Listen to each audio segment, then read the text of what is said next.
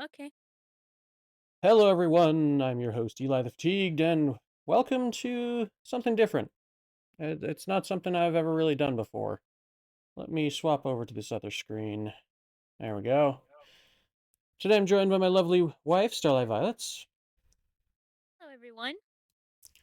Today we're going to be doing a media year in review for 2024. We're going to be talking about experiences we've had with games and movies and anime, just every kind of media that we've experienced this past year. We might get around to talking to music, maybe books as well, potentially. I can't guarantee those last two because the games part is going to take the longest. Uh, so we're gonna do that first. We're gonna do games first, then we're gonna talk about movies, and then we're gonna talk about anime. All right. Does that sound fun, everybody? Well, looks like nobody's in yet. That's okay. We'll get started and people will filter in. So I just had to mute real quick. Okay. So the first game on the list that we have put together, we're going in reverse order. Oops, that is not what I meant to click. Sorry.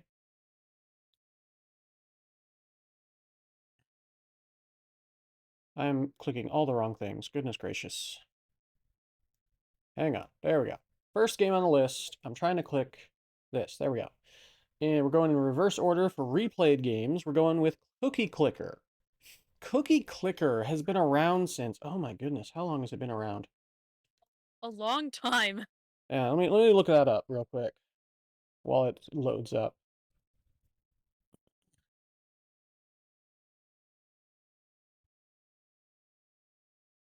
All right. Whoops. Come on. There we go. There's no way it deleted my save file, right? Okay, no, it didn't. Good, good, good, good, good.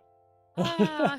So it's actually been around for 11 years. Yeah, 11 years. My goodness gracious. Yeah, it has been around a very long time. It used to be one of those old browser-based games. And I was playing it last year in December. And I was like, we're going to include games and movies and anime and just stuff we watched in December of last year. So that includes Cookie Clicker. Let me, real quick, pull up a thing.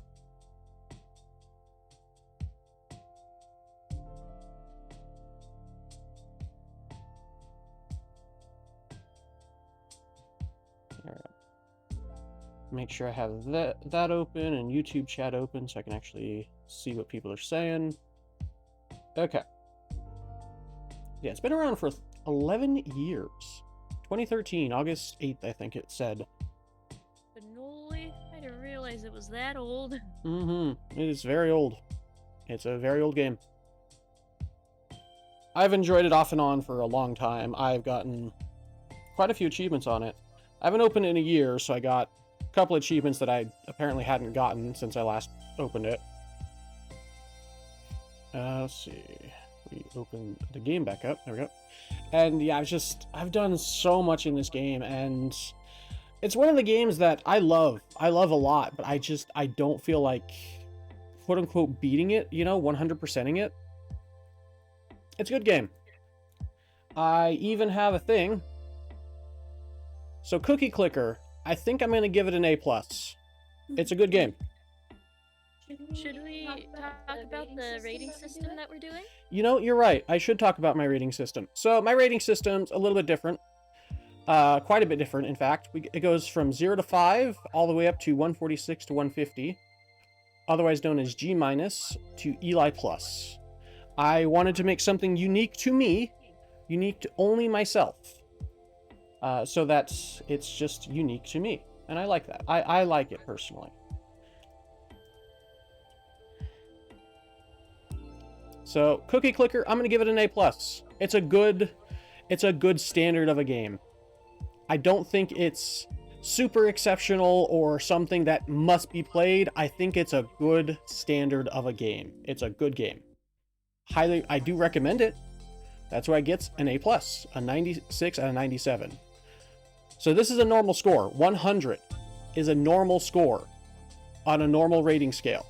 That's something I should clarify. A 100 is something that everyone will give, like, oh yeah, this is what such and such out of 100. Anything higher than that is just bonus points. Something that is just so good that it just deserves extra points because it's done so well in whatever it's done. And Cookie Clicker, as much as I love it, I think it deserves an A+. It's good. It's really good. It is what clicker games, what these kind of games should strive to be. They've done an excellent job. But they've never, from what I've seen, they've never really like expanded upon that beginning. And that's fine. It started out as a browser game, so that's totally fine. That's absolutely fine. And again, I'm not knocking them at all. I'm saying this is a normal score. 100 would be a normal max score. So, yeah, it's a great game. I love it a lot. Okay, next game. Woohoo! RuneScape. Oh gosh, RuneScape. Oh, RuneScape. Okay, I'm not loading up RuneScape. I don't want to get to that point where I'm wanting to play RuneScape. I think it's an excellent game, though. I think that people definitely can spend a lot of time on this game and money and just grind through a lot of things. There's a lot of good and bad things about this game. I think personally, though, because of my experiences, I'm going to give it a B+. I've had a lot of pretty rough experiences with RuneScape. Granted, some of them were my own fault. I was a stupid child. I completely 100% admit that. But because of some of my bad experiences, it's going to get a B+.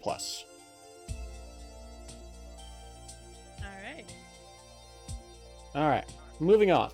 Next game. We got Age of Empires 2. That one I will load up. It's in here somewhere. In January? I'll just look it up.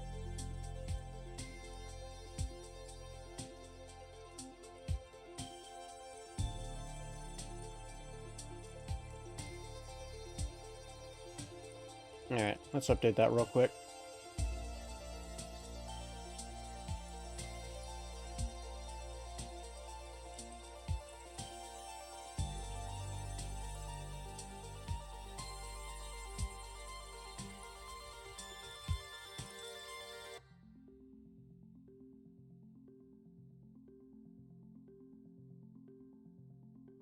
Alright, oops, that's not what I meant to click. I can close this. Okay.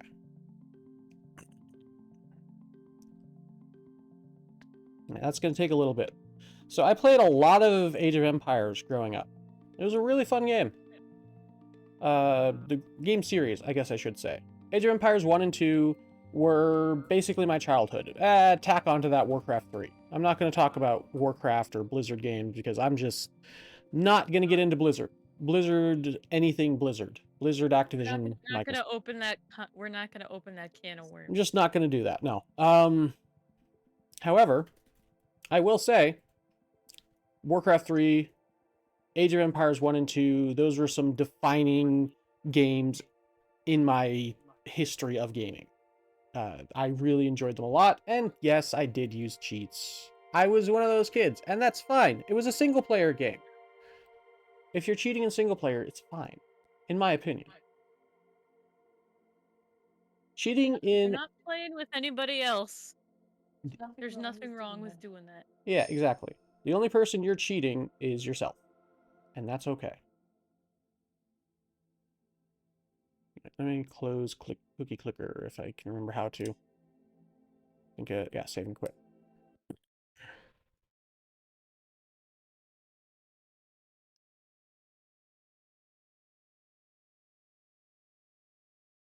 Yeah, I thought I had updated everything, but not everything had updated yet, sadly. So I guess while that's going, let me I don't want to open settings in here because I don't want to accidentally show stuff. Anyway.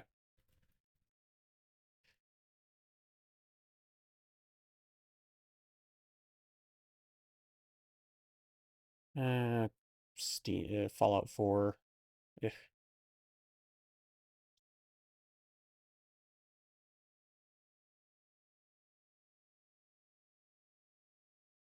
Like I said, this is the first time I've done something like this. Or did I mention that in the stream? I mentioned it in like the announcements and such, but I don't think I mentioned it on stream. This is the first time I've done media year in review kind of thing. Yeah. And this Age of Empires game I did kind of play it a little bit this year. Not a whole lot. I guess I technically didn't, but I've played a lot of it in my history. Yeah. I guess we can kind of skip over Age of Empires 1 and 2. So I guess I will. I'll just do that. All right, we'll just skip over those because it's taking forever. So yeah, it's fine. Whatever. All right. Skipping over that, Kingdoms of Amalur Re-Reckoning. So I played back in the day the Kingdoms of Amalur Reckoning. That was some fun times. Out of sync. No, retry. There we go. Up to date.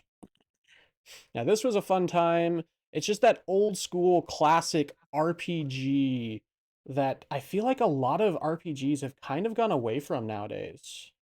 It's kind of sad, really.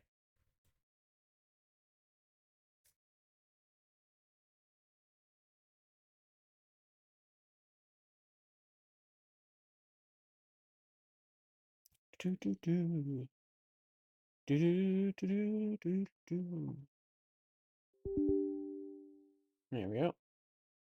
Do do do do do do do do. I haven't played this since March. I don't really remember a whole lot about it, but it was fun. And from what I remember playing it when I was younger, it was quite fun. There was a lot of different builds you could go with. You could go magic, you could go dual swords, you could go sword and board, you could go dual like two-handed sword. There's a lot of different things you could do, and it was really fun because it had that what's it called, MMO feel in a single player package, if that makes sense. It was really quite fun. I enjoyed it quite a lot. I haven't played it on this new computer, so it's having to do the uh, redistributable stuff, so it'll take it a minute. But I just wanted to show this game off, if it'll load.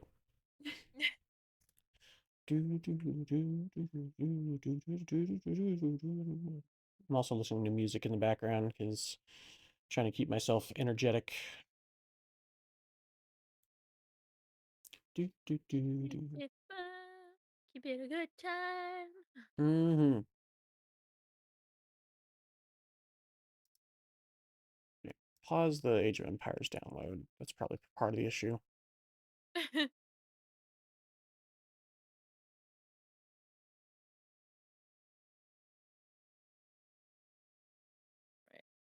I am going to put like a line through the stuff we've already done. Yeah, I'll just like highlight it in green, the stuff we already did. Okay, you could have just done like a strike through or whatever, but that works too. I can't do a strike through with with Drive. You can't do it with Drive, really? That's sad. Yeah. Yeah. So I'm just gonna highlight it in green. Drive definitely does have a lot of stuff missing. Well, we could have set up a checklist. They do have that option to make stuff a Oh, checklist. Like, that's let's see. true. Can I do that now? There we go. Beautiful. Now you can unhighlight, and then we can just check those off. Wonderful. And then if you could just turn all the rest of that into checklist as well. Yay! Come on. Sometimes you need to restart stuff when the redistributable doesn't go the first time. Alright.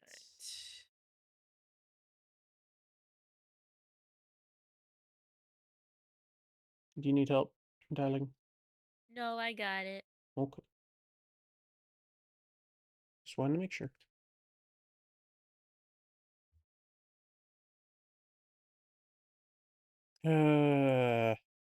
Stuff is just technology is just refusing to work today. It's one of those things, you know. Yeah.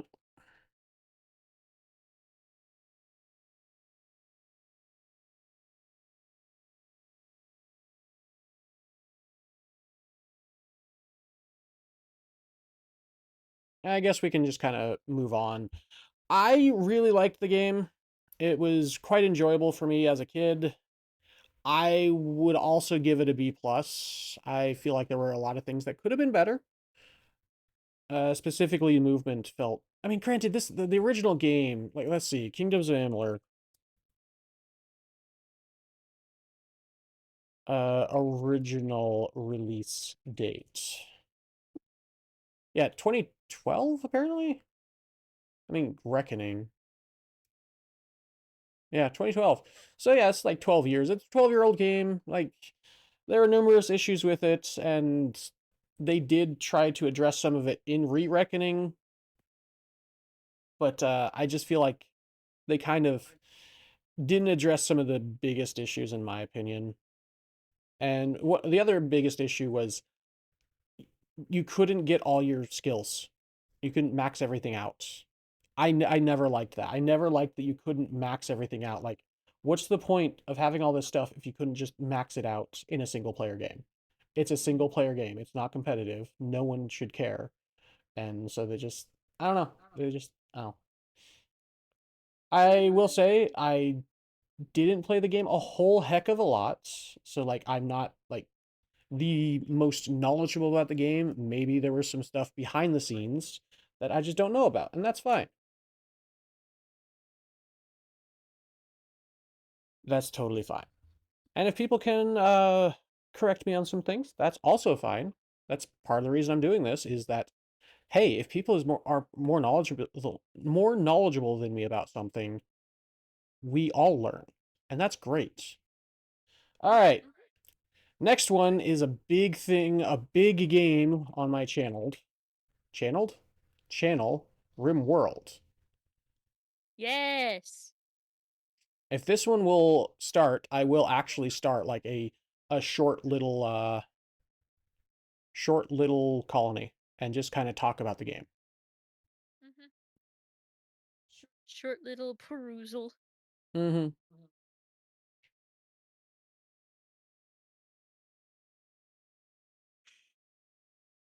Yeah, it's just refusing to sync. Steam is being really bad today. I think part of it is a lot of people are playing their Christmas games from yesterday. So that's Yeah. definitely probably a huge part of it.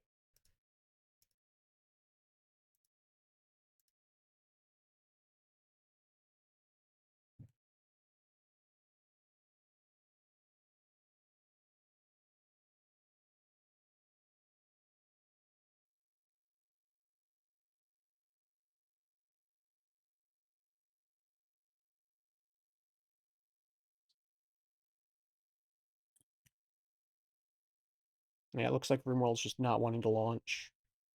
Oh no. And that's okay. It's it's a new computer is part of it, and I haven't launched most of these games on this new computer.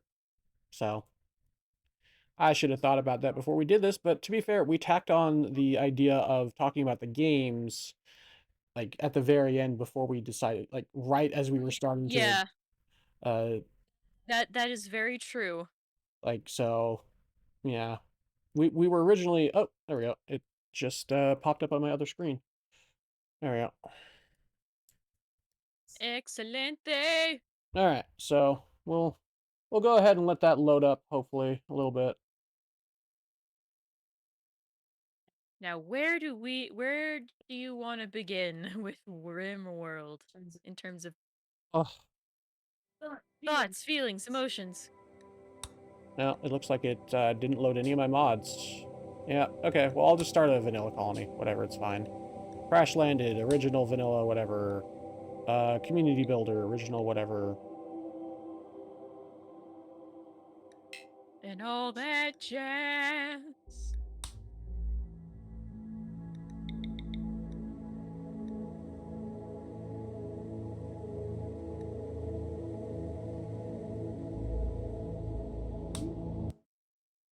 Oops. Toggle overlay for RimWorld. There we go. I was trying to turn the overlay off. Okay, so RimWorld is a great game. I really like it. Let's do that and that. I really like RimWorld. It's a fantastic game. I think people are way too overhyped about the game personally, and that leads to creators being burnt out on it. Like yourself? Yes. I really like the game, but it's the same thing with Minecraft, actually. People are way too like, oh, hey, are you ever going to play this game again? Maybe. Maybe. But if people keep asking content creators about it, it's going to make them want to play it even less, including myself. Like, I do like RimWorld. I do like Minecraft. But because of the way my brain works, the way everything works, I need a break from games sometimes. Yeah, we can just go without ideal legends. And we'll just, yeah, do whatever. It's a great game. It's a fun game. I have played so much RimWorld, because I played it before it came on Steam, I think. Ooh, you played it a long Yeah, I time. played it a long time. Like, when did RimWorld release on Steam? RimWorld... Steam... Just a heads up, there's going to be an ad break on Twitch. release date.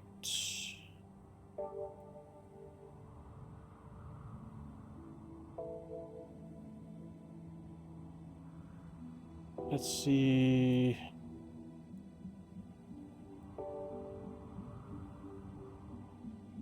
Steam release date...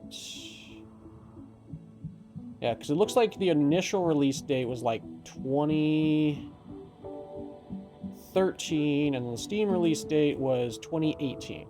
I think I was playing RimWorld since like 2016, 2017. A friend of mine bought me a copy, and I just forgot about it, and then I forgot my code and everything, and I had to re-buy a copy. No. Yeah, and it was a whole thing. And I was so stupid kid. I didn't know what I was doing. I was in college, and whole thing. I really like RimWorld. It's, again, just one of those games that I just need a break from every once in a while, because otherwise I'm just going to get exhausted. It's going to bore the crap out of me. I'm going to hate it. No one's going to like me watching it, and just no one has fun. And that's not the kind of thing we want to bring here. We want Exactly. to make sure everybody can have a good time. Exactly.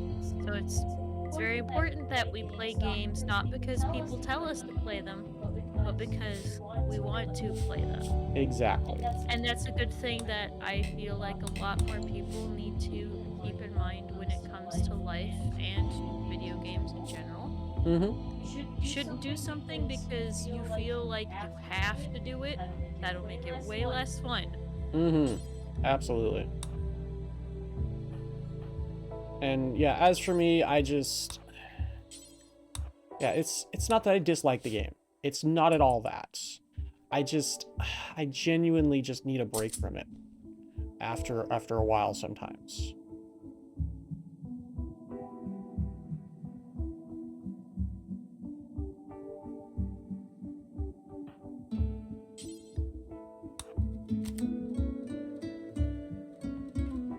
Like right now, I'm enjoying this. It's fun. But do I want to play a bunch of it right now? No. I'm doing this because of the Steam review. It's a great little colony management simulator. You do a whole bunch of things. There's incredible modding support. The modders are awesome. People need to be more patient with modders, in my opinion, because the modders are so good. Like, I Hardly agree. Like, not just with RimWorld, but with just games in general. People need to be more patient with modders. Oh my goodness, it's just... Oh.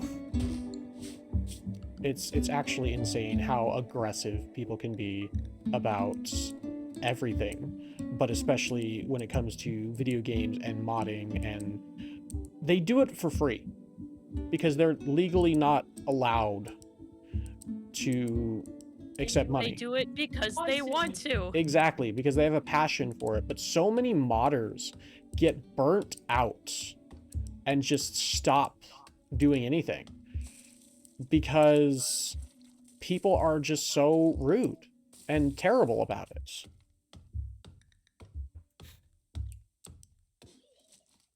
That's not the energy we want to bring to this house. No.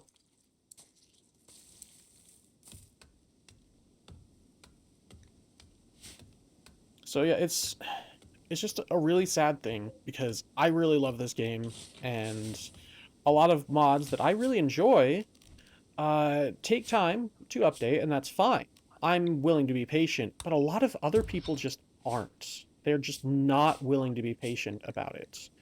And they just, instead of being patient, they just constantly say, hey, when's the update? Hey, when's the update? Hey, when's the update? And it's just like, guys, it'll come when it comes.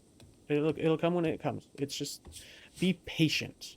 And it's Like, just how would you feel, or how do you feel when someone hounds you on a project that you're working on, either personally or professionally? exactly. And it just It frustrates makes me. you less likely to want to finish it. Exactly. And it just frustrates me that so many modders drop their projects because of the community being toxic and terrible.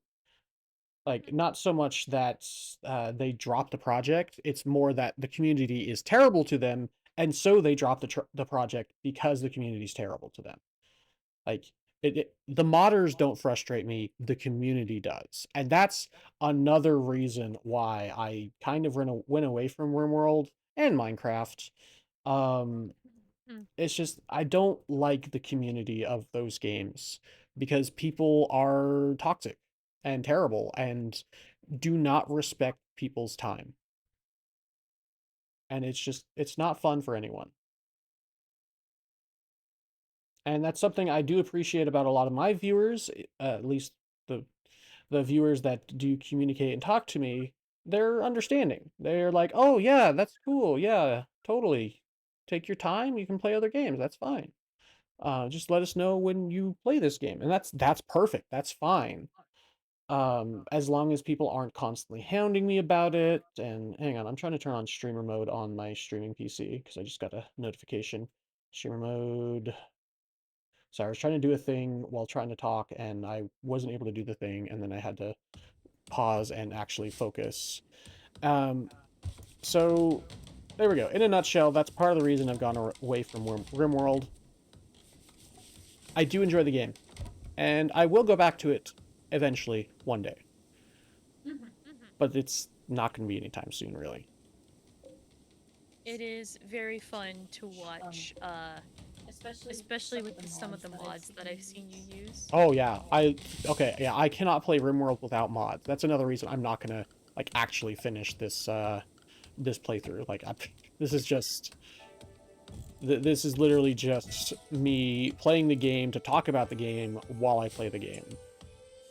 Just so that there's something on in the background while I talk, you know?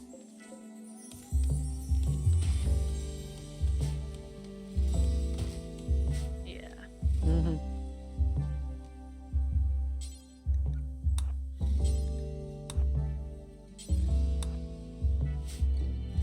It is a fun game. But part of another part of it for me is I need a reason to play this game. It is a story generator. And to generate said stories, I need an idea for a story. And I have ideas, I have some ideas, I have stuff bouncing around my skull, but I need something that actually I can do and will want to do. Because that's the other thing, is I need to want to do it. Because I can do whatever, but if I don't want to do it, that's not going to be fun for me. So, RimWorld, I'm going to give it an S-. It's a good game. I enjoy it quite a lot. It's a great game.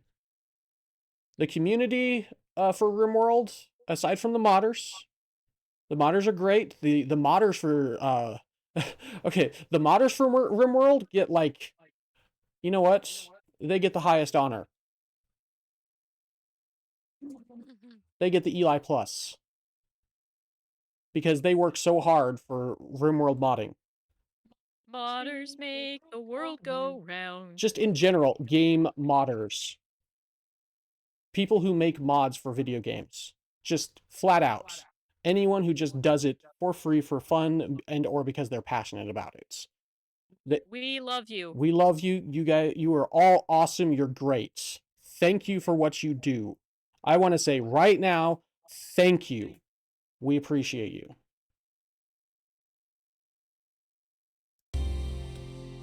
Don't let people get you down. There are people who appreciate you. Generally, we're the silent minority, though, because we're silent. We don't, we're not constantly like, oh, when's the next update out? Like, you know, the rest of the community. We could be more vocal about it. We could be more vocal about our appreciation. That is something I definitely know and understand.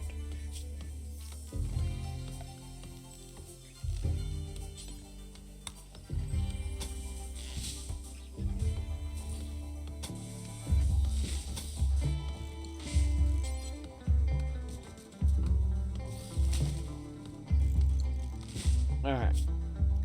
That's the extent of what I'm going to spend on RimWorld.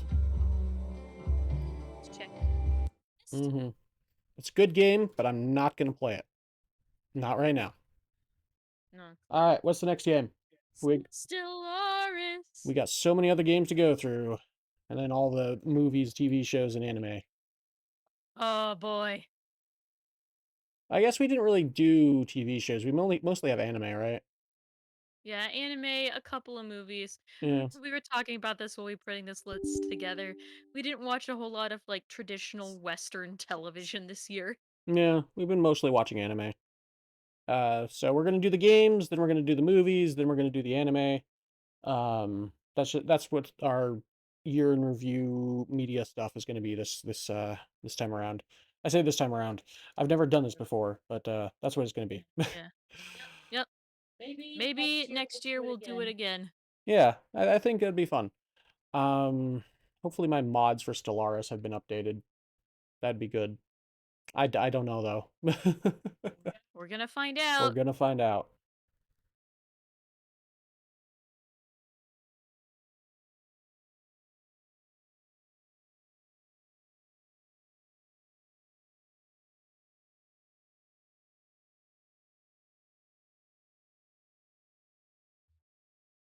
Okay. Um, let's see. Let me make sure it doesn't show like my personal information in this. Yeah, that would be awkward. Yeah, because it shows the Paradox launcher instead of my launcher, or instead of the Steam launcher. Uh, Playsets. Oh, I don't have my playsets because I was playing it on my old PC. Okay, we're gonna play without anything then. See how long that lasts. Yeah. What do you mean update in progress? Play anyway, I don't care. I think Stellaris is a fun game. I really do. It definitely gets quite tedious after a while, though.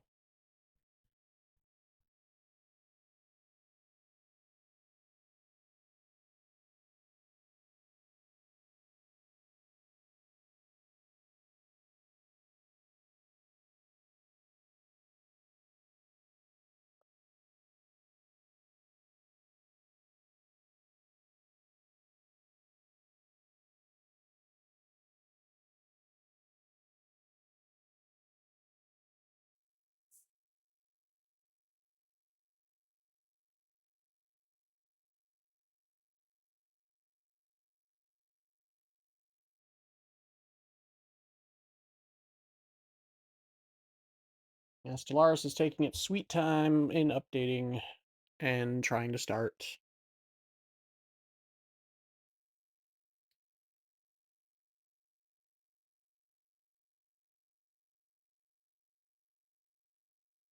I think it's wanting to. I can't see my mouse on the other screen anymore when I move it over, so.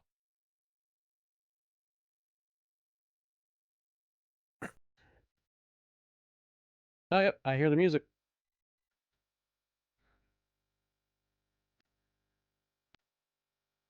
Okay.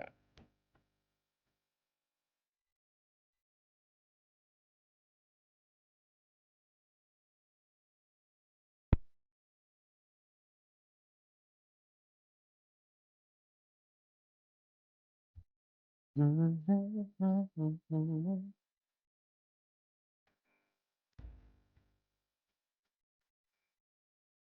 not even playing with mods, and it's saying, oh, this program's not responding. This is part of the reason I stopped playing Stellaris. It's so frustrating. It's such a frustrating game to try to play, let alone mod. Like, the loading takes forever.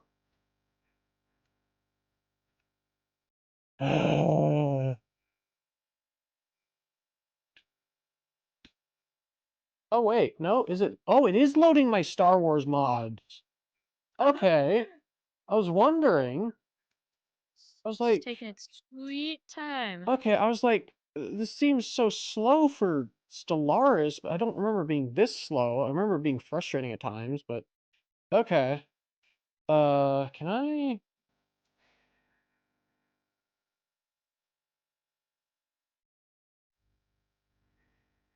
Yeah, it's first it keeps popping up on the other screen, which I find so frustrating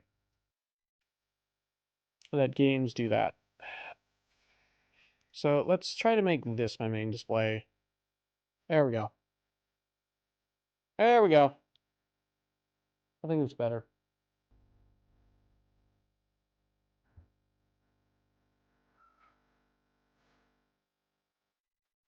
No, that's not going to work how I want it to. Because I was trying to hide stuff with that. Display settings. Oh.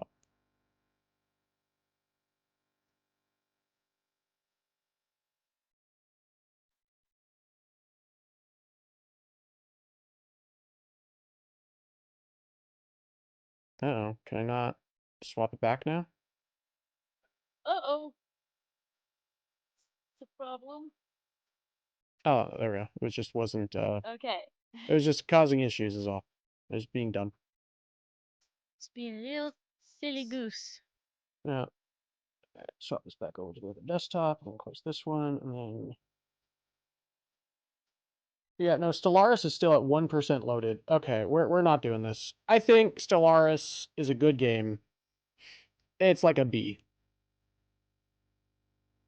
I'm not waiting the 20 minutes it's going to take to load all my mods. I didn't realize it's actually trying to load my mods because it looked like it was not trying to.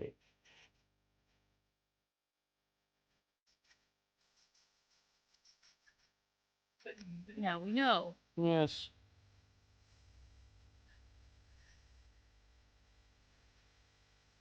Yeah, it's still at 1%. I'm not waiting 20 minutes for it to load a modded game. That's nonsense. That's Yeah, that is. another issue. That's another reason I stopped playing Stellaris. The mod support is not super great. It takes forever for mods to load. Ugh. It's even on an SSD. That's the crazy part. It's on an SSD. Yeah. I think it's a good game. It's got decent mods, but the base game is just so unoptimized, so poorly optimized. You see it all over the community. People are frustrated about it. Um, and so it's you know what? No. Even better. I'm gonna give it a B minus. I don't know. It's shoot. There we go. Because it's just so poorly optimized. It is still fun. It has some fun Star Wars mods. That's what I mainly played it for because the Star Wars mods were great. Speaking of Star Wars mods, Star Wars Empire at War is our next game. Hey! Oh, okay. Let me make sure what mod I've got loaded currently. I do not have any mod loaded. All right, hang on. Empire or mod loader pastes. Let's hmm.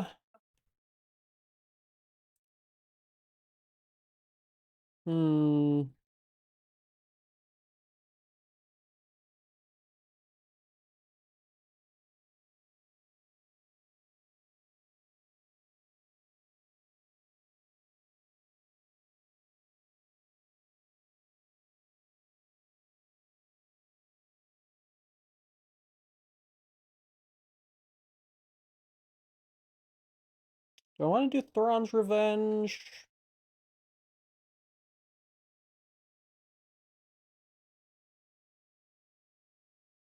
Or what's the other game? Or what's the other mod? So Empire. Okay, real quick. Not store page. Star Wars Empire at War Gold Pack itself. The game itself is probably like an like a D, like a 51 out of 55.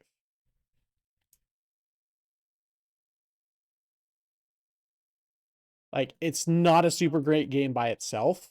Maybe a D plus. Yeah, whatever. Don't at me. That's just my opinion. The game, Don't ratio us. yes, the game by itself is not great. It just does not have a lot, especially for being almost a almost a 20-year-old game now. It's almost 19 years old. It'll be 19 years old in February. It's a fun game. It is. It is a fun game. I mean, maybe that's just when it released on Steam. I don't know. It's just a very old game. The workshop, however, has so many good mods made by so many awesome modders. Like, oh my gosh. Empire at War, Thrawn's Revenge, Empire at War Expanded, Fall of the Republic. Fall of the Republic is so good. Oh my gosh, I love Fall of the Republic so much. Like this one was just, oh, it's honestly probably a good thing that I didn't start it up because it does have a lot of Star Wars music in it. The main game and the mods. I don't want to get copyright claims. But it's oh, I highly recommend both of those two. Thrawn's Revenge, Fall of the Republic, very good games. Very good mods. Those two, oh, those I think I want to give okay, remember, just keep this in mind, folks. 100 is the normal score, 0 through 100. Anything extra is extra bonus points. I think I want to give both of those SSS plus, maybe Eli minuses, because both of those are really good. So I think I'm going to do that. I think I'm going to give that Empire at War Expanded mods.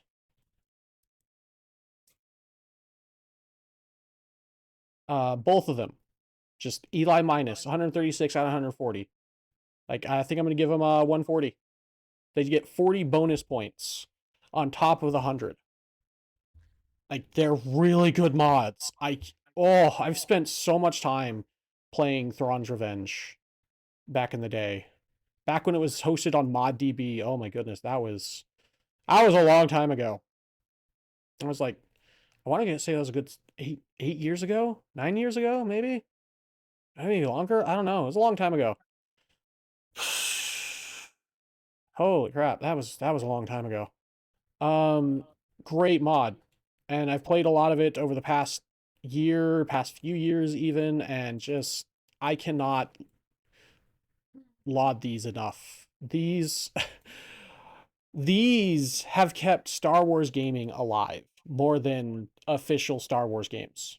And that's sad. No, it's not sad. It's awesome. It's awesome that the modding community is doing what they do best. They're doing the work. It's just sad that big companies can't have the same passion that modders do. I think that's what my brain was thinking was sad. Is that big AAA companies with all their many millions and billions of dollars cannot even touch the passion of people doing it for free. It's yeah. It's awesome. Like these people are great. Granted, there are some modders, and these may be some of I'm not. Don't quote me on this. There are some modders that do stuff and accept tips, and that is something we should all allow. Is tips are appreciated. Tips are appreciated, especially when they do it for free. It is not required. It is not you don't pay them for their work. It is just something, hey, we appreciate what you're doing. If I had more money, I would definitely be tipping the modders that I played games. Awakening of the Rebellion, also a pretty good one. I haven't played as much of Empire at War expanded mods. Um, I think I'm still gonna give it like a SSS plus though. It's a really good one. It's a really good mod. I liked it a lot. It has a very different flavor from Thrawn's Revenge in a good way. They do things differently in different ways. It's very fun. I like it a lot. I have to actually play them to really go into it a lot. I just can't remember off the top of my head. But they do things in different ways for the Empire versus Republic or Empire Republic, Empire versus Rebellion fights. It's very fun. If I remember right, Awakening the Rebellion is like the early stages of the Empire versus the Rebellion, and it's fun. It's good. It's well done.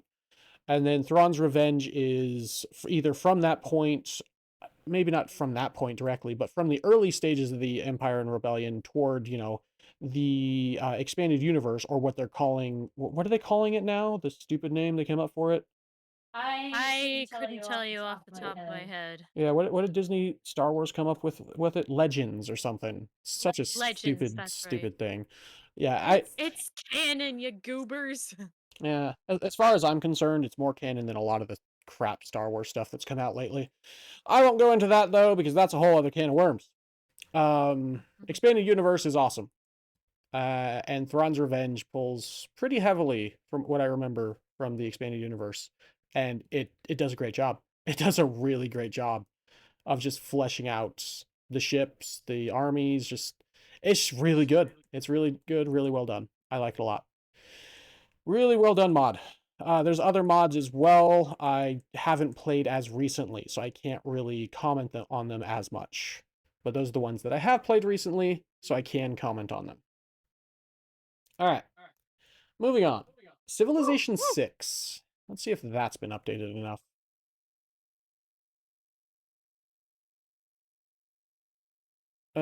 Says it just needs 128 bytes.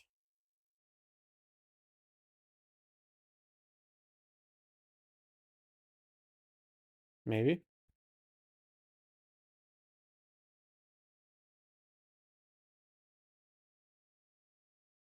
Okay, that's a bit more than a few bytes, but okay. It's not terribly more.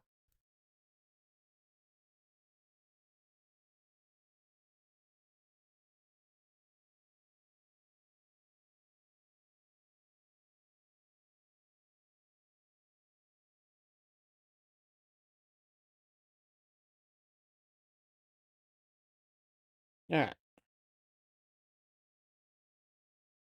DirectX 12, please. I haven't played on this computer yet, so. uh, so these are the replayed games of the past year that we're still on. Yeah, we're making our way slowly but surely. Mm-hmm.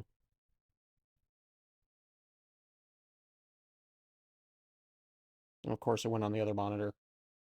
Nah, I really wish I could say, hey, use this monitor instead, but only for Steam. I wish that was something I could set. Oh, that would be nice.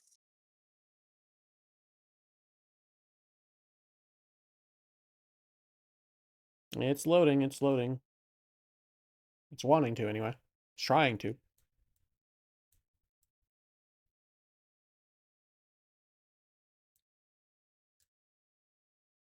So this is a game that I've played a little bit on stream with my friend Antlus Gaming. He and I played a decent amount off stream as well, and yeah, we've had a good amount of fun. I'd say it's been pretty fun. I liked it a lot. I I don't know what I'd rate it. I still think, in my personal opinion, Civilization 4 was better than Civilization 6. I don't think either of them deserve over 100. Maybe Civ 4. I don't know. I think they're pretty close overall. It's just, I really liked back in the day that you could stack units into doom stacks and then go and attack an enemy. Oh, there we go. And then go and attack an enemy city, for example. Hang on.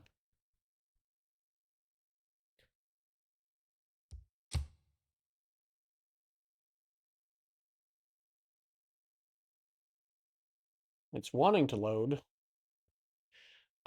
Something that they changed in Civ 5, I think, was that. And I don't know, I just never really liked that change that much. Yes, yes, I agree. Yada yada yada. Yeah, if it'll load.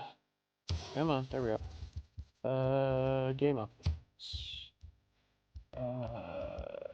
Graphics.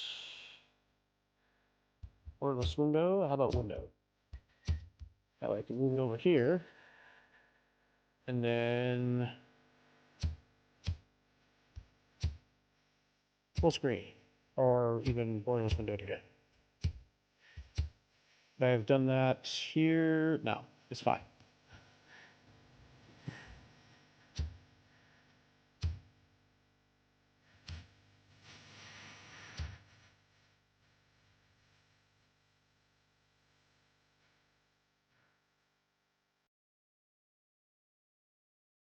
Ah.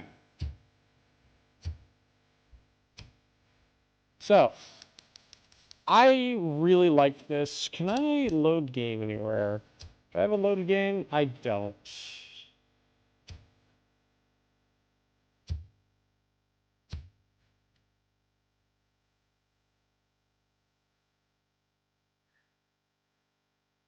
I have a linked account. I guess it just never saved my cloud games. That's stupid. So I don't have a loaded game, so I'll just load into it real quick. Maybe. I don't know. I don't know. I like the game. I just feel like there's a lot of things that still frustrate me to this day. Like the fact that you can't have teams. Okay, I think the game is way too loud. Hang on. I feel like I'm shouting right now. You are with them. Yeah. Nothing a quick audio thing can't fix though. Yeah. Your Majesty. All right. Yeah, sorry. I felt like I was shouting. I needed to change that audio. Anyway, one of the biggest frustrating things is I think even back in the day, you couldn't set up a uh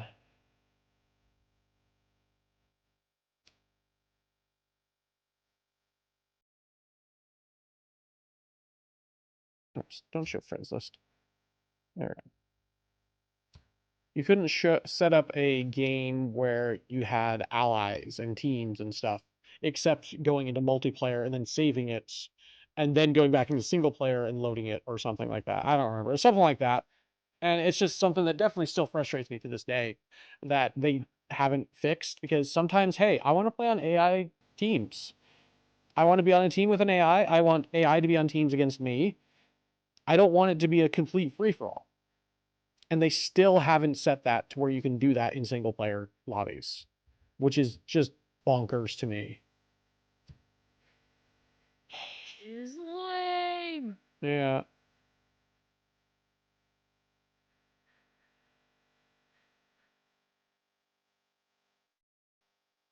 Yeah, you can't set teams in game or in this.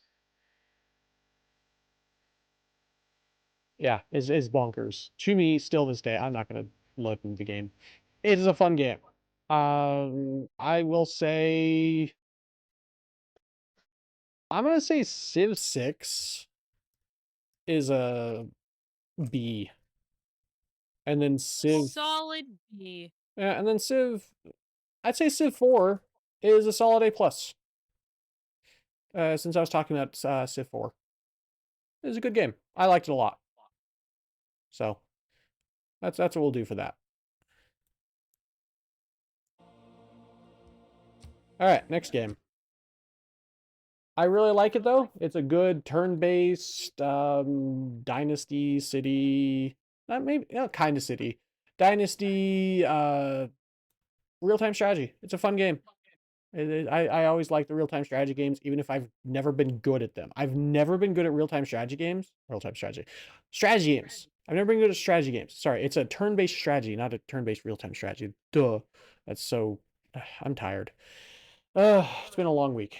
We don't. You're doing your best. Yeah, we've had a lot happen this past week. We've done a lot. Anyway. Yep. Busy holiday, spending time with the fam. Yep. It's been fun, but as we said, it's been busy. Mm-hmm. All right. So yeah, it's a good game. It's not something I would play super often though. Borderlands 2. Oh gosh, that is our next game of the replayed games of this year. I have over 800 hours on Steam on this game. That doesn't even include, you know, all the time I've spent on the Xbox 360 back in the day, and any time that it didn't keep on this playtime because I was playing offline or whatever else. I probably have close to 3,000 plus hours in this game. I've played this game a lot. Why are you going back over the other window? Please? Why are you being dumb? This is really stupid. Move. Okay, it's being dumb. I hate technology sometimes. Because I can move it, I can do this, and then it just refuses. It's like, no, I want to go over here. Yeah, it just refuses to leave that window for whatever reason. Alright, let us go into video then. Resolution. Nope. Window mode. Screen.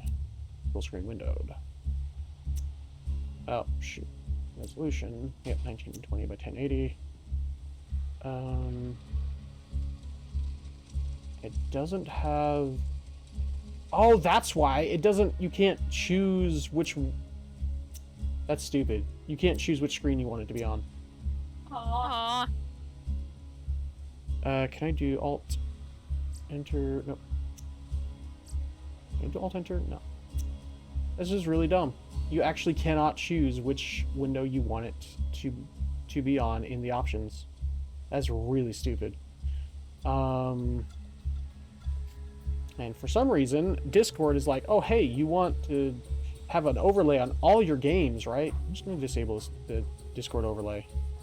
It causes more issues than it solves. Does more harm than good. Yes.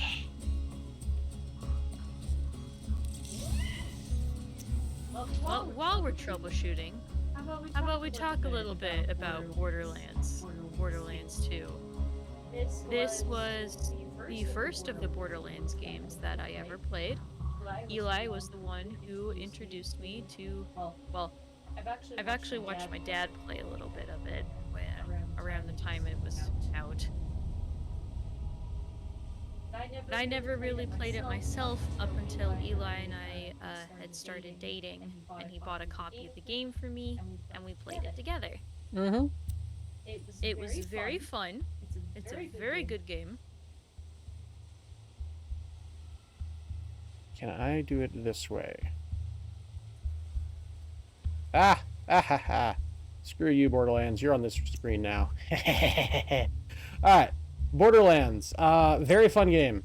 I have played so much of this game. I will say I did have some characters that may or may not have been legal. Mainly because friends sent me their save files. And so I ended up deleting them because they caused more issues than anything else, really. And so I just got tired of them causing issues in my saves. But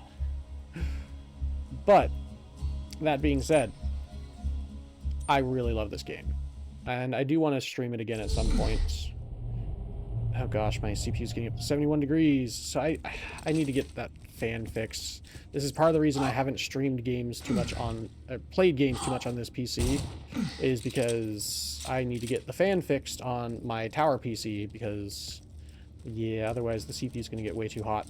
Anyway, yeah. I really enjoy Borderlands. It is just a great first-person shooter, co-op, shooter, looter. It's just, it hits so many points. It hits so many of them. It has co-op, it has first-person shooter, it has looting, it has upgrading your equipment, upgrading your gear. Well, I say upgrading. Picking up gear to upgrade it. And farming, and just, it has all sorts of, like, awesome, fun things you can do in the game. And, like, fun references, like the double rainbows all the way across the sky, and the Minecraft cave. The Minecraft cave, and just so many awesome references from, like, the 2010s and late 2000s. And it's just, I don't know. It's just something about Borderlands 2 still resonates with me to this day, and even Borderlands 3, just, it couldn't. Borderlands 3 could not, what's the word? Could not compare to Borderlands 2. And part of it is just, I don't know, they killed off some people, and people didn't like it. I didn't like it.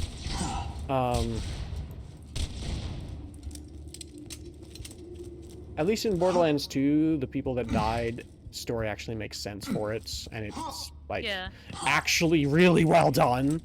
But in Borderlands 3, it just felt like they were an afterthought more than anything else. I don't know. It just never hit me right. It just never felt good to me. It didn't feel like good writing. We're keeping it vague for the sake of spoilers. Yeah, but I'm trying. You know. If you know, you know. But I'm just trying not to spoil story, because as much as I can, I don't want to spoil storyline, even for like a 12-year-old game like this, because it's such a good story. Like, yeah, there's a lot of, like, racy parts, a lot of boob jiggle and not so great outfits. I will admit that's not great. There's a lot of that kind of stuff in it. That being... Lots of foul language, that kind of thing. Lots of foul language, lots of different stuff like that. And so, like, it definitely is... It's not for everyone. It's not for everyone, and it turns a lot of people off because of that. Despite that, though, and the fact that I am a religious person and I hold my values very dearly, the writing in this, the gameplay in this, it's just, it's peak. Like, nothing has surpassed this for me. I have not found a game that has been as good, gameplay, story, mechanics, equipment, characters. Oh my gosh, Zero is so good. He's such a good character. Oh, Sniping Zero. Melee Zero is pretty fun too. And then there's the melee pistol combo Zero, which is also kind of fun. Yeah, it's just all those things combined. It just, I think I have to give it an Eli Plus, right? Yeah. I think I have to. There's just, I have very few complaints about it. The complaints I do have are few and far between. Part of it, some of it's matchmaking, some of it's just Gearbox in general. Some things felt a little rushed toward the end. But despite all that, the hours and hours and hours and hours and hours and hours and hours and hours and hours and hours and hours and hours and hours and hours of fun that I've had on this game, both solo and with friends and with my wife, and on stream, and that I will continue to have on stream once I continue that series at some point, I have to give it an Eli Plus. I have to give it a 150. I have to. Like, it's just a peak game. There's a reason it got Game of the Year. back in 2012, I think. Did it get Game of the Year 2012? Let's see. Borderlands. Typing with one hand. It's a really good game. Get Game of the Year.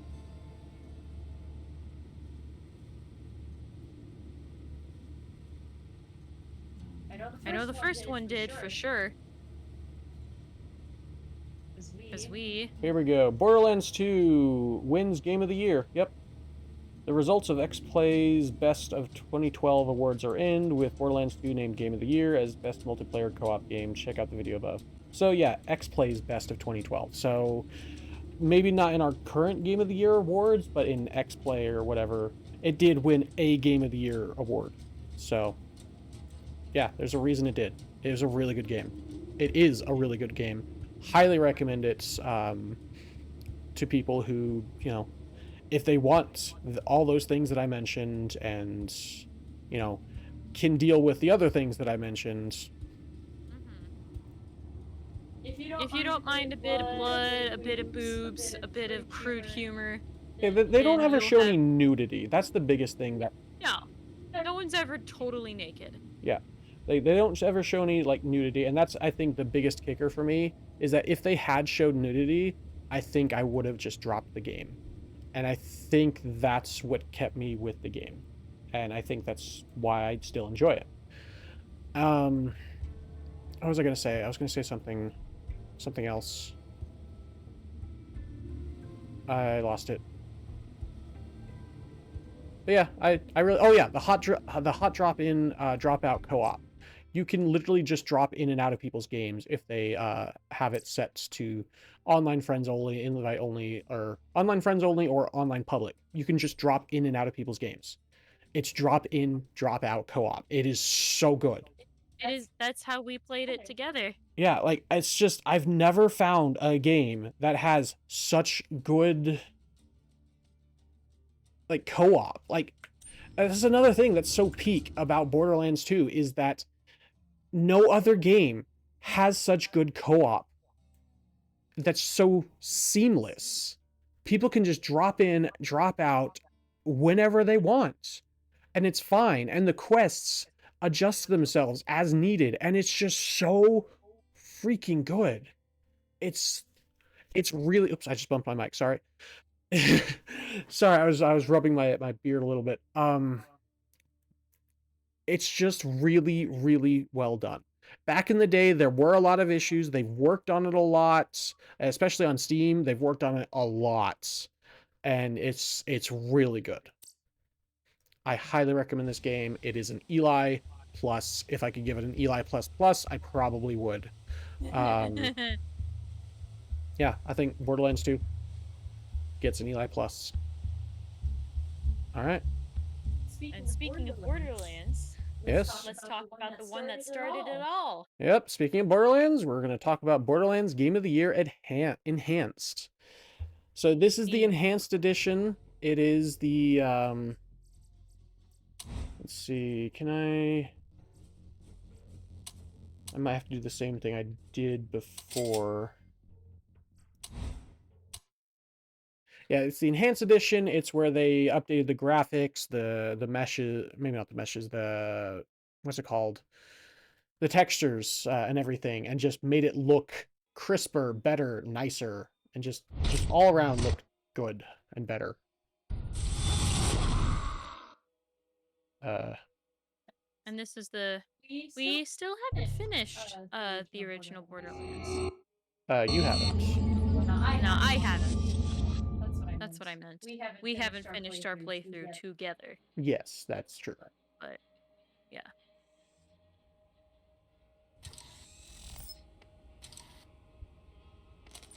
Alright, so video... why is it on 16? There we go.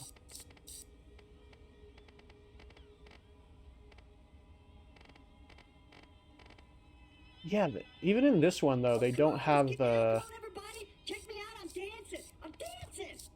the ability to change windows, really. That's bonkers.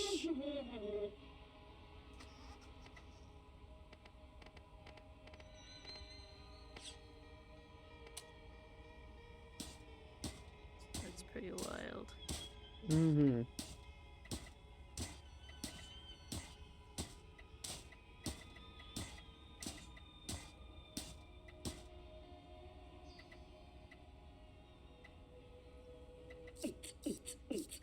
Ooh, but check me out. Oh, come on.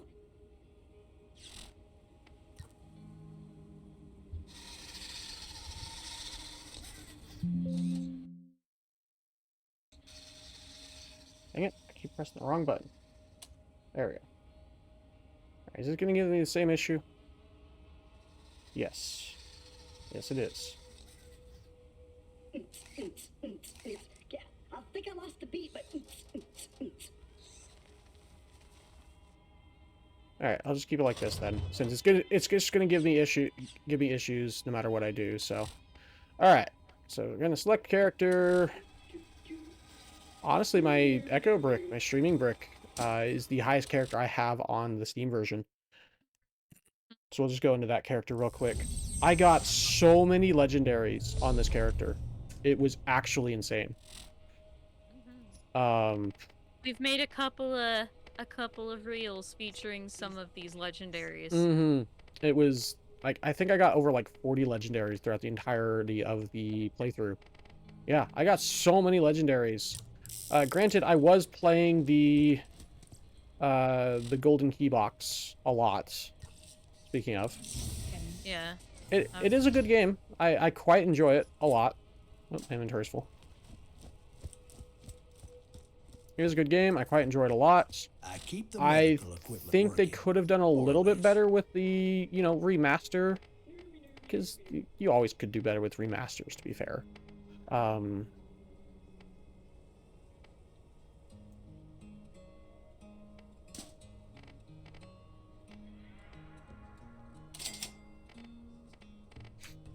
I really enjoy it, though. Mainly because Brick. What can I do for you?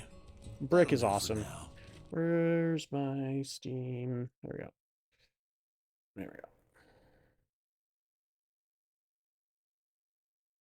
go. Yeah, I enjoy Brick because I can just go and punch things. And then they die. And it's hilarious. It is pretty great. Exploding! And I like playing Mordecai. Yeah, Mordecai's great. I do like sniping. And part of the reason I started playing Brick is because Starlight wanted to play Mordecai. And so I was like, okay, I'll play Brick. And then I fell in love with Brick. He punch and enemies die. It's just very fun. I enjoy the character a lot. He's a very fun character. He's a very funny character. And you can do a lot of crazy shenanigans, as I did in my playthrough with Brick. It's just very fun. I highly recommend the game. I think, though, it does not deserve the Eli scores, just because there are a lot of issues with it, especially, like, even still with the Game of the Year Enhanced Edition. I think I'm going to give it...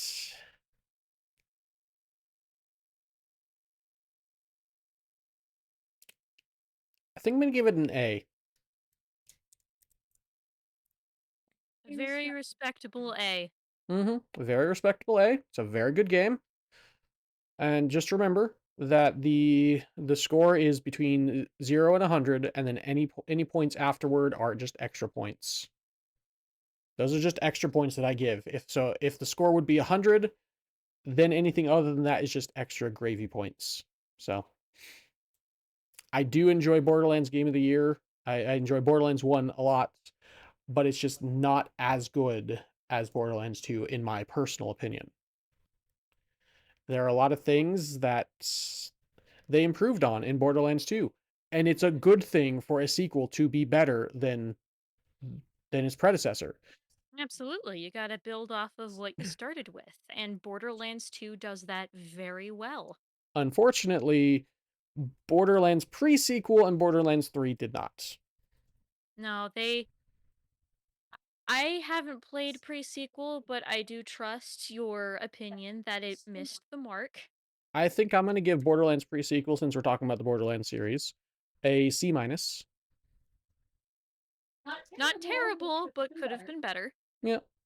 Like, I still overall enjoyed the game. And then Borderlands 3, from what I've experienced so far, I'll give it a B. Just from what I've experienced so far, it could have done a lot of things better. And I'm hoping by the end of the game, I'll be able to increase my score of it. We shall see. But from what a lot of the things I've read that are, tagged with no spoilers, I don't hold out a lot of hope for it. And then we'll see what Borderlands 4 has in store next year. We shall see. They're already making the 4th one? Yeah, it's coming out next year. Oh my word. That's why I was wanting to play through this, the series on stream. That makes sense. Yep. All right, moving on to the next game.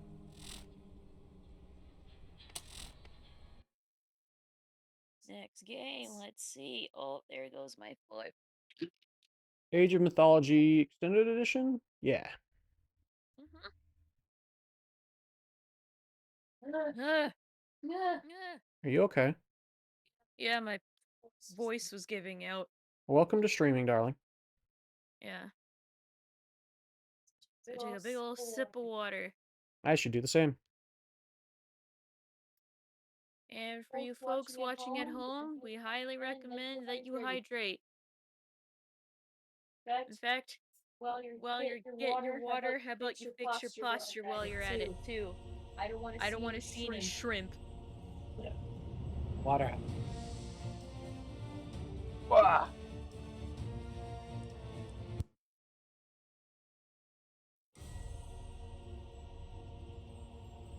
Okay.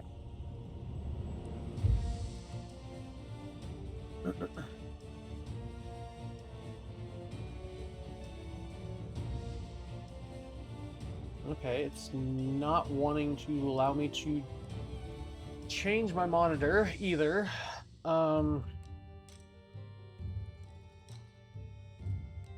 Yeah, it's not wanting to either. So we're gonna have to do some shenanigans with technology. Give me a sec. I'll be here all day. You know me. Mm-hmm.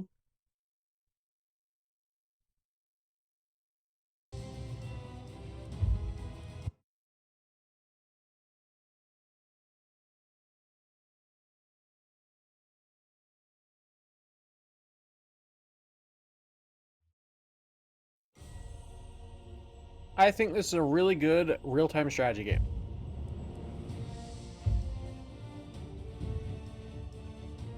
I'll just play a random map real quick. I've heard that the updated, remastered one is supposed to be better, which makes sense, to be fair.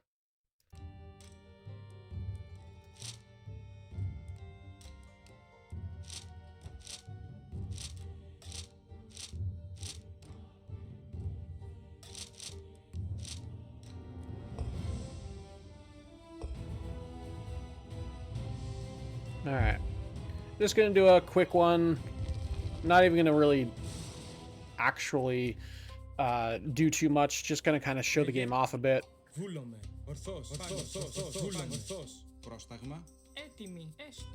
I have not played this game. Oh, I forgot to give... forgot to give myself enemies. You know, that... Yeah, okay. Hang on.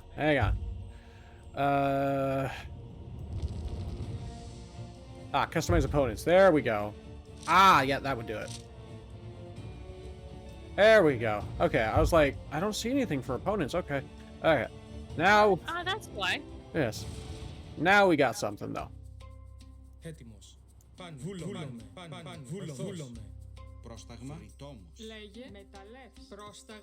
Was I playing Zeus? No, I wasn't playing Zeus. That's fine enough, though. So tell me a little bit about this game. It's kind of like Age of Empires. It came out around that same time. Okay, you know what? I can't play as Zeus. Hang on. I forgot that I cannot play as Zeus. I don't enjoy Zeus. Was it Thor? I think it was Thor. You're not a Zeusy Goosey? No, I think it was Thor that I enjoy. There we go. Yeah, there we go. That's much better.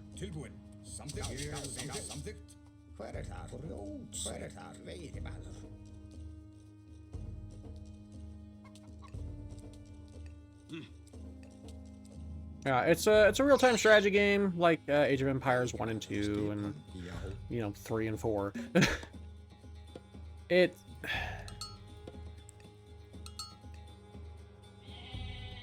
I was never super great at it. I will admit. I'm still not.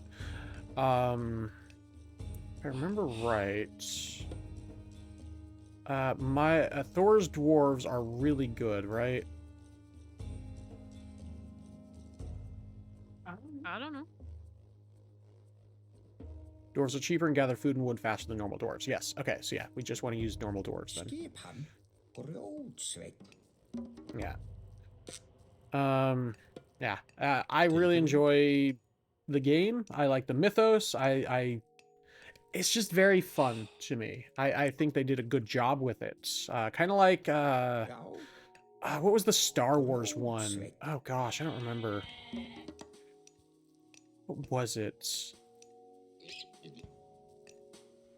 Star Wars... So the one... No, this is a Age different one. of Empires. Galactic Battlegrounds. Galactic Battlegrounds was a great Star Wars game. They even have a mod for it. I forget. It's called Expanded Fronts, I think. Once again, modders. Excellent people. I love modders. They do great job. Can't appreciate modders enough, honestly.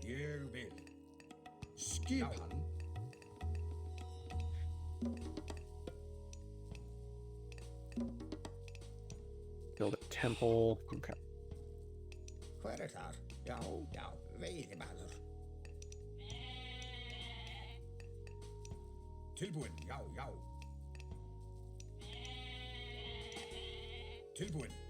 Temple is 100 gold.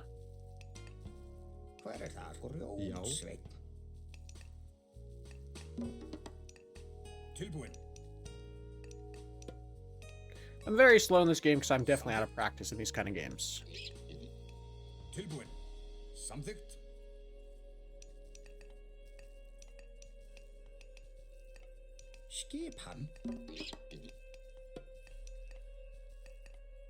I probably shouldn't build that because I want to save up food.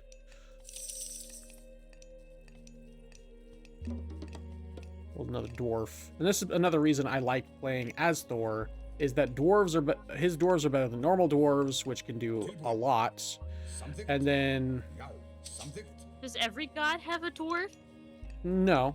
Only the Nordic factions, I believe. Oh, okay, that makes sense. Yeah.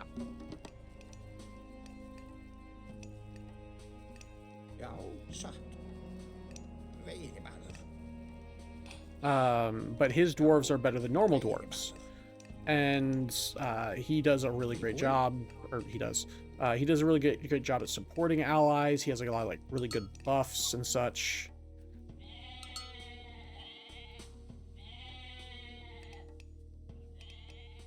Sorry, I'm still just kind of focusing a little bit. Okay. There we go. And it's a fun game. It's a fun game. It's a fun real-time strategy game. Again, I was never super good at it because I'm not good at real-time strategy. I'm just not good at strategy games. As much as I like to think I am, I'm not. I'm just straight up not good at them. Alright, I want the healing spring. The healing spring's really good.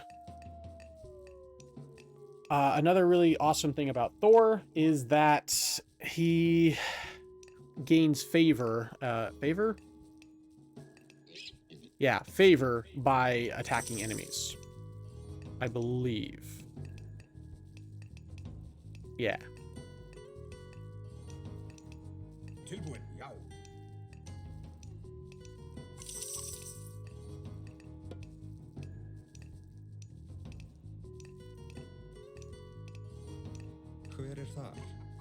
I was playing this with Dragonclaw not too long ago. It's having a lot of fun.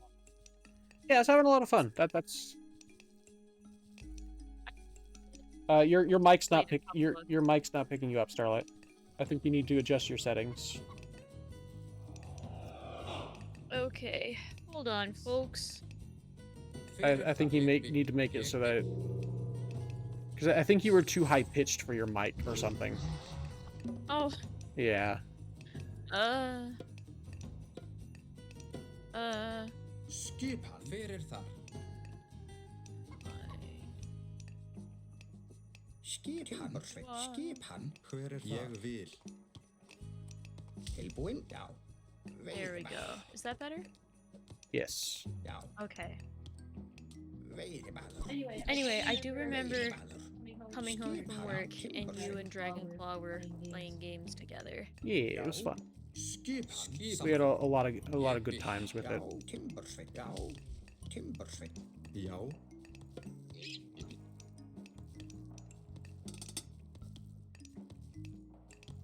Even though you're more advanced, it will not save you from defeats. I might just play through this just because it'll be really quick.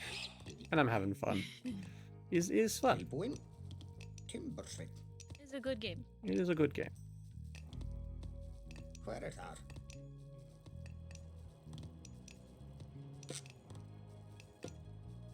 Já.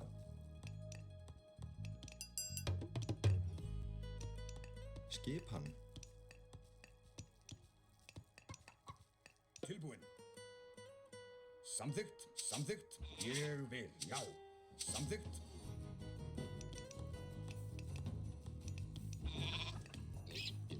Já.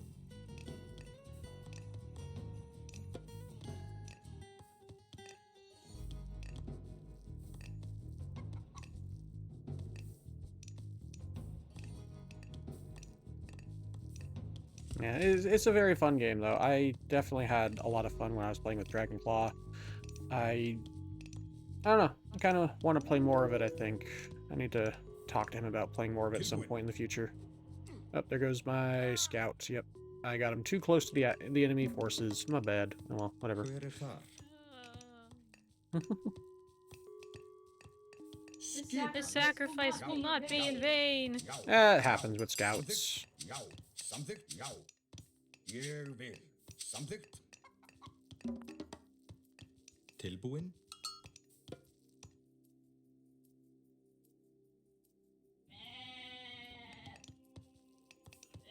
Skipan.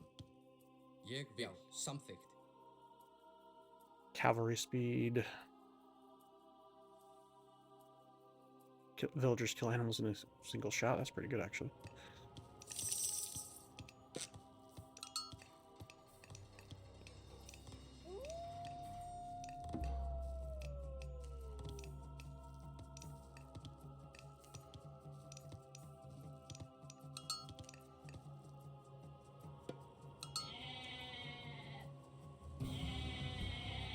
And again, I am only playing on easy, so it's not like I'm doing anything amazing. Timbersveit. Tilbúin. I think you're amazing. Já. I think you're amazing. I know you're amazing, in fact. Já. Ég vil. Are these fattened up yet? Not quite, I think. Yeah. Já. Já. Samþykkt. Skipan. Já. Skipan. Samþykkt. Satt. Ég vil.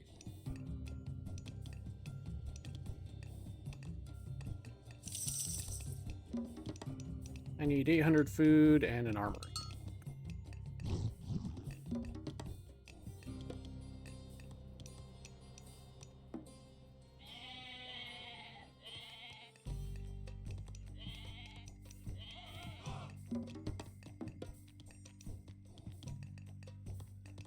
Oh, that's right. I forgot. I added a mod that gives me infinite population cap. I was wondering, like, why am I not reaching my population cap? And I looked at my population cap. I was like, oh, yeah. Because I just wanted bigger battles in this game. So, never mind. Is it you're playing single player and you can do what you want? Exactly. I remember now. It's been weeks. I was just very confused. I was like, what's going on here? Why is this happening? Mm-hmm.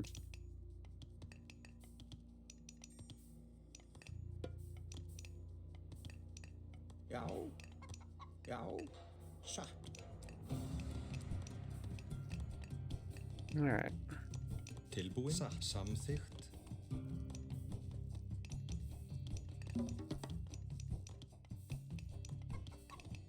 Tilbúin.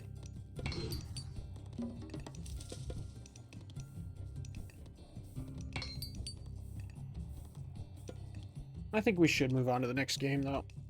Yeah. I am enjoying What would this. you rate? What would you rate this one? Ooh, that's a good question.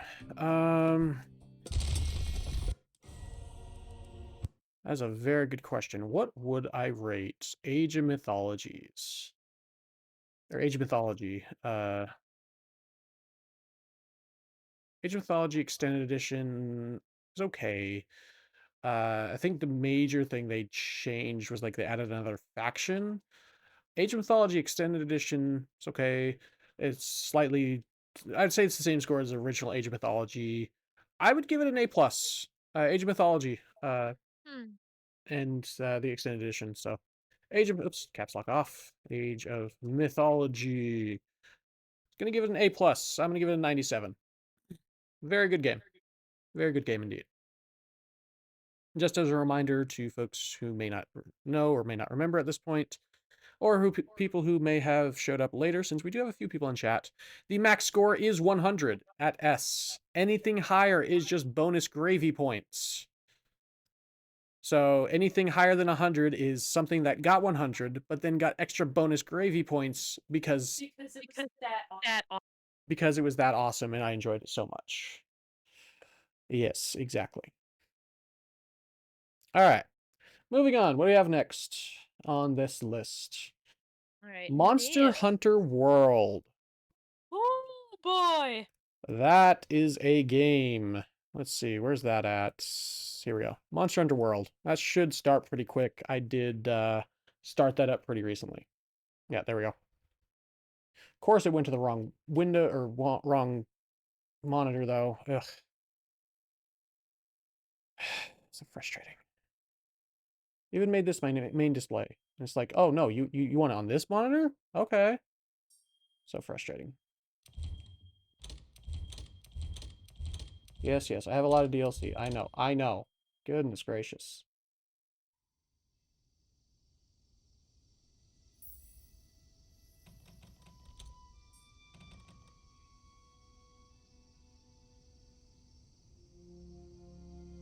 Okay.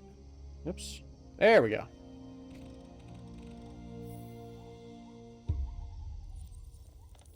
We're gonna go with Hawking. Friend sessions. Oh no. Great online session. Friends can join. Yeah. I'm gonna do a quick hunt. That I will do. I definitely enjoy Monster Hunter World. Oh. It's not gonna be a super crazy hunt. It's just gonna be a super simple one. Just a quick little romp around. Yeah. Very fun game. We both played quite a bit of it, mostly last year. Yeah, but I played a little bit we of it this did- year. You did, yeah, especially right after the demo for Monster Hunter Wilds. Yeah, I'm looking forward to Monster Hunter Wilds. It's gonna be expensive. It's like $70. Oh my god. It's gonna be expensive, but I think it's gonna be worth it. It looks gorgeous. Oh. It does look really good. Alright, quest counter. What do we got? Post new quest. Oh Oh my gosh, she's adorable. Events. Let's do an event quest. Gastrodon, Mosswine, target monsters, Anjanath, target monsters. Those aren't terrible. Eh. Oh, Royal Pain. That is indeed a correct name for that quest. It's the green and the red dragon. Ugh. Oh no. No, we can't deal with that right now. Yeah, those are gonna take too long. I'm not gonna do quests that are gonna take a long time. That's the thing. No. I want to say we're both relatively new to the Monster Hunter franchise. Yep, Monster Hunter World was my first Monster Hunter game that I've played. I've watched people As play. was mine. Yeah, I've seen people play other Monster Hunter games, though. I've never had the desire to before Monster Hunter World, though. I don't know why.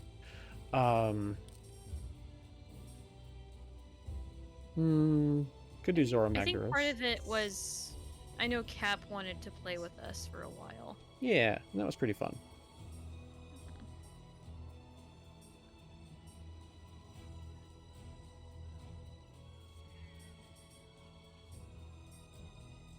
Two great Jagras. Oh yeah, that'll be easy. Chew the fat. Nom, nom, nom, nom, nom.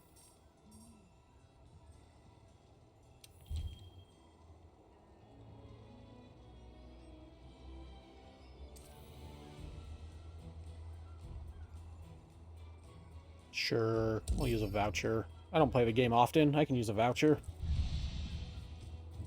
Isn't saving it for anything. Yeah. Pay with money or points? I'll pay with money. I've got a fair amount. Tack up. Tack up large. Defense up large.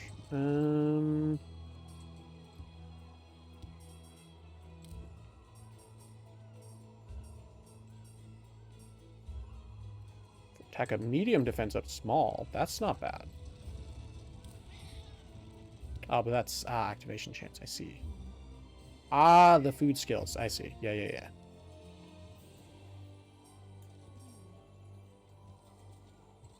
Yeah, sure. Winter Star Platter. So, oh, he's a snowman. He's a snow cat. That's cute. I love that. I love this game. It's so adorable. He's beautiful. Oh, I love this game. Oh, is that like a fondue pot? I guess. It is a fondue pot. That's so fun. Alright. I'm gonna go ahead and solo a couple of great Jagresses since it's gonna be super simple and easy. I do like Monster Hunter World. It's very fun. It's a very fun kind of drop-in, drop-out co-op. I've had a lot of fun with it solo. I've had a lot of fun with it with friends. And I've had a decent amount of fun with it with, you know, public lobbies even. It's just been a good game. I think it's a good game. It's a well-made game, and yeah, I think they did a good job with it. Oop, both footprints. There we go. Ah, there's the Jagras. Ugh, it's a bit washed out, I will say.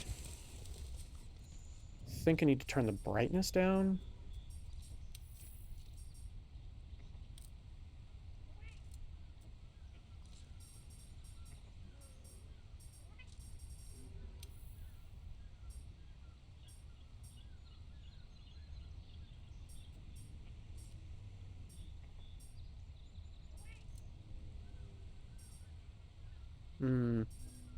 I might not be able to in... Oh, no, there it is.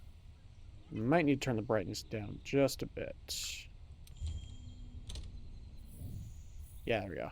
Yeah, I was looking really washed out before.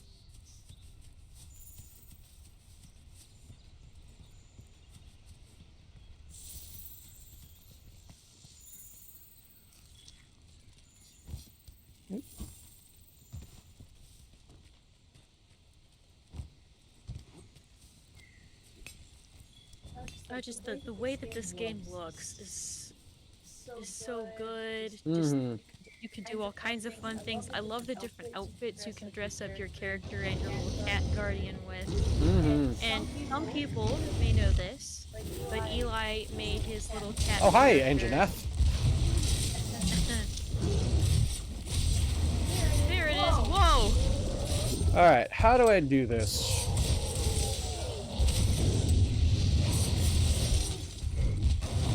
Ah, he roared right as I was doing my ultimate.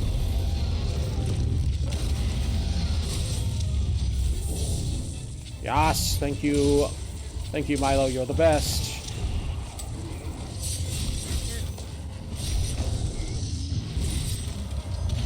speaking of Milo, he's named after my old family cat. Mm-hmm. And he was living. Oh, he was living in the house when controls in the wrong area there. Eli and I started dating, and he warmed up to Eli really quickly. Yeah, love that cat.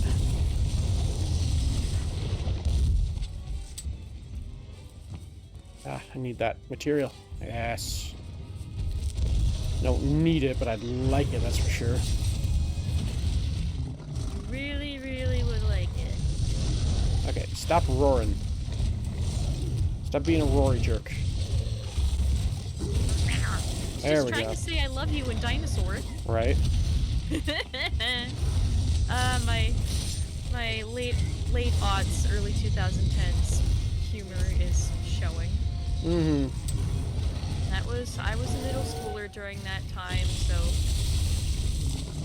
right when people are hit with the I need to look cool phase and be seen by your peers as a cool person, the mega cringe was a thing. I missed.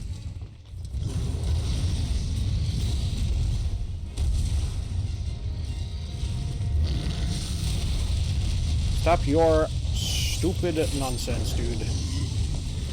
I missed. It's been so long. I'm having a hard time, like, getting the angles on this sword right. Oh, I know. Like, I haven't actually played this game, like, actively for well over a year. Stop your roaring, too. Thank you, Milo. Oh, I cut off his tail. Oh my gosh. Okay. Spirit Blade. Oh, that's what I was doing wrong. I need to do this. That's right. And then Spirit Thrust. Okay. Yeah, I got it now. I got it. We're good. I'm remembering. I was just a little out of practice. I need to whetstone.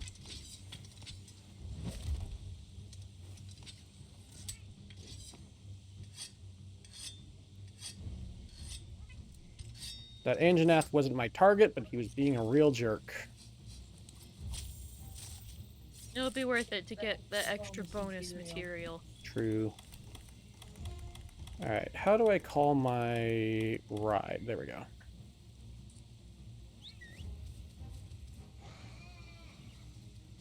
Ah, there you are, bud. Alright, and then... Oh, wait, hang on. Hang on. Hang on.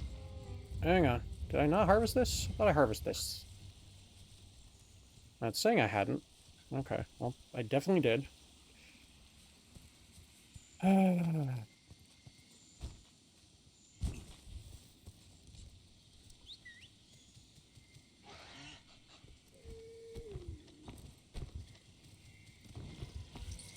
then I need to open my map up and hunt down the... Well, the Jaggers will be fine, yeah. Yeah, the Jaggers is just right there, so that's fine.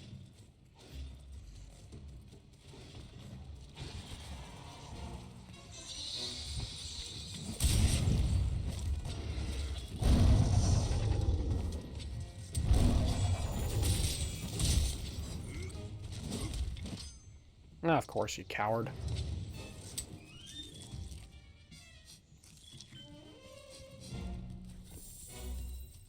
Get back here.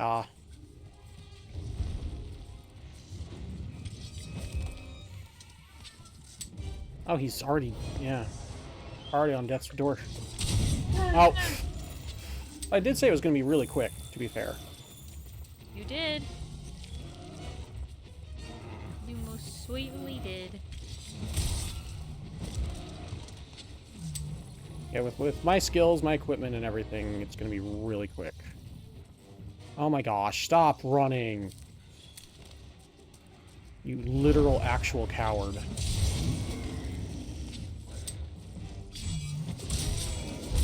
There we go. Got that one.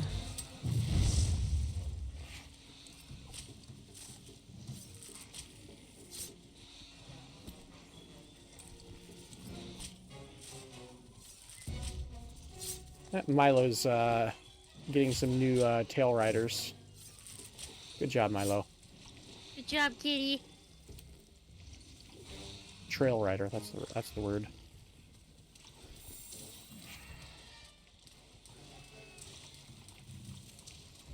Oh, there's a bone pile. Oh, there we go.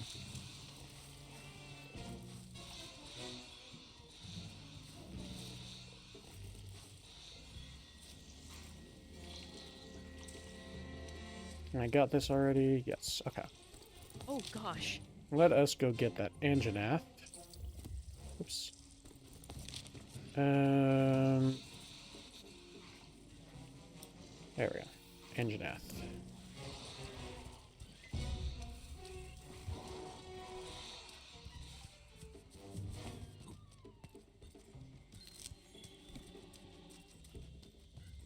Hi, Anjanath. He's coming right toward me. Hey. Oh, he went right past me anyway.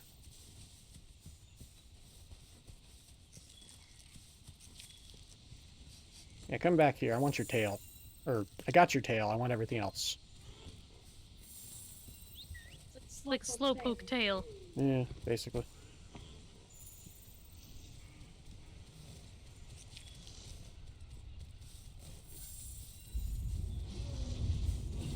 Oop. Those things are unhappy. Because that thing's at their watering hole. Aha! I want those footprints. Yes, yes. You roar all you want, bud.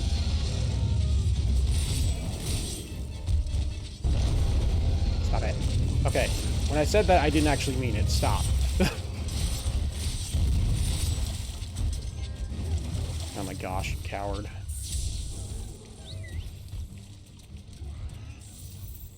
Get him. Get after him. It's right there.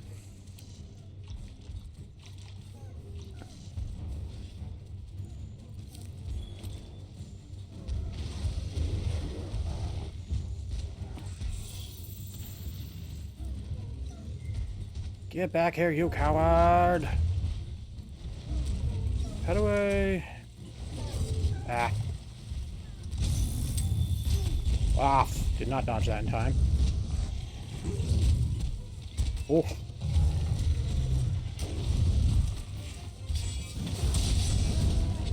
Oh, how did you get there?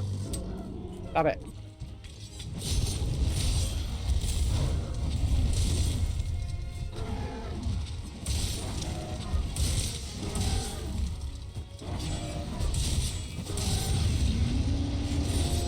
There we go.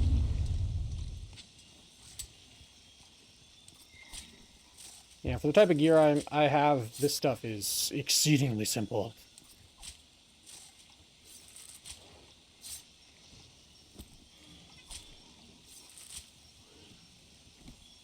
But I wanted it to be super quick, so. Where is the other Great Jagras? Somewhere. Mm-hmm. Ah, this way.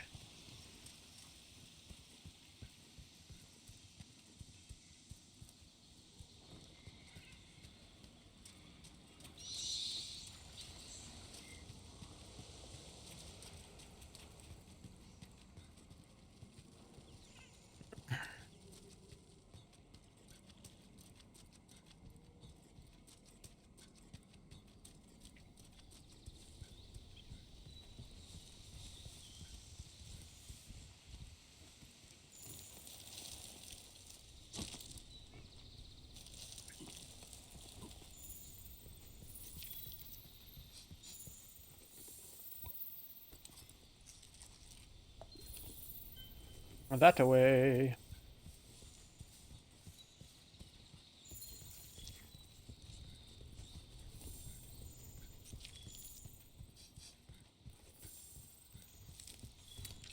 Oh, hi. Hey. There it is.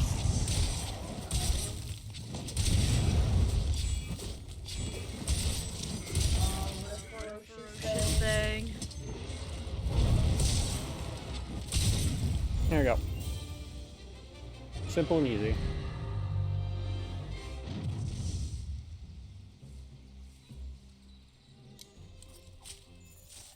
Yeah, it's a great game. I love it a lot. I think that it's more fun with people, for sure. Yeah. We have a lot of fun when we play it together. Mm-hmm.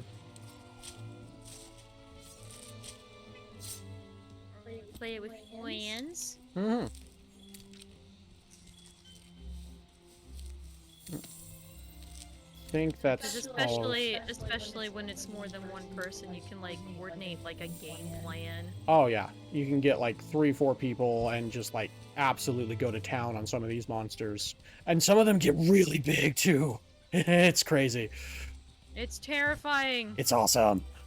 Well, it's both. Yes. The original definition of awesome, as in reverent awe, like this thing will destroy me, and I find that beautiful. Mm-hmm. I have a lot of fun because I'm quite good at the game. You are.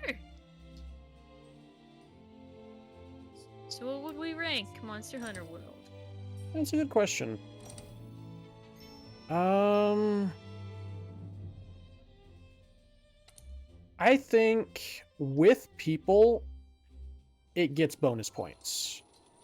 Let's see. I think Monster Hunter World with people, I want to say gets like SS plus. Monster Hunter World multiplayer gets SS plus. And then Monster Hunter World itself gets a 100. It gets an S. Because it's really not fun, not as fun solo. Right. It's much more fun with people. Solo, it's really fun still, but it just has that much more enjoyment with people. And I think, yeah, I think that's what I'm gonna do. Does that sound good? That does sound good. Okay. All right, moving on to the next game on the list. What is the next game on the list, Sarah? Minecraft! Oh gosh, Minecraft. Okay. Now, you don't have to do vanilla Minecraft, and that's clearly what you're not doing, because Yes. I don't think you played a lot of vanilla Minecraft this year. No, I don't think I have at all. Of course, they released an update after I updated it today. Yeah, so we're gonna be focusing mostly on modded Minecraft. Mostly on modded Minecraft. I will say I'm going to give vanilla Minecraft an A+. It's going to get a 97 from me. It's a classic. Can't go wrong. Can't go wrong with it. I've just played so much of it that I'm sick of it, if that makes sense. I've played thousands of hours of vanilla Minecraft. The only time I can play vanilla Minecraft is with Starlight, and even then, that's... Yep, and that was one of the things that we did, during quarantine. Mm-hmm. Was we had a realm, and we would play on our realm world together. I will be right back. Okay. Don't forget to mute your mic. Please and thank you. So I'm going to launch Minecraft. I'm going to talk about Minecraft a little bit. Specifically, I'm going to say modded Minecraft. Modded Minecraft, I think, gets an Eli Plus. Because it gets a 150. It gets the full 150, the 50 bonus points. All the mods 10, as it stands, I'm going to give it a 120. It's pretty good. I'm enjoying it. It's a pretty good mod pack so far, from what I've experienced. And I'd like to go back to it at some point. I just need to get my computer's fan fixed, because right now it is bumping over 70 degrees for my CPU. Which, you know, is not terrible, but... Oh, excuse me. I tried to move away from the mic. It's not terrible, but I just want to get my fan fixed so that it's not an issue, if that makes sense, before I really start getting back into modded Minecraft. So, modded Minecraft itself, in general, if it will, there we go, gets the full 150. all the mods 10, currently as it stands, gets 120. Granted, they did add Apotheosis. I did see that they added Apotheosis, and I am excited about Apotheosis. Errors.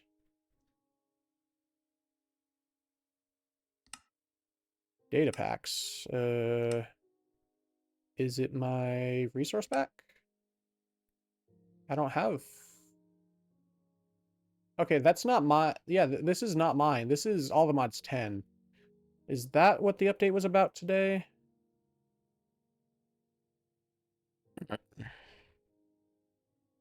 No, apparently. I don't know what's going on with that then.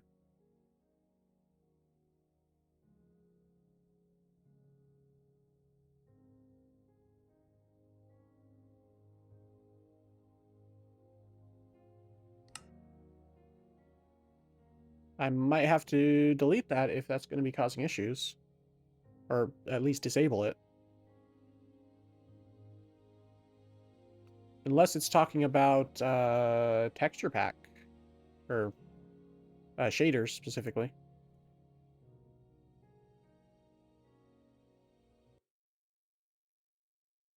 It's going to have to reload everything. Ugh. No, okay, didn't. Okay. I was like, please don't tell me it's going to have to. Let's try turning off shaders, see how that goes.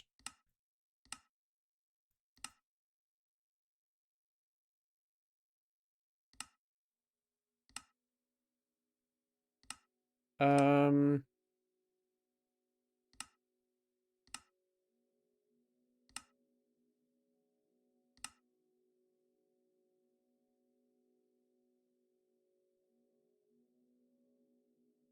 that's built in, but it's saying there's an error for the built-in resource pack.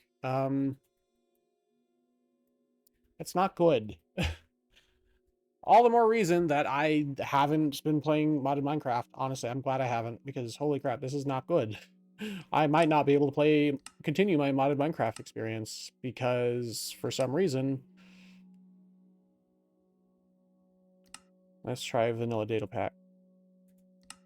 Oh, did it corrupt my world?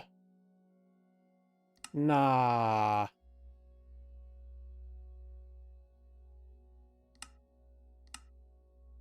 That's actually greatly disheartening.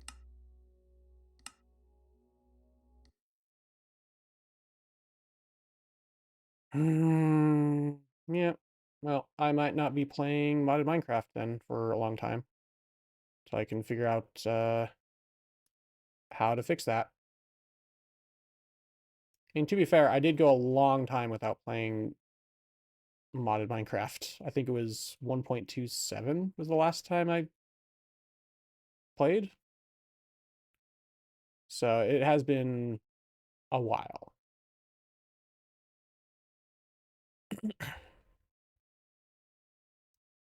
That's really unfortunate. With that, I'm going to bump all the mods 10 down a couple slots. Down to 100. Because that's very unfortunate.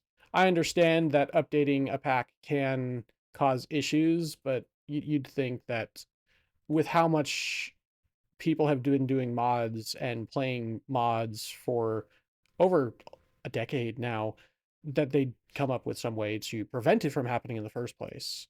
Like I do have a backup of it because it auto backs up before it updates, so I'll see if I can fiddle with that. And if I can fix it, I will update the score to be better. But if I can't, then that's the end of the modded Minecraft series. RIP. That sucks. Vintage story. Well, that's something that Starlight will have to talk about. I don't know where she went. Because I didn't really play Vintage Story this year, but I know Starlight did. And she's the one that put it on the list.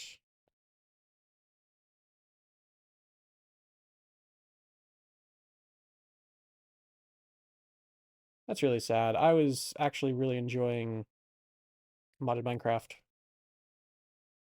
But this is one of the many reasons I stopped playing modded Minecraft for years, because I tend to have errors or some sort of issue comes up and then I can't play my world anymore.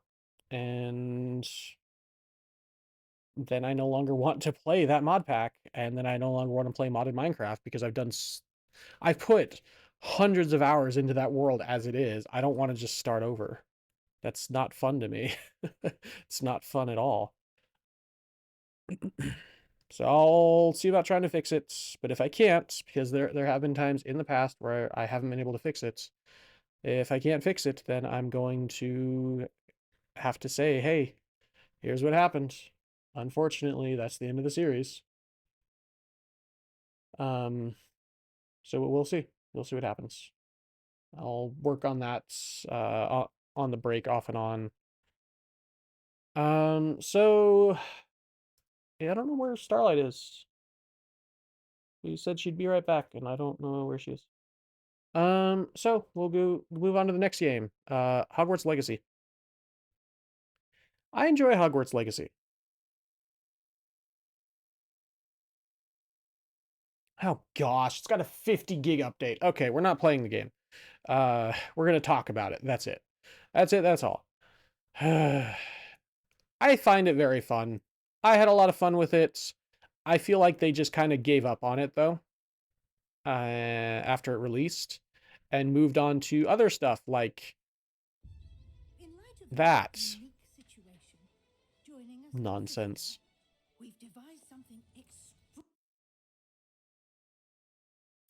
Oh, you know, is that DLC for?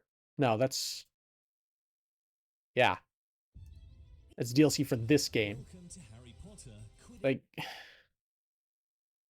oh my gosh, it's already on sale even. That's how poorly it did. Like, I don't know what they were thinking with this game.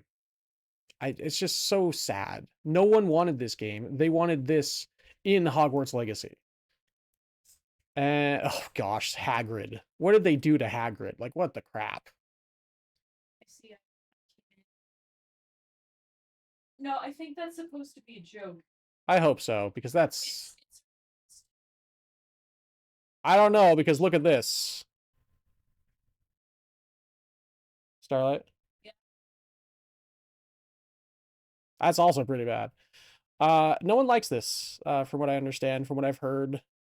The few reviews it has, 2,200 are the 2,200 people that wanted to buy it. Yeah.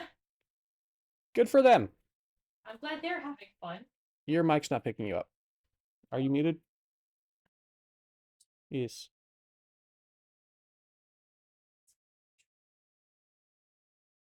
Okay, I'm back. Yes. Sorry. Welcome back. Anyway, as I was saying, I hope they're having fun, Yeah. and I hope they understand why the rest of us are not having fun. Yes, because we wanted this in Hogwarts Legacy. Like this, we didn't want a separate game that was filled with microtransactions and crap. And they just they didn't. Oh my gosh, stop playing the video. Every time I scroll away, it autoplays the video. And yeah, no one wanted that game. Anyway, I was talking about Hogwarts Legacy. I really liked Hogwarts Legacy. I had a lot of fun. The reason I'm not playing the game right now is it's got a 50 gigabyte update. And yeah, not gonna update that right now. I thought I had started updating stuff, but apparently I didn't update everything. I had a lot of fun. There's a lot of fun magical... Oh my gosh, please stop. Stop auto-playing the video every time I scroll away. I had a lot of fun with it. There was a lot of different like magical combinations you could do, a lot of different like ancient magic stuff, spoilers. A lot of different cool things you could do. I had a lot of fun with it. It was very fun, very good. I think it was a good start on something fun, and they could have gone a very long way with it, but they kind of just gave up on it early, and it's really sad. But that's just Warner Brothers. They don't really care. As sad as that is to say. Mm-hmm. I just have not used HBO Max either because HBO Max is owned by Warner Brothers, so I've just kind of been boycotting that as well. Hogwarts Legacy itself, not even taking into account the fact that it's owned by Warner Brothers, because it was gifted to me. I didn't buy the game. It was gifted to me by a friend. I'm gonna give it an A plus. Hogwarts Legacy gets an A plus from me. It's a very good game, very fun. All right, remind me, Starlight, is there a way to Is there a way to what?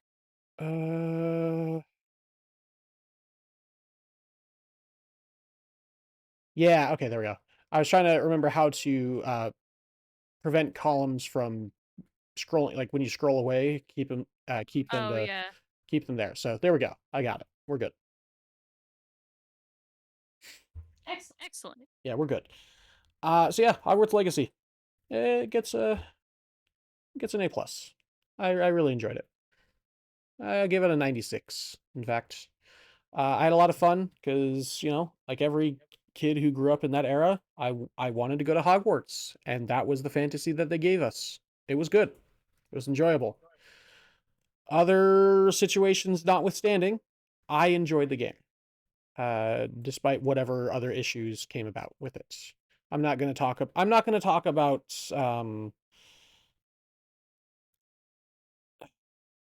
what's it called, the bad situations with video games, the controversies.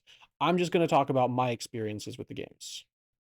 I We think do understand that there are controversies, especially with Hogwarts Legacy and and the person who created the franchise, yes. but that's not what we're going to talk about Yeah, here. that's not what we're talking about today. We're just talking about stuff we enjoyed, stuff about it we enjoyed. Um, there are many controversies. There are many people talking about those controversies. And personally, I feel like there's enough people talking about those controversies. I don't need to be another one. I really don't. So I'm not going to be. So it's a lot with a lot of these things. Like I said, I wasn't going to go into Star Wars stuff. I wasn't going to get into that. I'm not going to open those cans of worms. We're not going to be talking about controversial, like all those controversies. If you want to know about those controversies, it's all over the internet. You see them everywhere. Right now, we're just talking about the games themselves. Yes. That's how I want to rate these games. And I feel like that's a fair and valid way to do it. Especially because the developers that worked on these games, more often than not, did not take part in many of the controversies. Sometimes they did, yes, but that is not always the case. So, I am going to give it my honest opinion on how the game felt to me and how much I enjoyed or didn't enjoy it. So, speaking of Starlight, my all the mods 10 worlds may be corrupted. I'll have to. Yeah, I updated the pack, and yeah, I'm gonna have to figure out and try to fiddle with that and try to. Yeah, we'll see. We'll see what happens. Did you want to talk about Vintage Story because you were the one that played it this year? Yes. Okay. Yes. I apologize for taking off when I did. I've been having some GI issues for the past couple of days, and well, I had a really bad moment earlier, so I had to take care of that without getting too into detail. Anyway, Vintage Story, I played it again, downloaded it again. I've been playing it. I've been really enjoying it, especially since they just made a really big update where they're adding a whole bunch of things. Like you can make really large boats, and you can have elk that you can ride and pack with things. It's really cool. Mm-hmm.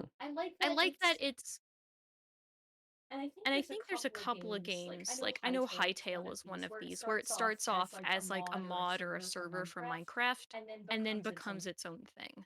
Mm-hmm. And then Vintage Story is very much like that. It has Minecraft elements, like everything's blocky, but it has so much of its own thing. There's its own creepy lore that you can explore if you want. It has survival mechanics like preserving food. You can make a whole bunch of recipes for your food. Just you pick the base of what it is and then you add what you want to it. It's really cool. It's really cool. The music is really pretty, and just I really have a good I'm really having a good time with it. And I found some content creators who've been making some fun videos with it, and I've just been enjoying it a lot. So I would personally, if I were to rate Vintage Story, I would give it a solid A plus.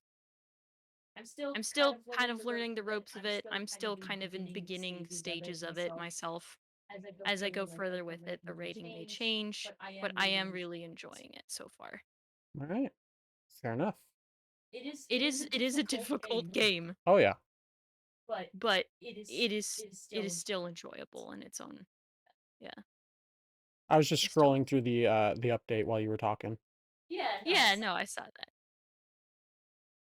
So if you guys are interested in something a little more involved, I would highly recommend checking it out. I know that the devs are very passionate about the project. There's also a very supportive community for mods. Oh yeah. So, and they're very easy to set up with the game as well, which is really nice. Yep. It's baked into the client itself. Which is really makes it really easy to work with. Yep. You can download them via the client or via their servers. And then if you try to connect, or via their servers, via their website, and then if you try to connect to a server that has a bunch of mods running, it'll auto download any mods you don't have, which is really good. I also really enjoy Vintage Story, and I do agree. I give it an A+. It's really quite good. It's come a long way in the past year and a half since we started playing it, I think. Yeah. And so, yeah, definitely A+. I would say it's a 97. It's pretty good. Quite good. Quite a good game. It has a lot of good things going for it. It has a lot of good like early technology stuff, and just the cooking and the food preservation. The blacksmithing is really fun. Mhm. And I like the implementation of seasons as well. Yes, the seasons are really awesome. I really like being able to uh, plant something in winter and then still be able to grow it in winter. Like there's like winter crops, Yeah. Just like in real life. but eventually they will start to freeze, and you do have to like kind of fiddle with it a bit. And there are ways to uh, kind of keep them going as long as possible. And there's like Yeah. You can build greenhouses and yep, and there's fertilizers, and you can do crop rotation. And then there's also mods. There's so many mods for this. It's so good. It's a really good game. We both highly recommend it. All right, moving on. Next game. It is Mob Mob Factory. Factory. Yeah, so that was something I got into like late last year and was playing into like January. Well, late December it looks like. What's this download gonna be? I'd like to show off this game. If I can't, I'll talk about it a little bit. Oh, that's not a huge, okay. That's not a huge download, that's fine. All right.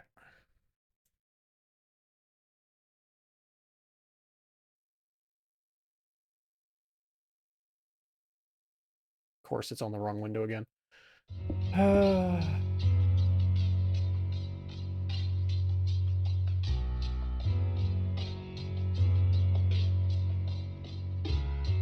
There we go.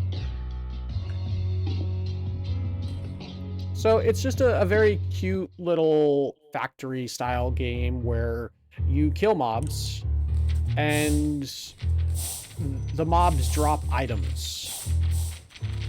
And said items you can then put on belts. Oh my gosh. Okay, I'm trying to... Oh goodness. I'm trying to visually process all this because it's been a while since I played the game. It's also kind of loud. Oh, I'm dying? Where am I dying from? Where am I dying from? I gotta find myself. There's also like VSync issues. Hang on. There we go.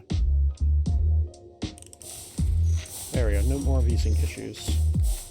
Alright, who is... I saw my health bar go down. Okay, yeah, who is skeletons? Skeletons are damaging me, but where?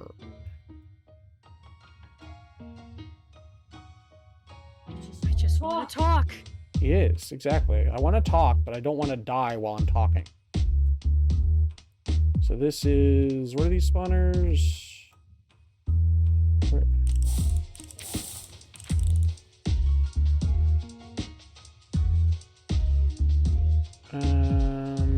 Doesn't quite tell me. Is this the skeleton one? No.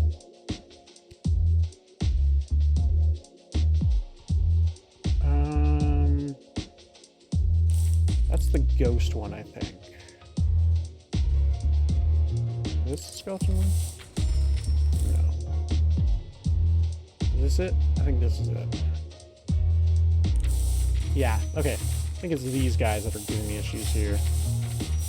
Maybe. Okay, no. Is it these ones over here? Yes, it's these ones over here. Okay. Delete that spawner.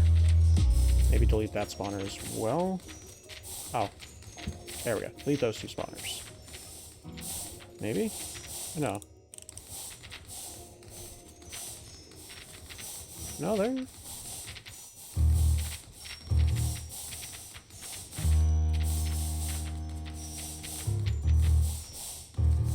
Figuring out what's going on. Yeah, I'm getting killed by jerks, basically. I can see that. So yeah, I think I only have 2 skeleton islands. So basically, it's a game. Yes, it's a game. Obviously. Yes. Obviously.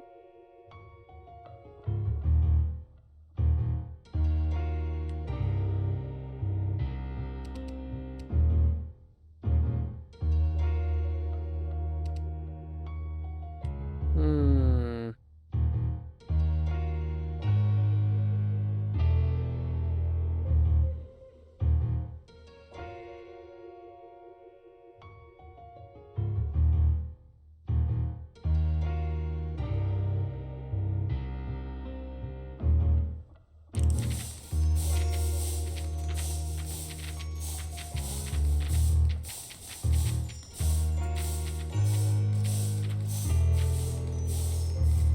Okay, I think I was able to stabilize, maybe.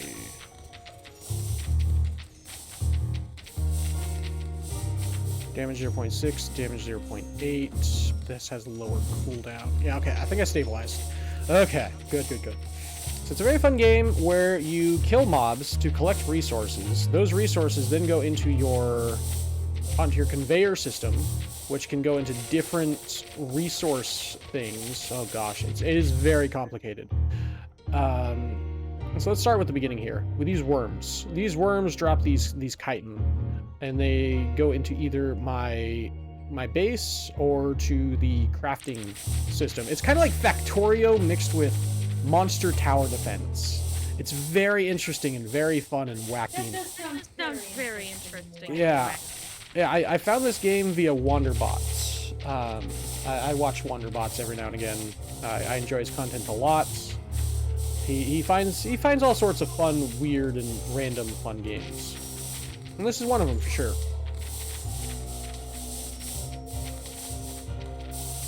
And it just has all sorts of fun different things you can do.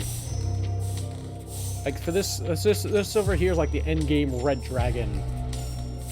And I'm just smacking it with these,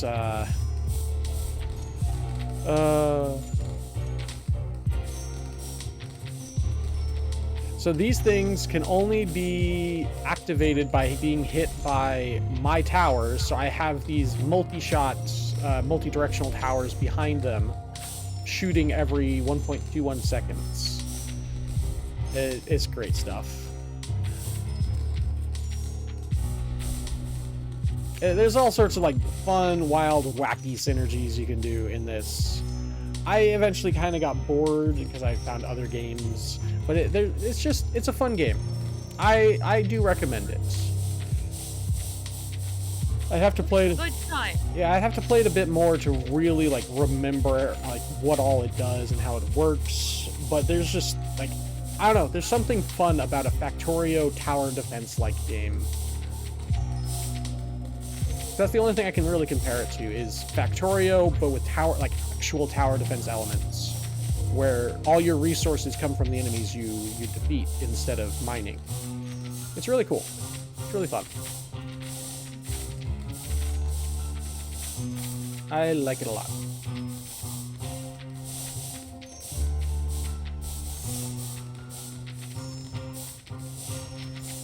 I don't even know like how much inventory resources I have and stuff because like anyway, I'm gonna stop playing because I'm gonna get lost and confused in it. That game, Mob Factory, I'm gonna give it a solid like I want to give it a solid B. It's fun.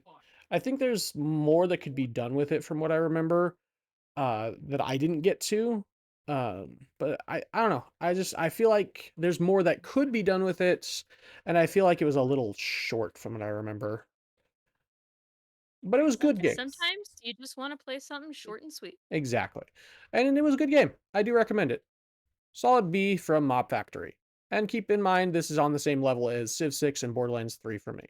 So, yeah, it's just a good time. All right. Next game, Feudal Fantasy Incremental. Oh gosh. Woo!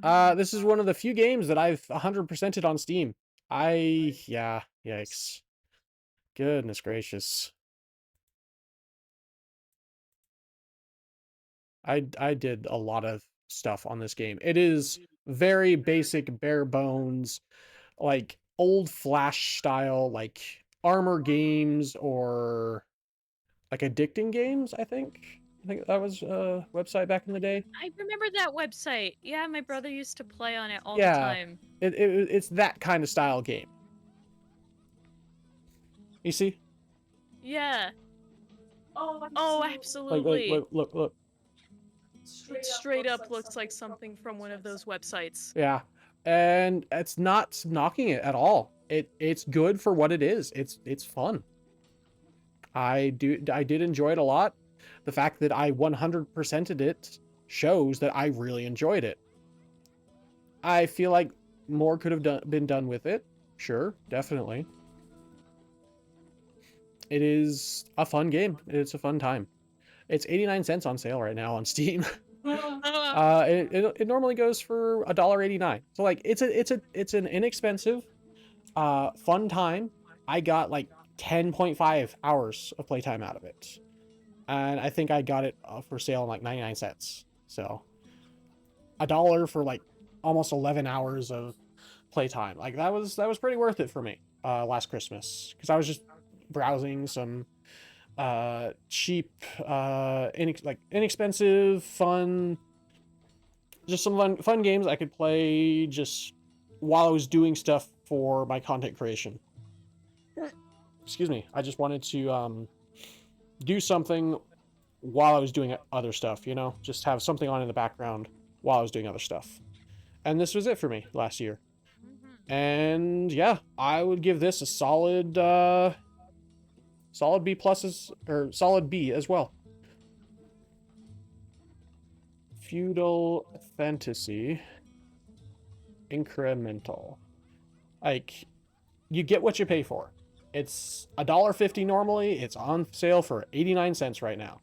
You literally get what you pay for. It's a good game. It's fun. I enjoyed it a lot. Not much else to say. It's an incremental medieval style town city lord game. It's just fun. All right. Now we're getting into January games because the games we're working on now are new games to us. Yup. New games to us in the last year, which was Hogwarts Legacy, Mob Factory, and Feudal Fantasy Incremental. And now the next game in January So we narrowed this down a lot because There's so there's many. so many. If we went with everything that was on this list, we would be here forever. Yeah, so we just went with something that was like around 3 hours that I actually have some decent memory about, and that I wouldn't that I would feel comfortable rating, basically.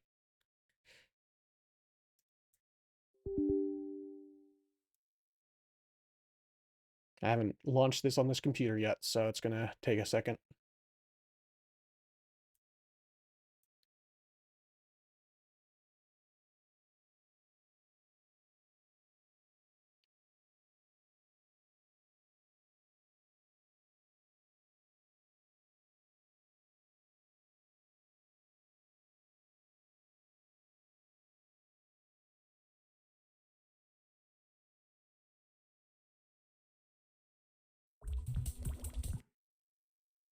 Hmm.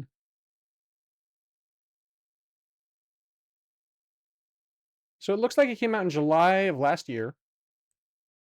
Its last update was sadly January 10th of this year. Let's see.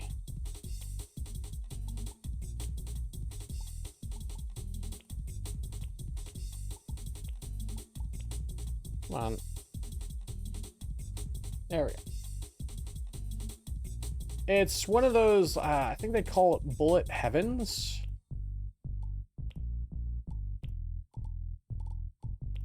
Oh. Here's a character I've unlocked. I didn't play a whole lot of it, but the little bit I did play, it was kind of fun. Okay, what the heck? Do I not have any character unlocked? Oh, no, I do. Wait, it didn't... Oh, it didn't save my data to the cloud. Of course it didn't. That's so frustrating.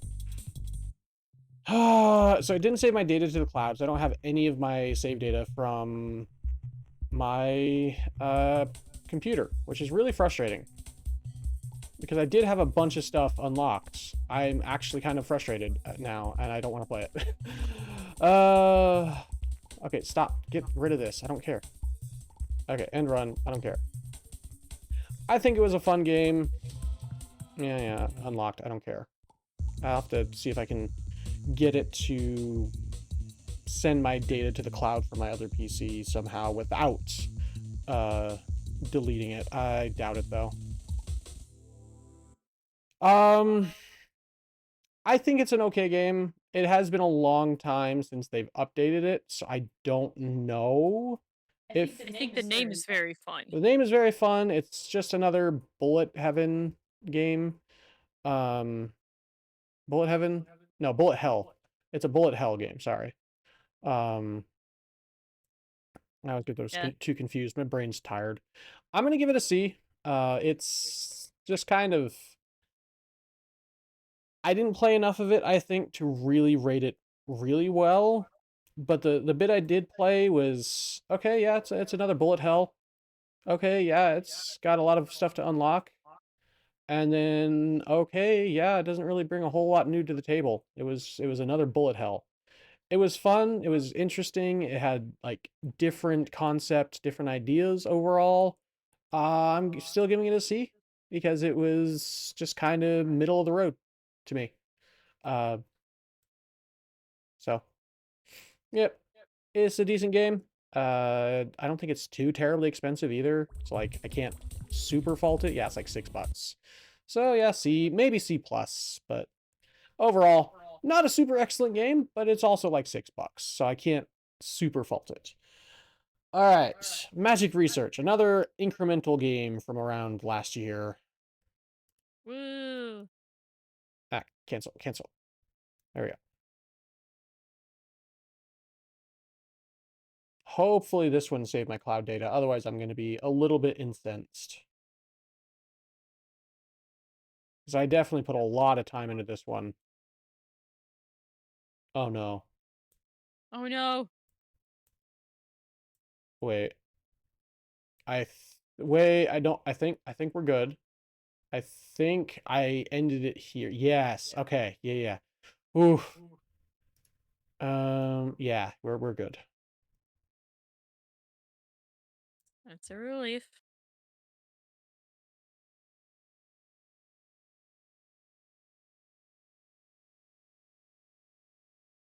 It's just a very good idle game that has a lot of different things. It's another like browser-based one that was brought over to Steam. It's not a bad one. I enjoy it quite a lot.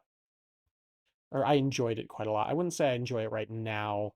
It's just got a lot of stuff you can do and a lot of what's it called? Uh like prestige rewards every time you prestige and you uh do that kind of thing.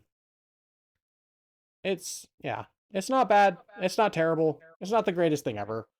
Um I think for what it is and the fact that it's not super expensive, I think I'm still gonna give it a decent score. Yeah, it's like $5 normally, $3.99 on sale currently. I think I'm gonna give it like a B minus alongside Stellaris. Magic Research.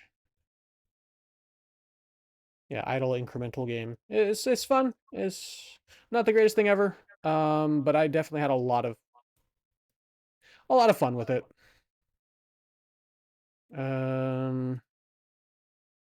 Yeah, I don't remember if it saves. I'm just gonna close, but whatever. All right, it's decent. I kind of recommend it if you enjoy that kind of game. I can't recommend it to everyone. It's just if you enjoy that style of game, I do recommend it. Factory Town Idol is another game that I've 100%ed. I don't 100% games very often. You can tell that I really enjoy a game when I've 100%ed it or if I've gotten a lot of achievements for it. And this is both of those. The music is really good. Let me turn the music down a little bit.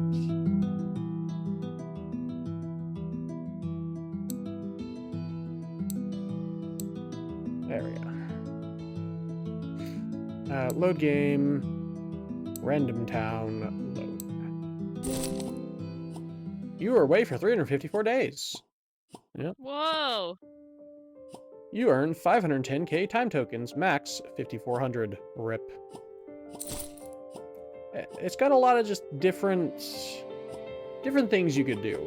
Like, it has a whole, like, production line from building stuff, cultivating stuff, prospecting, harvesting, crafting, selling stuff, trading stuff, knowledge, building storages, researching. There's so many things you can do with this game. I definitely enjoyed it a lot.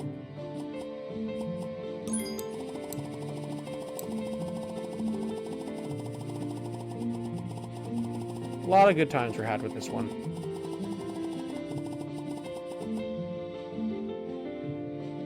On top of that, there were also different cities that you could trade between said cities. Oh! Magicville is one of my favorites.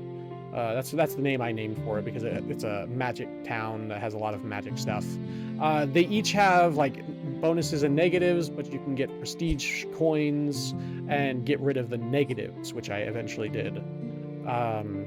And so now they're all just good at stuff and things and are just better at certain things. And yeah, it's a fun game. I recommend this to honestly everyone. At least to give it a try. It's currently $2.49. I spent almost 60 hours in this game. And it's currently on sale at 50% off at $2.49. It's normally $5. That's not a bad bargain. That's not a bad bargain at all. I spent a lot of time in this game. They've done a lot of updates on this game. Like, they have constantly worked on this game, last I remember. And the last update was in April. That was after released. And then, you know, they set it down because they felt like it was finished. And that's okay, because I actually finished it while it was still in pre-release. So that's also fine.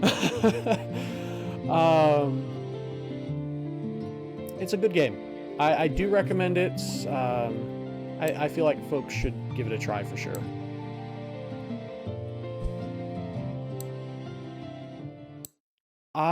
for that one, because of all the time and effort that they put into it for such a inexpensive game, it was $5. They put a lot of effort into that game. I think I'm going to give it an Eli minus because they put a lot of effort into that game compared to some of these other ones that were less than $5. And I feel like they just deserve a higher score for that. You can feel the love in every detail. Yeah, they just put so much effort into that game and still kept it at $5 the entire time. That's pretty amazing. As far as I remember, I don't think they ever raised the price on that game. And I had a lot of fun. And it's a good game. And they would not have been, in my opinion, I think they could have probably raised the price to like $8 and been okay, because they put a lot of effort into it compared to a lot of like other $5-6 games like Feudal Fantasy and Goobies and Magic Research. That is not to say that effort was not put into those 3 games, but in comparison to Factory Town Idol is all I'm saying. They put more, like all of it and then some, into this game. Like, it is a very good game, and I do recommend it. Like, it is such a smooth and clean UI. They put a lot of effort into the UI. Like, they really did. And for balancing things. And it's just, they did a lot of work for this game. So, because of that, I have to recognize that fact. I'm going to give it an Eli minus. I'm going to give it a 130. I'm going to give it a 138. Yeah.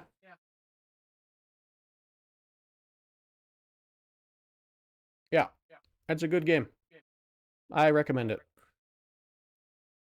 All right, next game. Next game. In Sync, a co-op escape prologue. So I played this with Preston. This is outside of the filters of what I was going to talk about today. But I really do like this game and the puzzles they had in this. Specifically, they also have released the full game. Where is it at? But you two need to play together. Yes, we do, because oh my gosh, it is so good. Is it on sale? Ooh, I might have to buy it for us, maybe. Preston's birthday is next month. True. Very true. It's a very good game, very fun. It has a lot of really fun puzzles just in the prologue. It had a lot of really good puzzles. And it just, I had a lot of fun with it, with Preston. We were playing it solo off stream, just hanging out as friends.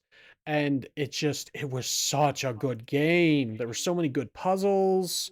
It's a very good co-op game.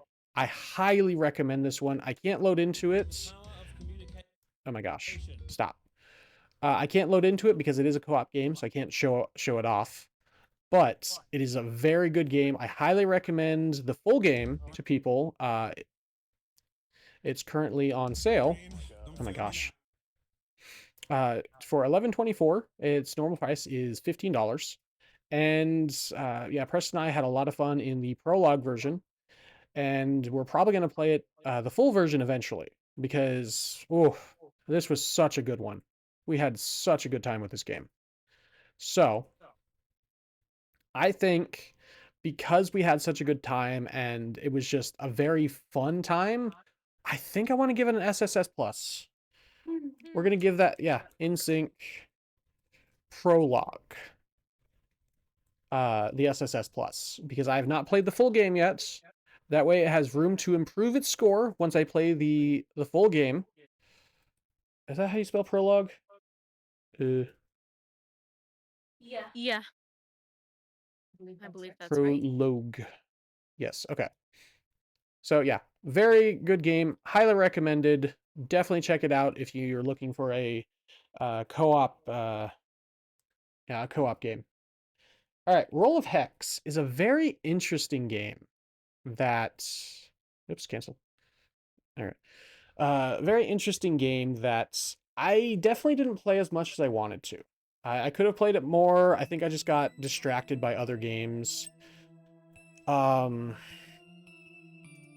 It definitely has a lot of different...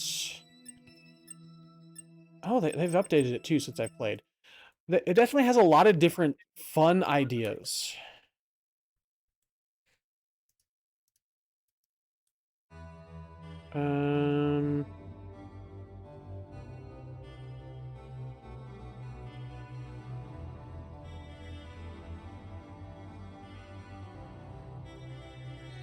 I need to... There we go.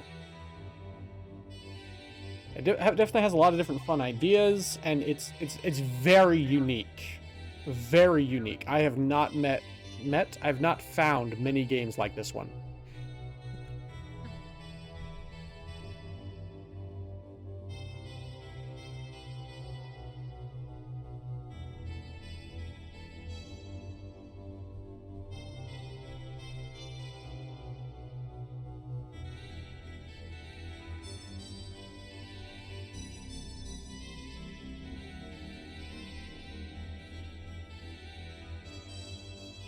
I'm a bit out of practice because it has been like almost a full year since I played this game, because I played it in January.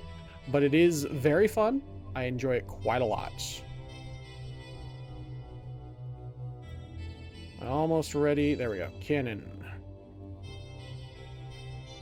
Now we got triple cannons going. Are you looking at the game, Starlight? Yeah, I'm looking at the game. Okay. Attack Ooh. speed. Yeah, I think attack speed would be good. Oh my gosh. The Sorry. music in this game is very fun as well.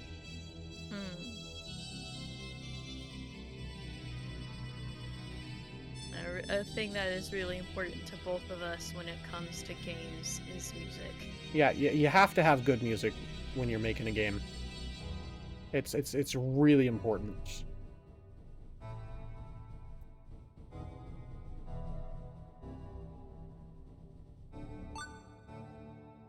Ah, yes, auto build. Oh, that's such a broken ability, and I love it.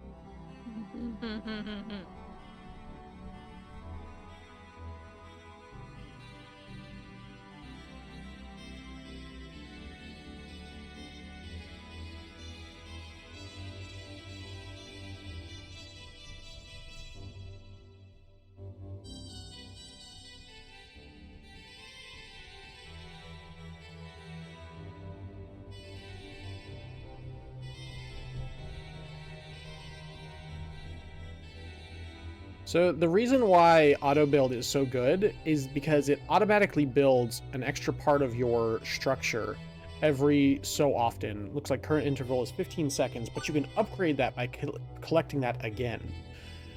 Oh my. Mm-hmm.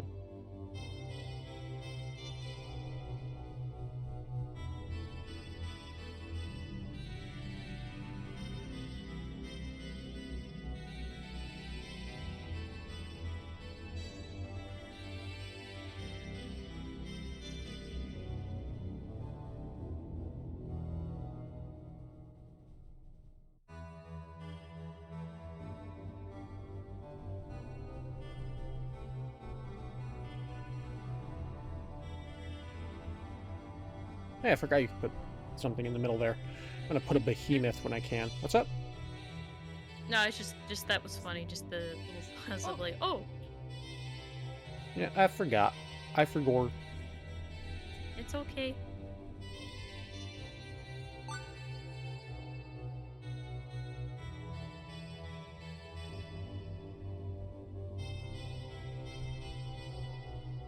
Yeah, I really enjoy this because it's so unique.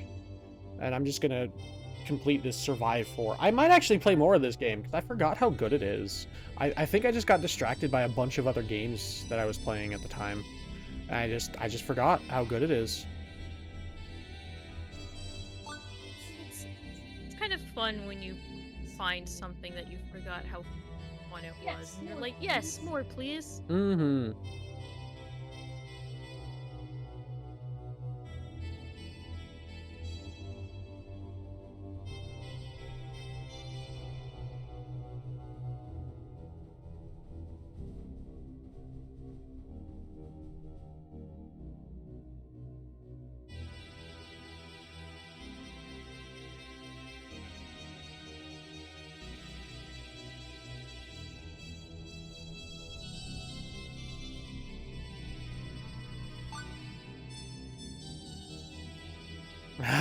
Damage on kill. That's such an important one. Ooh.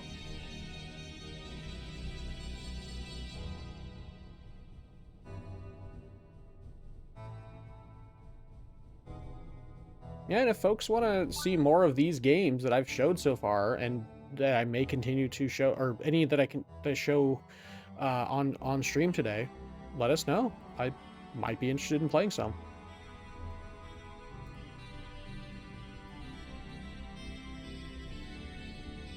Because this is a variety stream after all. Yeah, it's a variety channel. That's what I meant to say, thank you. Yep, that's okay.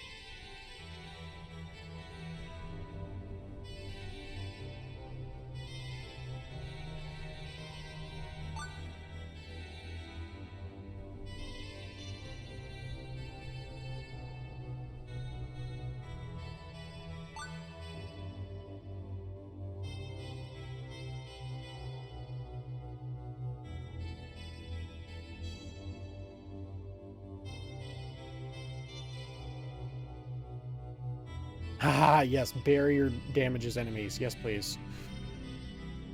Woo! It's an electric fence, don't touch! Basically.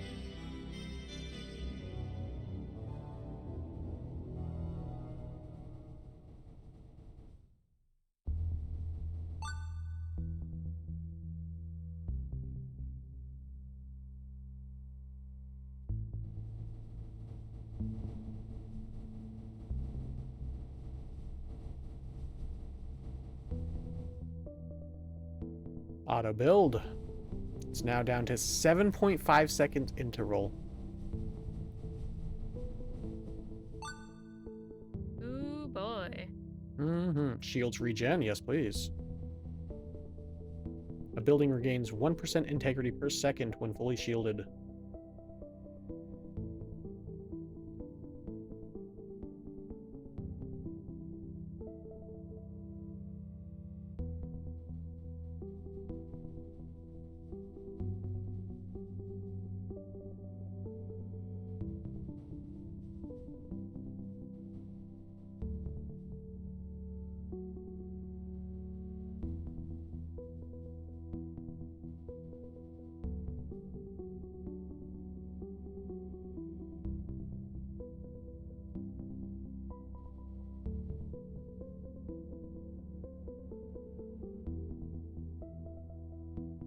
So yeah, this is just a very fun, enjoyable, semi-idle game, I'd say.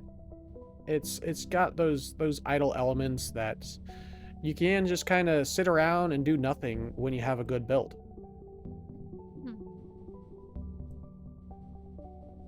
But that's the thing, is you do have to have a good build. Right. And kind of... You have to kind of know what you're doing. That's exactly what I was about to say. You do have to kind of know what you're doing. But other than that, it's pretty good.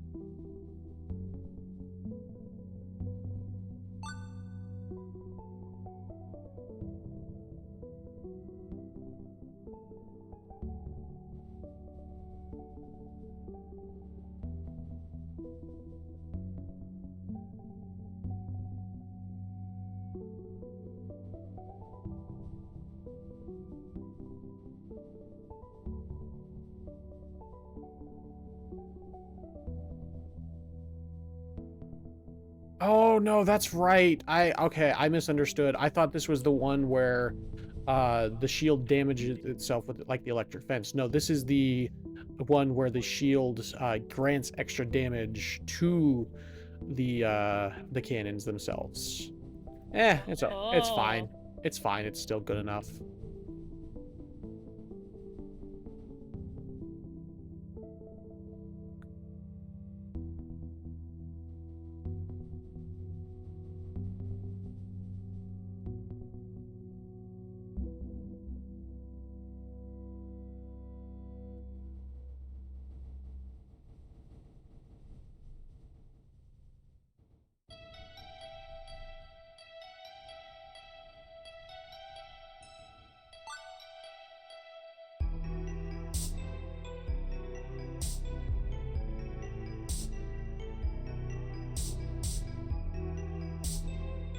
Barrier increases barrier resonance? Yes, please. Give me some of that. Mm-hmm.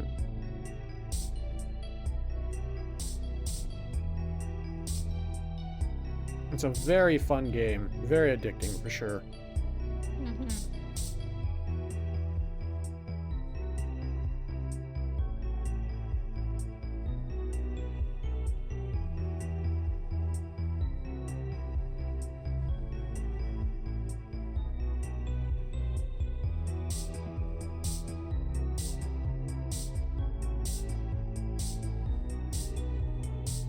Slow on hit with machine guns? Yes, please.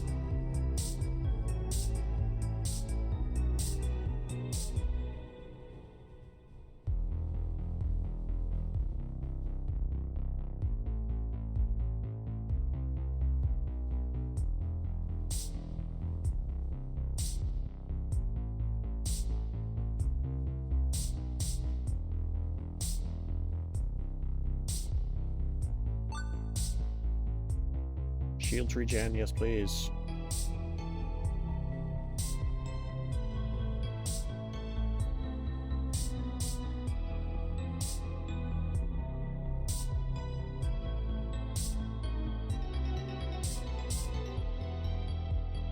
Just gotta survive for 30 more seconds. Oh, I believe in you. Yeah, I'll be fine.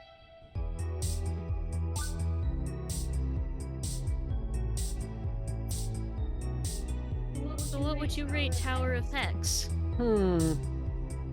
Pretty highly, honestly. I'll have to look at my score sheet.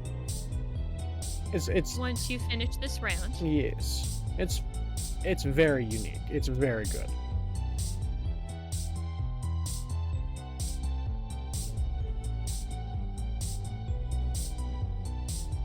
Yep. And that's why the growth skill is so good, because it regrew the damaged areas that just broke there. That is pretty amazing. Mm-hmm. Yeah, that's pretty good. Alright. So, yeah, I enjoyed this. This is a good game. I remember I had a lot of fun with it back then as well. I think I'm gonna give it an S minus. Ooh. Yeah, Roll of Hex. Gets an S minus at, I'm gonna give it a 99. I don't think it quite earns 100 because I don't think I've played enough of it to quite get it to 100, but I definitely think it's a good game. I might update my score once I play it more. It's definitely a good game. I had a lot of fun with it. Good game, quite enjoyable. Highly recommend. I don't think it's that expensive either. I think that's another reason I was playing it a lot last year, end of last year, early this year. Let's see. Yeah, $4.99 on sale, $9.99 not on sale. Good game. Good game for what you pay, for sure. Oh gosh, this game. Idle Ultimate. Oh gosh. Yeah, the reviews of this, yeah. It's a game I played this year. I did play on a number of hours of it, so it's technically on my list of games I've played. New games to me this year. It's a new game to me this year, and let's see. Oh, of course, it's on the other window or other monitor. Hang on.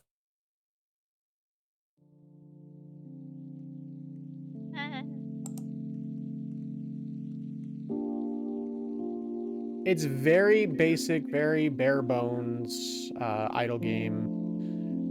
And it's, $3.99 on sale, $8 not on sale. It's very basic, very bare bones UI. It has a lot of decent mechanics. I don't like the clickety-clackety sound. I'm gonna lower that a fair bit. Personally, from what I remember, I just stopped playing because I just kind of got bored because the UI is just very, very basic, and that's not a terrible thing usually. But yeah, for what they're charging, I think, nah. And if I remember right, it takes a long time to prestige and to get decent like rewards and multipliers and stuff, and it just gets very tedious very quickly. I'm gonna give that one Idle Ultimate. I think I'm gonna give it a solid C along with Goobies. It's not a terrible game. It's not great either. It definitely needed some work, and yeah, it gets a C. All right, Startup Company. Oh gosh, that was a game.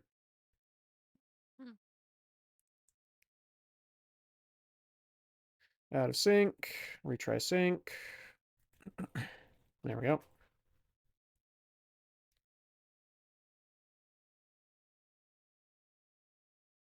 I played a lot of this. I played 11 real-life hours and over 1,000 in-game days. Where did the window go? Oh, of course, it's over here. Frustrating. Options, full screen off. There we go. Full screen on. There we go. Continue. So, I really liked this game. I really did. I really did. It just, it got very samey over and over and over and over really quickly. The biggest thing is you could just get a loan. You could get a really early loan really easily, pay it off super easily via contracts. And it just isn't super hard once you figure that out. Because even if you're in dire straits, you can just get a loan. You can just get a loan and you're basically won the game. Because once you have a loan, you can never lose. That sounds a little. Yeah, like it's not a bad game. I just think that is. So, I think the game without loans is a little bit not balanced enough, and so they're just like, oh, we'll just add loans and that's fine, and they just kind of left it on loans, and so people, I think, don't really know about loans, and so kind of. If I remember right, the reviews of it weren't super great. Yeah, it was very positive, 81%. Yeah, 81%. So it's not great reviews, 81%. If I remember right, some of the reviews were like people didn't know what to do. Like they were having trouble getting through the early game. But the answer to that is loans, and that's an awful thing that you have to take out a loan just to get through the game. Yeah, that's not sitting with me. The crazier part is you could take out a lower loan, pay it off with a higher loan, and then earn some money, take out that lower loan again, and pay off that higher loan. So you could take out 130,000, and then you could do what you need to do, and then take out a $325,000 loan, pay off that other loan, and then earn some money, and then pay off the $325,000 loan. That's absurd. Yep. That is sheer absurdity. Yep. To be fair, it is somewhat realistic. Somewhat. Only somewhat. I don't think real money lenders would actually allow that kind of nonsense. No. Like, that's why credit bureaus are a thing. But yeah, you could just back and forth that constantly. And then once you started, I think you had to unlock higher and higher loans, but once you started unlocking these higher and higher loans, you could just ping pong back and forth between the loans, and you'd never run out of money. You could just pay off loans with other loans, and then pay off those loans with other loans, and then pay off those loans with other loans, and just constantly cycle through the loans. That's making my head hurt. Yeah, no, it was bonkers. The fact that I could do that, and I was just like, wow. there's no way this should work. I wish this worked in real life. Life would be so much simpler if it did. But yeah, it just, oh my gosh. And then you could do like, because you could do like websites. Because the biggest thing is you could get a loan to build a website, and then you could get a contract to show ads on your websites in this video game. Where is it? Let me see.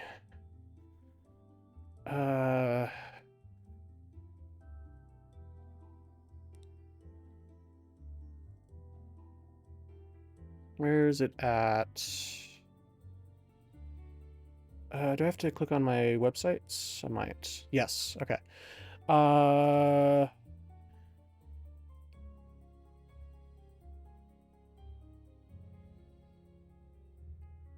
Yeah, here we go. So yeah, you could take out a loan and then accept a contract after you built a decent website, and then you could have that contract help pay off your loan and then you could get a better loan, and it just snowballs. It was just bonkers the amount of nonsense you could do. I actually kind of want to play this thinking about this. I think I had a lot of fun with this game. Startup Company is very fun. There's a lot of different things you can do with it. I say a lot of different things. You can make websites and I think game sites and stuff like that. You could host stuff. Yeah. There's like, yeah, you could do landing pages, video functionality, item listing, profile pages, video ads, ad block, obfuscator, DDoS protection, help system sharing functionality for that. And then this one is landing page, video functionality. No, it's the same thing. Okay. So yeah, it's I guess pretty limited in its aspect, but it was pretty fun from what I remember. I had a decent time playing it. I think Startup Company needed a lot of work, and then they just never gave it the work it really needed. But for what it is, the fact that it's $7.79 on sale, $12.99 not on sale, plus the fact that it's been out for 4 years, probably never going to get another update past April 11th, 2023, and that was just the Steam Deck optimized version. I'm gonna say like a B minus, maybe a C plus. Yeah, I think I'm gonna give it a C plus. Just because there was definitely some ways to cheese it, and it was very easy to cheese once you figured that out. But it was fun. The amount of time I did play it, did spend in it to play it, it was fun. I spent 11 hours in it earlier this year. It was good. It was fun. It was enjoyable.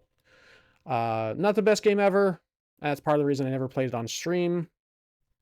But I had a good time. And so for that, because I had a good time, it's going to get a C+. It's just bonkers that you could do those nonsense things. Okay. Next game. Game. Dead Grid. Woo. Which I think is in February. I last played it. Yeah, there it is. This one. Okay, I think you need to increase your thing a bit because I can hear myself in your mic every now and again. Oh, sorry. It's okay. Yeah. Oh, maybe not that much. There we go. Oh. That's fine. It's fine. It'll be fine. Okay. It's fine. So Dead Grid, I spent like 12 hours or so in it.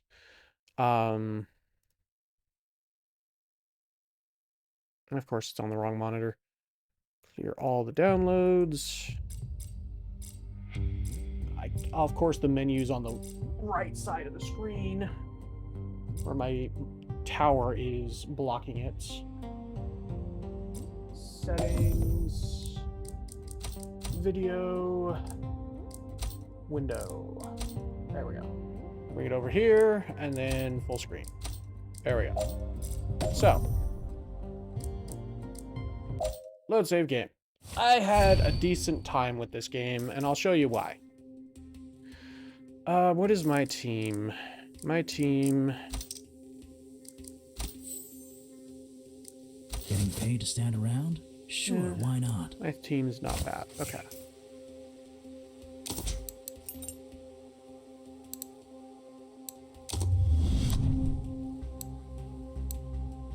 Sure, that works. Recommended squad power 31 plus. Squad power is 146. Okay, yeah. This will be a decent showing of the game at least. Arrived at location. This game is hilarious and I love it. Not even hilarious, it's just fun, I guess. I don't know, it's just fun. You're fine.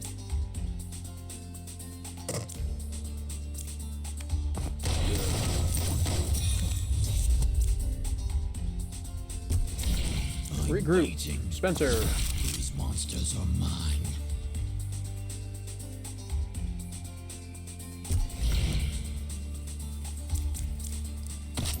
It's just a semi-card based game.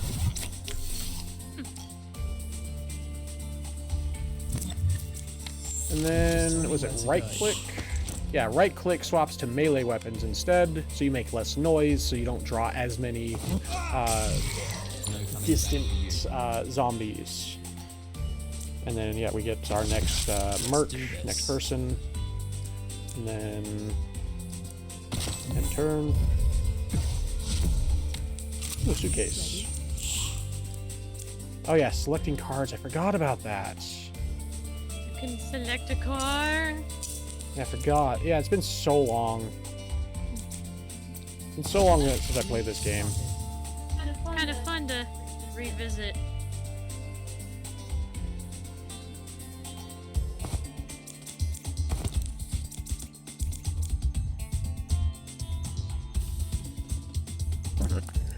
What are we waiting for? Hurry up! Yeah. Woo! Yeah, it's just a fun little game. It's got the zombie killing that I like. It's got some decent,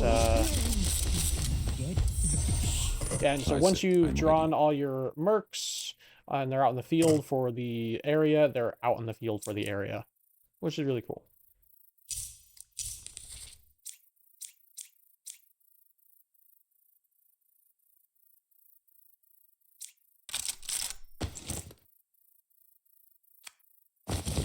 Sashimi. Slice and dice.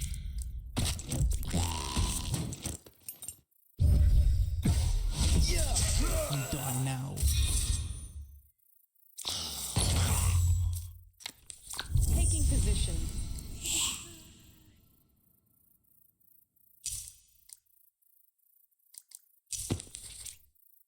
Oh, yeah, and I've got a fifth mark. I I'm forgot about ready. that. And so yeah, it's just really fun. Fun little game. Have a good time. Mm-hmm.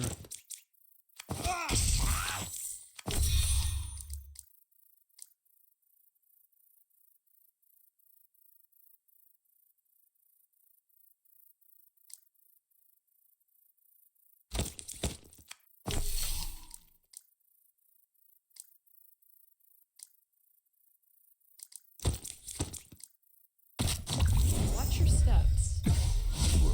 And I know that the dev of this game has definitely put a lot of effort into it as well.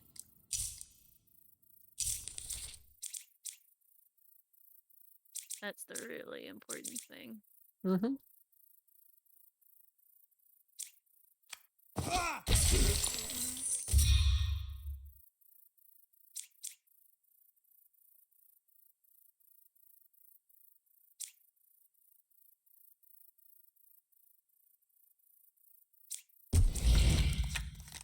What are we waiting for? Hurry up! Oh yeah, and there's another thing I can do. Forgot about that. Hang on.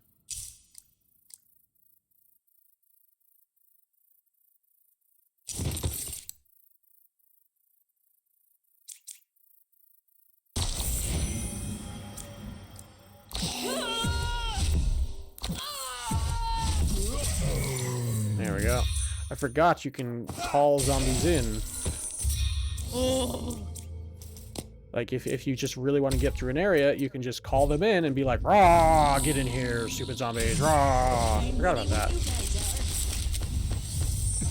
Exciting. Scheiße, I'm ready.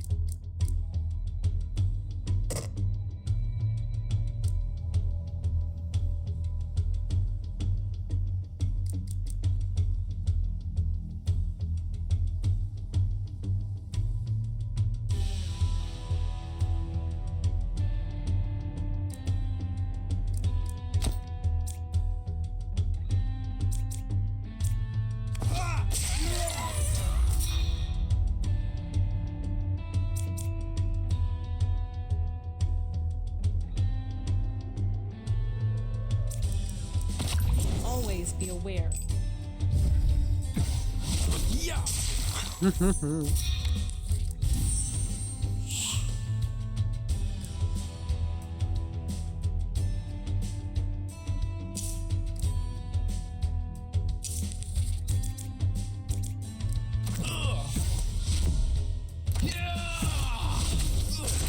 Oh yeah, always forget you have to search stuff before the end of combat. Oh well, it's fine. We'll live. It's just showing off the game. Yeah, we're not here Scheiße, to I'm ready. play it all the way through. We're just here to look at it and have a good time.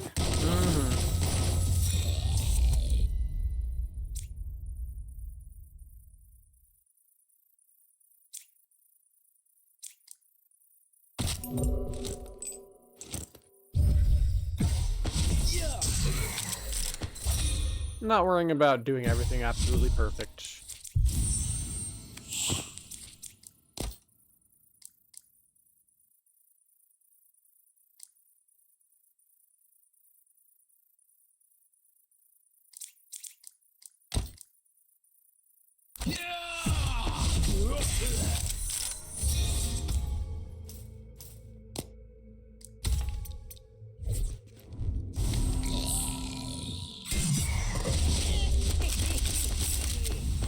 Careful, these guys are tough. I'm ready.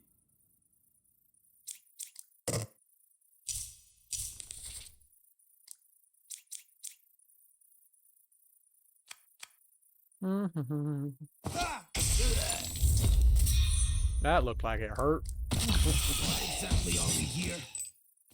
I really enjoy this game. It's got some good zombie slaying. All right, you know what to do.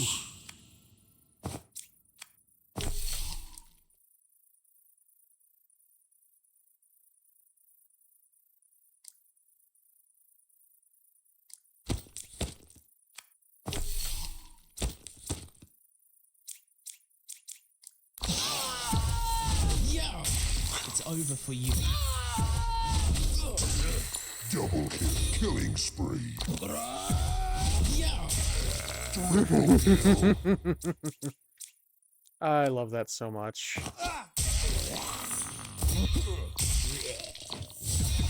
That was fun. Yeah, it's just a fun little game. And missions get harder and harder, and it's just fun. I have a lot of fun with this game.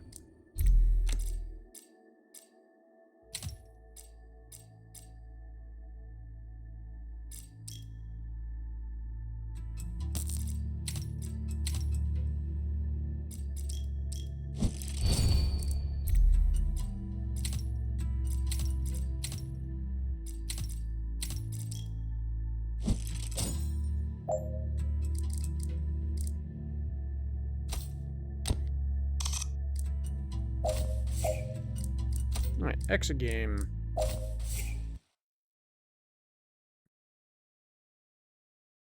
So, Dead Grid. I think, because I know the dev has put a lot of effort into it, I'm going to give it a straight up S 100. They've definitely put a lot of time and effort into the game. The game runs really well. It's well optimized from what I remember playing it on my laptop. And it's overall pretty well balanced. And when it wasn't, they definitely put in a lot of effort to try and balance it. So I'm going to give it a straight up 100. It has room to grow and room to improve, and therefore its score also has room to grow and room to improve. So there we go. All right. Next game, Next game. Crusader Kings 3. I'm not going to pull that game up. I'm just not. Well, let's talk about it. See if I can find it. There it is. Yeah, I'll update it at least. So, as with all Paradox games, it has... How many DLC? It has 16 DLC. Holy crap. That's a small amount, and that's part of the reason... So, Stellaris is the same way. It has a lot of DLC. It has a lot of DLC. And the same thing with the next game, Victoria 3. I'm going to give... I think the same scores that I gave Stellaris to Crusader Kings 3 and Victoria 3. They are good games. They have a lot of issues with them, and the modability is debatable at times, and they definitely can be frustrating to mod.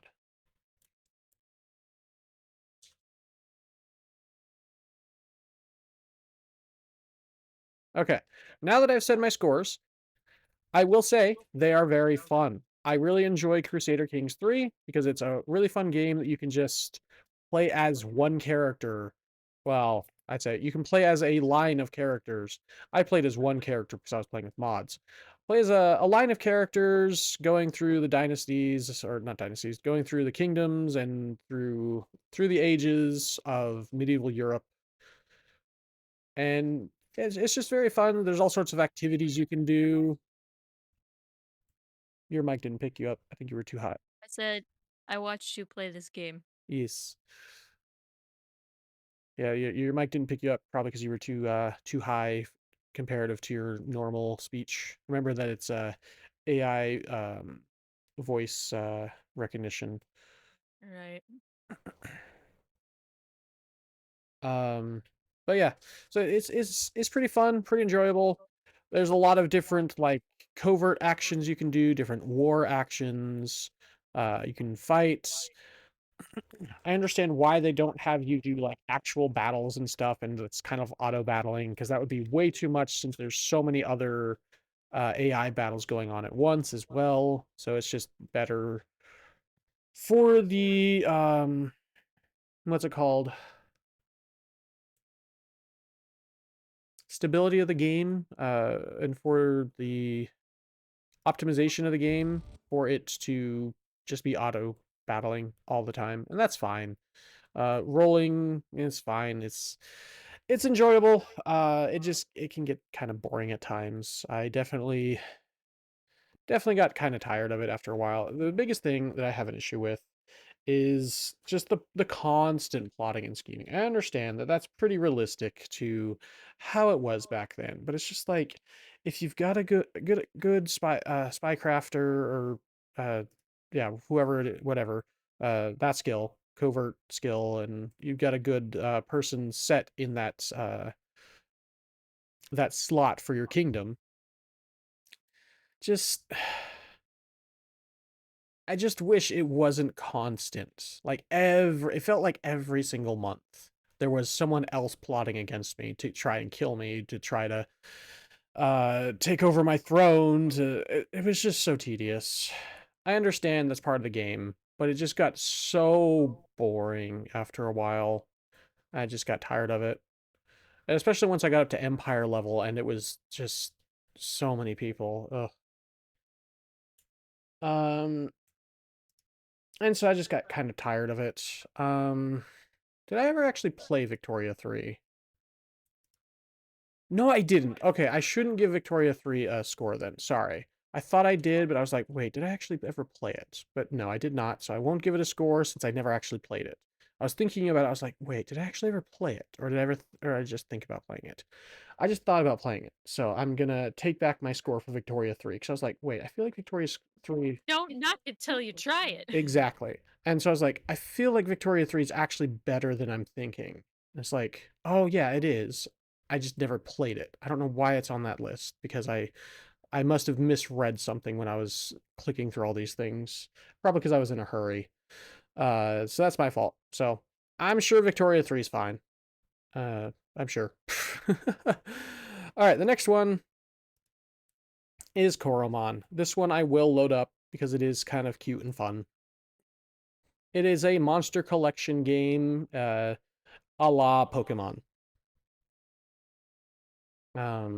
I really enjoyed it. I did like a month spotlight thing for it because it was in Humble Bundle monthly was it Choice Bundle, and it has like a fun little story from what I remember, the little bit I played, and different fun little aspects. The one thing I will say I didn't like was it looked like there were like gotcha elements for skins for different Coromon, different monsters.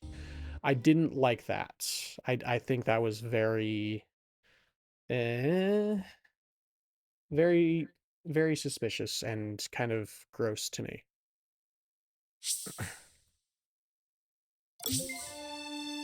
Did it not keep my save? I guess we're gonna find out. Oh, it did.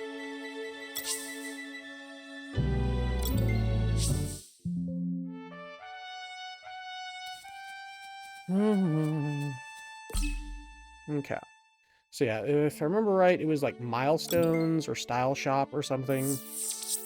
Yeah, you have to log in every day, you get bonuses, and you then, yeah, you have to claim stuff, and there's rewards you can claim, and it's just like, I don't know about this, man. I was very suspect of it. Yeah, Coromon skins, here we go.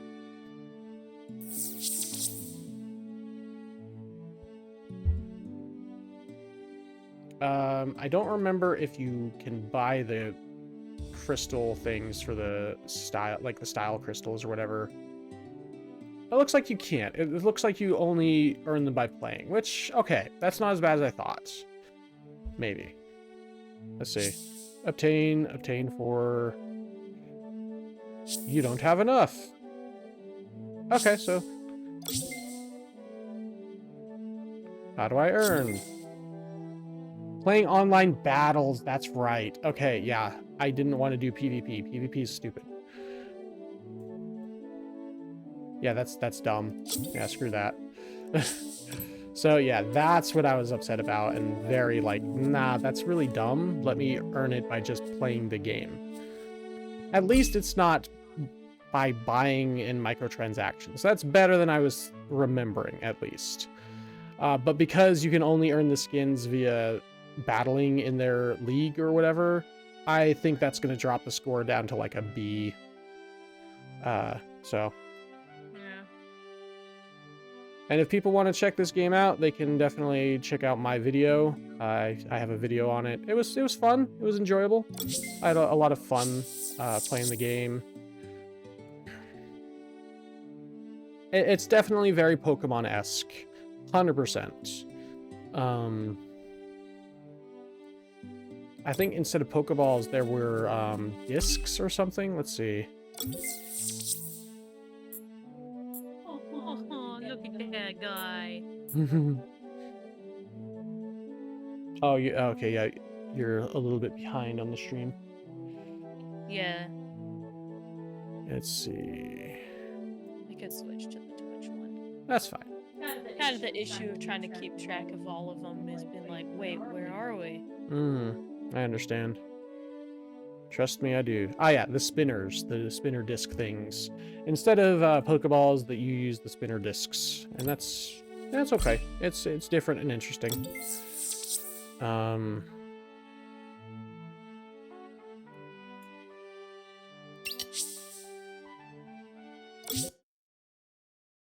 Please don't start in the other window.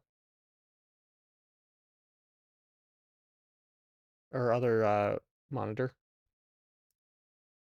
Ah, whatever. I'm not going to play it again anyway, so I don't care. So yeah, Coromon is a solid B. And that's because you can only earn those style crystals via in the PvP league thing. You can't even do it just by playing the game, which is really dumb. I didn't like that at all. It's a fun game. Looks really interesting. Very cool monster collection game. Terra Invicta. I'm not gonna pull that game up, but well, I'm not gonna load it up, but I'm gonna. There we go. I'm gonna pull it up here. There we go. It's a lot. It models our entire solar system, every single planet, every single asteroid. The only one with like super high quality detail is Earth, thankfully, because that would be crazy. You just get some, like on some planets you have like landing sites and that's it. That's all. And asteroids have like one landing site for like bases and stuff. So it's like not like super crazy, but it is like pretty extensive. It's an alien invasion game a la XCOM, but the world is fractured into multiple factions instead of just one. Um, Instead of just the humans. well, no, it's the factions of humans. Right. Yeah, it's multiple factions of humans that want to either be enslaved by the aliens, that either want to try and trade with the aliens or whatever else. They want to just nuke the aliens, or people who want to resist the aliens without extreme lethal force, that kind of stuff. Multiple different human factions. So you're fighting against these other human factions along with the alien factions, and it's very interesting. It's very intriguing, and it has like ship building and all sorts of crazy stuff. And so, the biggest thing is you control countries. Oh yeah, I do vaguely remember that from watching you play. Yeah, you control countries, and then you like you can do different priorities for the countries to like build up their GDP or their knowledge or their nuke supply or their military or their the technology or their military, whether it's the sea or the land-based military. And it's just a whole thing, and it's very fun, very interesting, very complex, incredibly complex. I'm gonna give it a solid A plus. I think. I think it's really good, and I do recommend it to people. I'm just not gonna play it ever again because holy crap, it was crazy complicated. It was insane. There was so much to the game. The biggest thing that was just so tedious to me, which is realistic to be fair, was just getting engines that could take you to other planets. It was exhausting. Oh. And then waiting for said engines to take ships to other planets while getting distracted by your operatives on Earth doing missions every month. So every month you'd have to pause and have your operatives do stuff every month while your ships are traveling on several year-long journeys to some places, and it's like, oh my gosh, this is so boring. Like it was Leave. like it was a really cool idea, really fun, and I think it's really great, but oh my gosh, I had to get some mods to actually be able to play it and not be bored the whole time because everything took so long. I just I'm someone who likes to actually do stuff in my video games, not wait for stuff to happen. If I'm waiting for stuff to happen, why am I playing the game? That's I don't know. Maybe I'm crazy. But I don't know. I feel like I feel like some things could have been done a little bit better. Maybe it's just me. Next game, Wildmender. Yes. So we played this game together, Mm-hmm. and we both loved the premise for it. Oh, the premise is great. However, we both feel it fell a little bit short. Yes. and I'll kind of go into why by loading up the game here. Yeah, we'll go into that once the game loads in. It's a beautiful game. Oh, it's a beautiful game. Like, it's absolutely gorgeous. Like, if it was just based on how the game looked, it would get Eli plus. Like, ooh, just very, very nice, very aesthetic, they knew what they were doing, at least with the art direction. Mechanic direction, not so much. That's where things get a little bit, huh?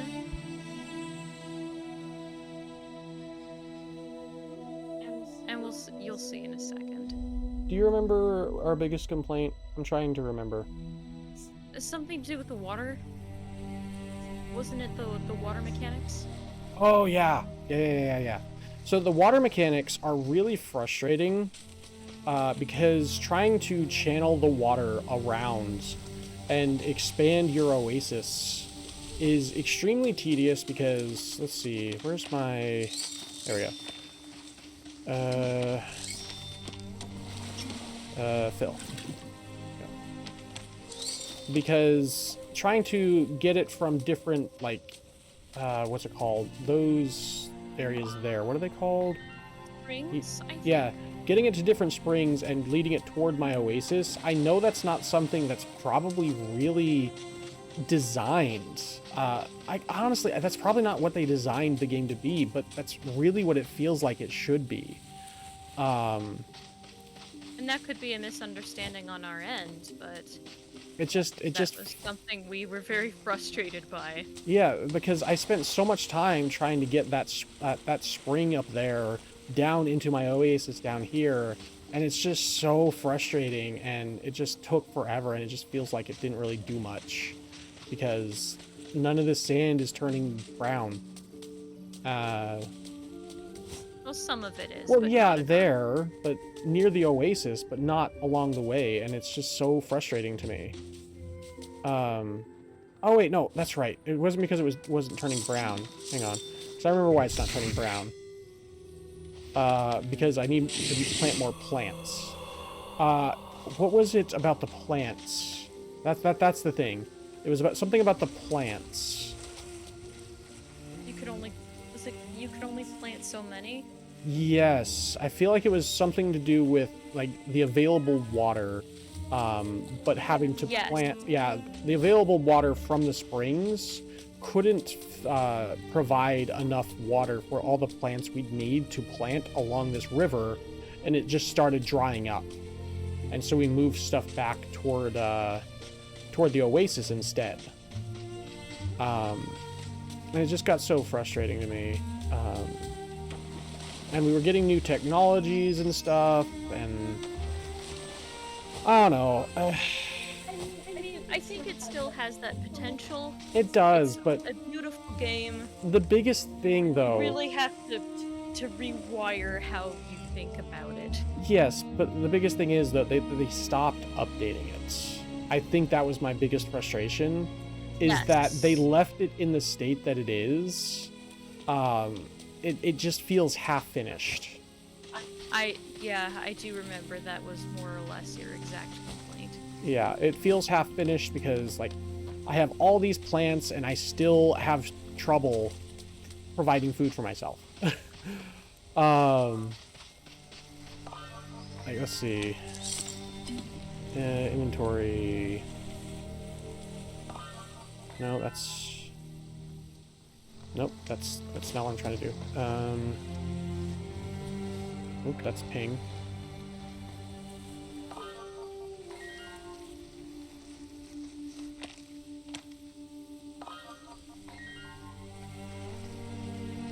Nope, that's ping again.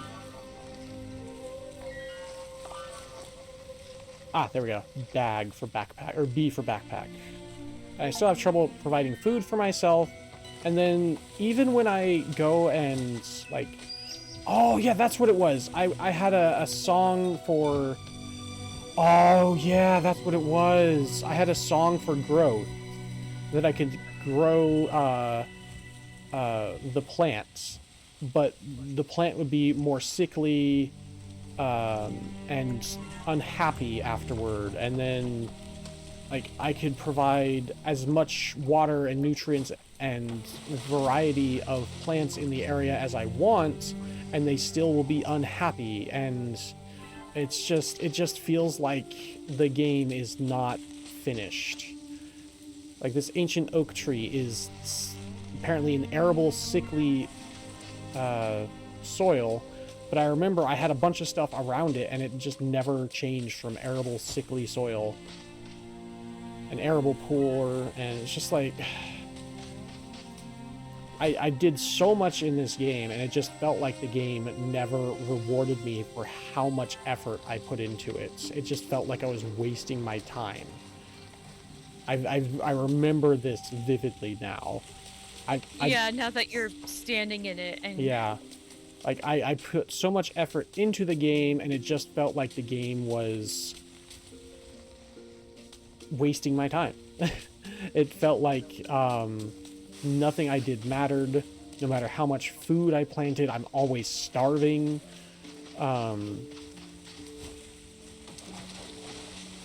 And I could go out and do quests, and I never have enough plants, and I never have... Okay, so I never have enough food to... I'm always starving in-game.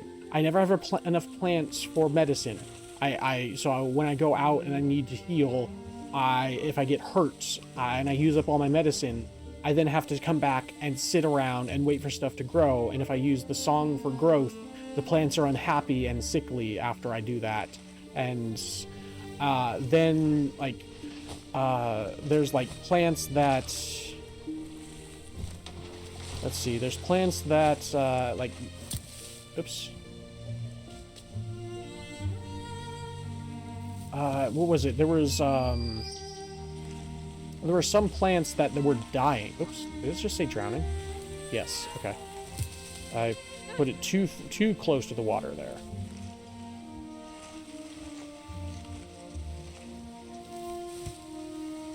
There we go. Yeah, okay, we're good. And then there were plants that were, like, growing old or something? Yeah, tired and harvested, and they can only be harvested a certain number of times before eventually they'll get sickly and die and stop producing as much or any food. And it's just like, what is literally the point of any of this? I put all this time and effort into growing my crops, growing my plants, growing my garden, and they're all dying on me because they're producing their fruits? That's not realistic. Like, I don't know. I feel like plants in real life, I don't know. I feel like they don't actually die, like, as often as they do in this game. It's bonkers. And it just frustrates me to no end. Because I never have enough food. I never have enough medicine. I constantly have to replant stuff. I constantly have to tend to my oasis. So even if I do have time to go out and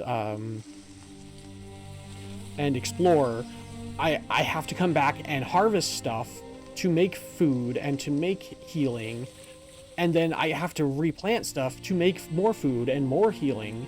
And I just never have time to go and explore. Because every time I do, I run out of resources, no matter how many I plant. Because everything is always unhappy, or... it's just... I don't know. It's just so frustrating me that no matter how much time and effort and research I've put into this game, and I've literally spent, like, over half the time of this game that I have in this game at my oasis, tending to my oasis, trying to make it happy. And I've spent, 6 hours in the game. So I think I've spent like 4 or 5 hours in the game just tending to the oasis, trying to make the oasis happy so I can have enough resources and make all the plants happy so I can have enough resources to go out and find more stuff and more technology and more stuff so I can actually make the oasis better. But I just feel like I never have enough time to do any of that. Oh, that's water. Whoops. And it's so frustrating. That's why we haven't touched the game since. Yeah, because it's a fun game, but it just feels like I constantly never have time to do anything. Even with like 2 players, we were constantly like running out of food and like. Yeah, we were struggling a bit. It was just so frustrating. Yeah, we have some healing now. By the end of when we were getting done playing, but I was just getting so tired of it all because like the last time we played, we spent our entire session of like an hour and a half just at the Oasis trying to tend to it so that we could have enough food and healing and other supplies. And just, I think the idea and concept is great. Oops. It just was not executed well. They just needed more time in the oven on it. It's just really sad to me. It is underbaked. Yeah. And part of it I know is I could make better food, but the other part of it is I need research to be able to do that. And it's just I don't know. Join us on Discord. Let us know what you think. No. You've stopped updating the game. Yeah, let us know what we're doing wrong. Yeah. Yeah. Honestly, no, sorry. That was just what the game said when I hit quit. Starlight. Oh. You're not paying attention, are you? I'm half paying attention. Yeah. You stopped updating the game. Why should we contact you? Right? Like, I would do that if they were actually updating the game at still. But as far as I'm aware, they haven't updated the game in like a year at least. Maybe a year? I don't know. Let's see. Like since the beginning of this year, basically. Wildmender giveaway. Surviving Thriving Garden Challenge. Featured an open world survival crafting fest. Farming fest. Alliance giveaway. Oh, there we go. April. Okay. So they last updated in April. Oh, and that was another thing. The netcode was very frustrating at times because sometimes Starlight was having trouble joining my game. I do remember that, yeah. Yeah, so it was just a whole issue that the idea and the concept for the game is great. I really love it and I wish they hadn't given up on it. But because it feels like they have given up on it in its current state, I can't in good conscience give it more than like a 70. So it's going to go at C. It's going to be a C for me. I agree with that.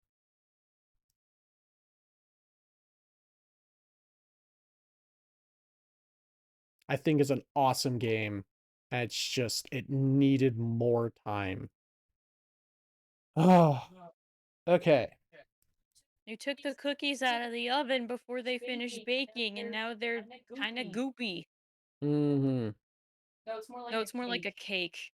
Yeah, where you put a cake in the oven and you took it out too early, and it's really soggy in the middle. Yep, and all these are new games to us currently still. So we'll get to the new games of 2023 that we played soon.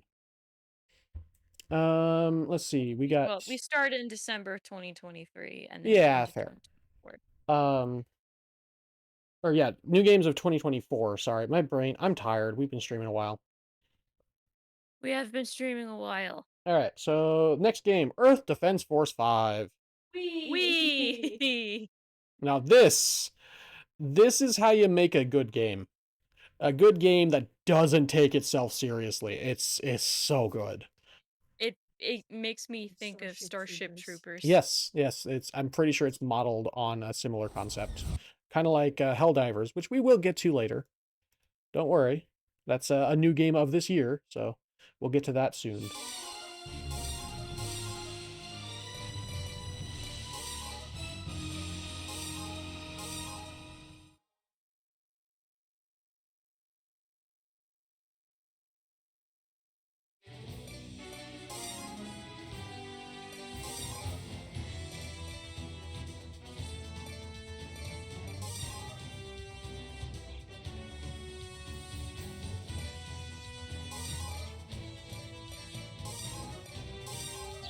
Alright. Earth Defense Force 5 is a co-op third-person shooter. I'm gonna go to an early mission.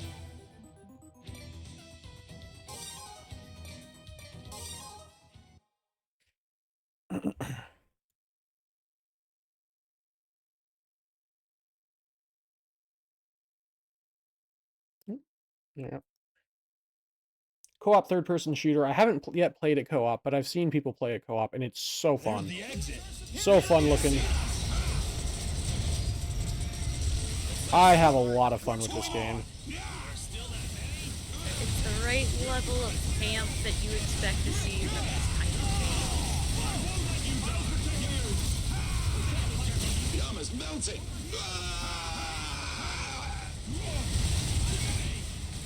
Yeah. And it's just, I have so much fun with this one. Do you mean UFOs? That's ridiculous. Did they start shooting a movie in the face while we were gone? Our troops are in combat. We should back them up. Follow me.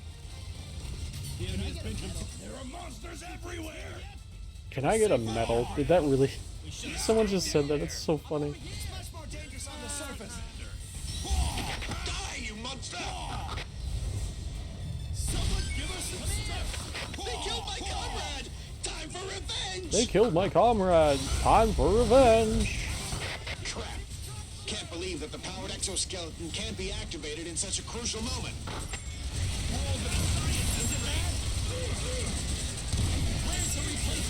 Yeah, I think the Gallic Cannon was not the good choice for this one. Looks like the monster's spitting something.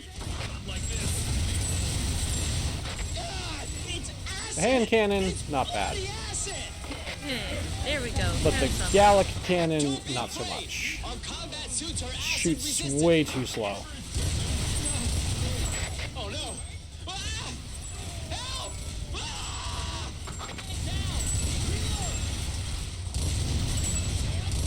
This is Unit 3. Commencing initiation procedure. Infantry, protect the powered exoskeleton. You're good! Sergeant, glad to know you are fine. Give me a sit rep. Where is the second lieutenant? The lieutenant was killed in action, eaten by a monster.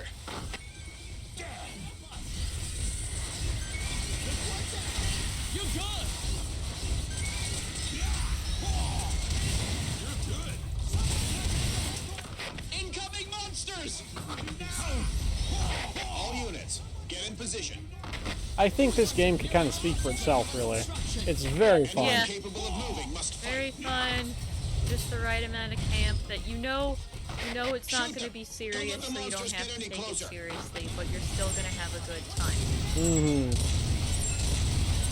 That's the kind of thing we like to see This is Iota in a 1. game Activation or a sequence has story reached final where you phase. know not to take it too seriously.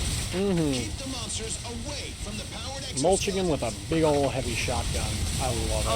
Oh my gosh. There are too many enemies. Evacuate the civilian. I They should need be that evacuated weapon by now, crate. but we can't be sure of that. We can't reach the corporal in charge of the escort. Alright, boys, come here. Monsters plus UFOs?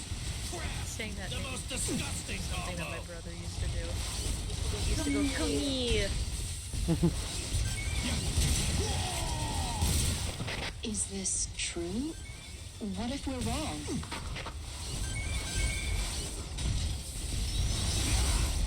Specifically when he was playing Spore on the cell stage, chasing the smaller This cells is a behind special him. news flash. There have been I missed. accounts of UFO sightings everywhere across the globe. There we go. And this time, the UFOs aren't just moving flashes of light caught on camera. According to eyewitnesses, they saw flying objects made of metal. For now, the identity of these objects remains unclear. Since there are reports of sightings coming from everywhere, it is speculated that there are multiple UFOs flying in different areas. Incoming monsters! There are so many! Alright, now this last one, I kind of just loot Iota 1 is because my activated. allies can take care of Elements it. Skeleton team, engage. But this is just one of my favorite missions to just kind of mess around in. Because look at those heavy mechs. Yes. This is Iota 2, ready to fight some monsters. We're not here for a long time. We're here for a good time. Yes, sir.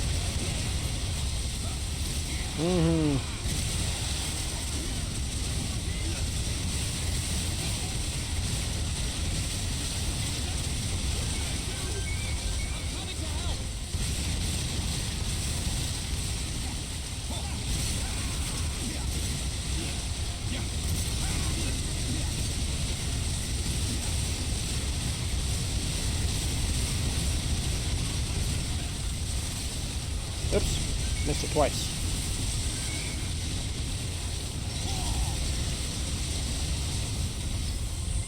All exterminated. It's finally over.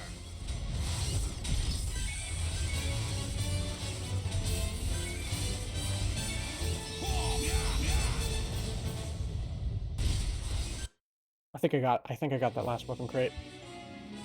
Alright.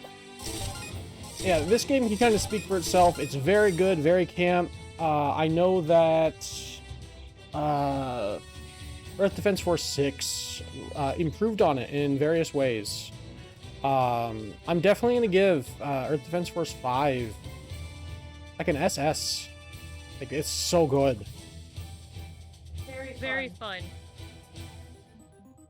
It's just a good game. Just a good game. I have fun with it. Good game, mate. Good game. Mm-hmm. Well-made game. Have a lot of fun with it. I want to play it more on stream at some point. Definitely gonna get around to that at some point. Planet Crafter is the next game on the list. Woo! See if I can find on this list somewhere.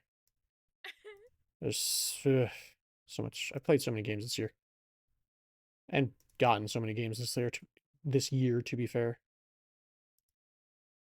when did we play the Planet Crafter? Was that back in March? I think that may have been when we February. played it together. I've been playing it a little more recently than that. Oh, fair. Not seeing it in March. Don't see it in April. Don't see it in May. Don't see it in June. Don't see it in July. Oh, no, there it is. It's in July. All right, 50 megabyte update. And this is a game that's very much still technically... Is it done, or is it... It's not in early access, but I think they're still doing updates on it, yeah. Yeah, they're still doing updates. They recently released their first DLC. Yep, December 18th was a small update and patch note. And plus the DLC, yeah. Planet Humble. That's fun. I have to take a look at that at some point. It's a very fun little terraforming game. I enjoy it a lot. Yeah, me too. I did kind of get bored of it toward the end, as I do with video games. Once I Yeah. play a lot, once I play them a lot, I just, yeah. Because I put almost 20 hours of this game, or 20 hours into this game. A lot of that was solo. Yeah. And then we were playing together and with my brother. Mm-hmm. We had a lot of fun times. And then I think your dad joined us as well. I don't think he joined, but he started playing. He started playing it, but he didn't join the world that we made. Oh, I thought he did. Okay, maybe I'm wrong. We should invite him to Maybe. join us. Maybe at some point if I ever get back into it.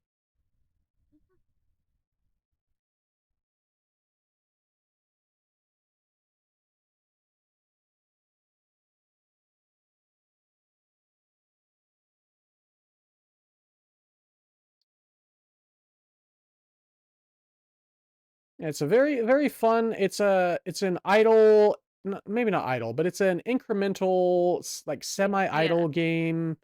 Make number go bigger, basically, while you're terraforming a planet.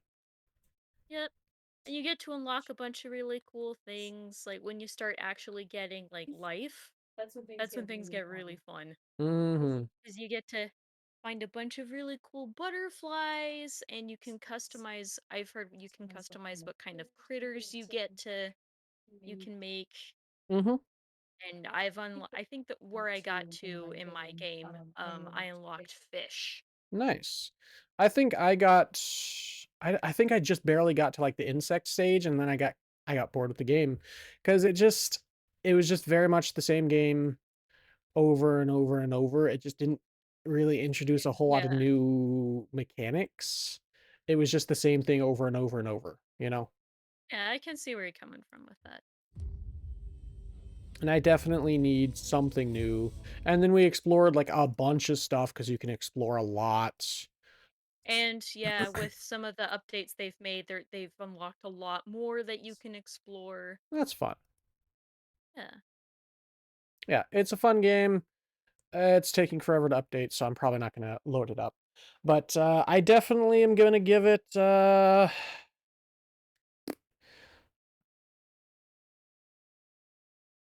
think I'm gonna give it, an S minus, like a Eh, 99. 'cause it's really good. It just needs a little bit more variety in the stuff you can do. Yeah, I think it just needs more variety for me because it just Yeah, I do agree with you on that, cause like, cause keep in mind, I'm not as neurospicy as Eli. I don't have an official diagnosis of anything except for anxiety. Yep, but I do, and I definitely know I deal with it a lot. Um, Anyway, but that is to say that I can play a game for like several days and then get bored of it and not touch it. Not as for as big of an increment as Eli. Like if he gets bored of a game, he won't touch it for years. yep. Months to But for years. me, it might be weeks or months before I Mhm. touch it again. Yep.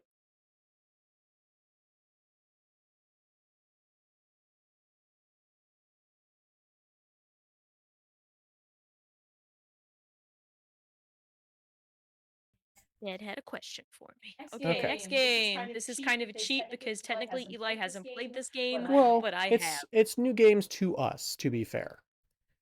Yes. So, do you want to talk about it? I do. Okay, then go ahead and talk about it. This is such a good game. She's very I happy. because I'm very happy about it as Have somebody you who has mentioned what game it played is yet? the Baldur's Gate 3. It's right there on the There you go. screen. Yes, but you actually need to announce it because that maybe not everyone can see. Sorry. Baldur's Gate 3 is such a good game. I need to play it again. I haven't touched it in a while cuz Yeah, because I also have indecision paralysis sometimes fair. when I get to certain points. I Anyway, definitely deal with that. um but it's a really good game as somebody who has played especially for the past 6 years. I have played a lot of Dungeons and Dragons, mostly with my best friend and her sister and a bunch of her sister's friends. We've all become friends at this point, but we've been playing together several different games over the past 6 years. This game is the story is fantastic. The characters are wonderful.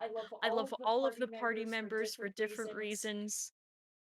Uh, mm, if I had to pick, I think Will is my favorite, just because that man is a walking green flag. He can do no wrong,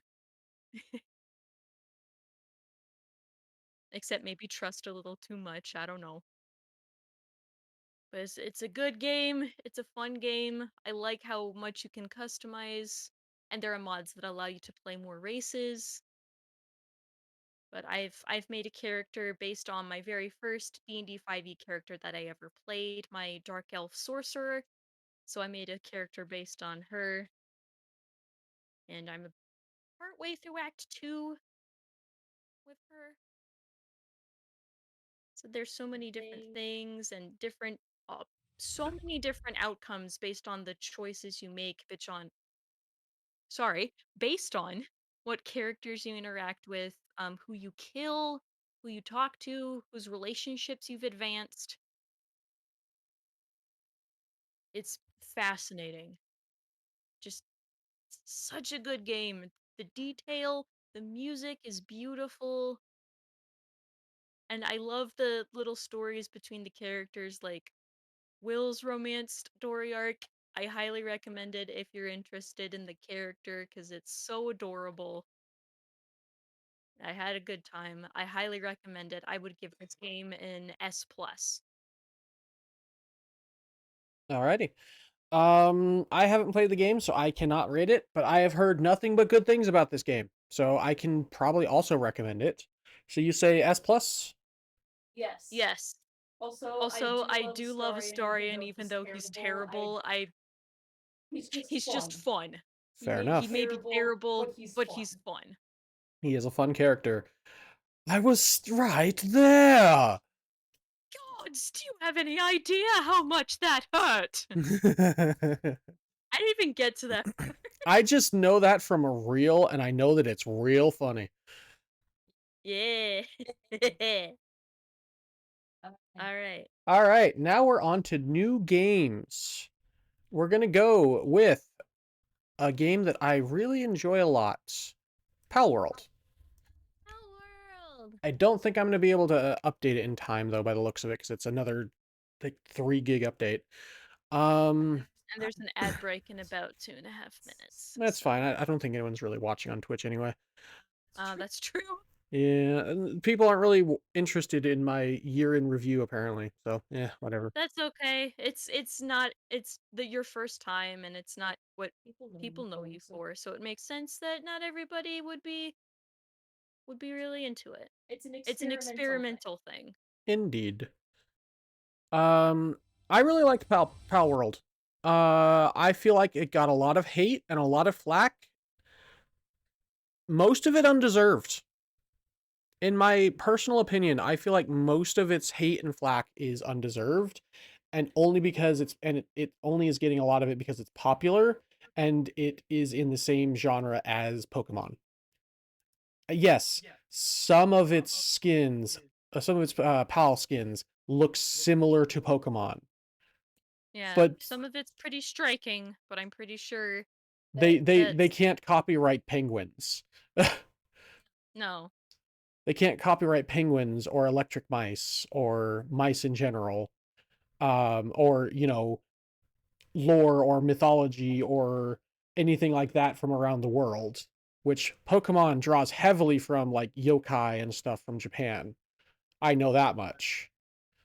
Yeah, yokai, and then when you get to the other places not based in Japan, they take inspiration from those cultures too. Exactly. So it's like, yeah, they look similar. So do a lot of things from different mythos and lore and different things from around the world. Like, yeah, that's kind of how it works. Yeah, this one looks like Lucario. You know what else this looks like? The god Anubis. It does. It does look like Anubis. It looks more like Anubis than it does Lucario, in my opinion. Right? It boggles my mind that people see something and it's like, oh, that looks like this. Oh, it's like, no. That they don't have a copyright on that kind of stuff. Yeah, you can't put a copyright on an anthropomorphic jackal. Yeah. Unless it's like a very specific trademarked character. Yes, which it's not. It's very similar to Anubis, in fact. Like, it's actually closer to the what we were talking about earlier, the game Age of Mythology. It's closer to the Age of Mythology jackals than it is to the Pokemon Lucario. Honestly. It's bonkers. And I think we might have been preparing to talk about this anyway, but I feel like part of the reason that Palworld gets as much flack as it does is because it's a game that dares to push the envelope when it Yes. comes to the genre. Yes. It's a game that dares to push the envelope that when it comes to the genre, and also that dares to go up against Nintendo and the Pokemon Company. I didn't really want to say too much while I was playing Pokemon the other day because they could, strike down my video if I say bad stuff about them. I'm pretty sure that's While a thing playing their game. while playing their game. Since we're not playing the game, But since we I'm can not be playing a their little game, more loose. yeah, I'm not playing their game. I'm talking about a year in review about different games I played this year, specifically Palworld. I think the whole what is it? Not it's not even copyright. It's what's the thing that they're suing them for again currently? It's like in-game mechanic patent. That's right. It's an in-game mechanic patent. If they had any leg to stand on for copyright infringement, they would have sued them for copyright infringement. But they don't. But they don't. So the fact that they sued them for patents, which in my opinion, game mechanics should not be patented. There's many games that have patented game mechanics and the game industry has suffered for it. For example, Shadows of Mordor, that game series, the Nemesis system. What have they done with it? Nothing. Yeah, but that's a patented game mechanic. So you can't do anything with it. Exactly. But they're not doing anything with it either. And it's just awful. And so I think that whole thing is just awful and terrible. And the fact that they're saying, oh, in a 3D scape, throwing out a ball at a creature or whatever, and writing a 3D creature in a 3D world, and that's the kind of wording in their patent. It's not the exact wording. It's similar, but I'm paraphrasing heavily. But it's so stupid how they're trying to get away with this, and it's literally just bullying.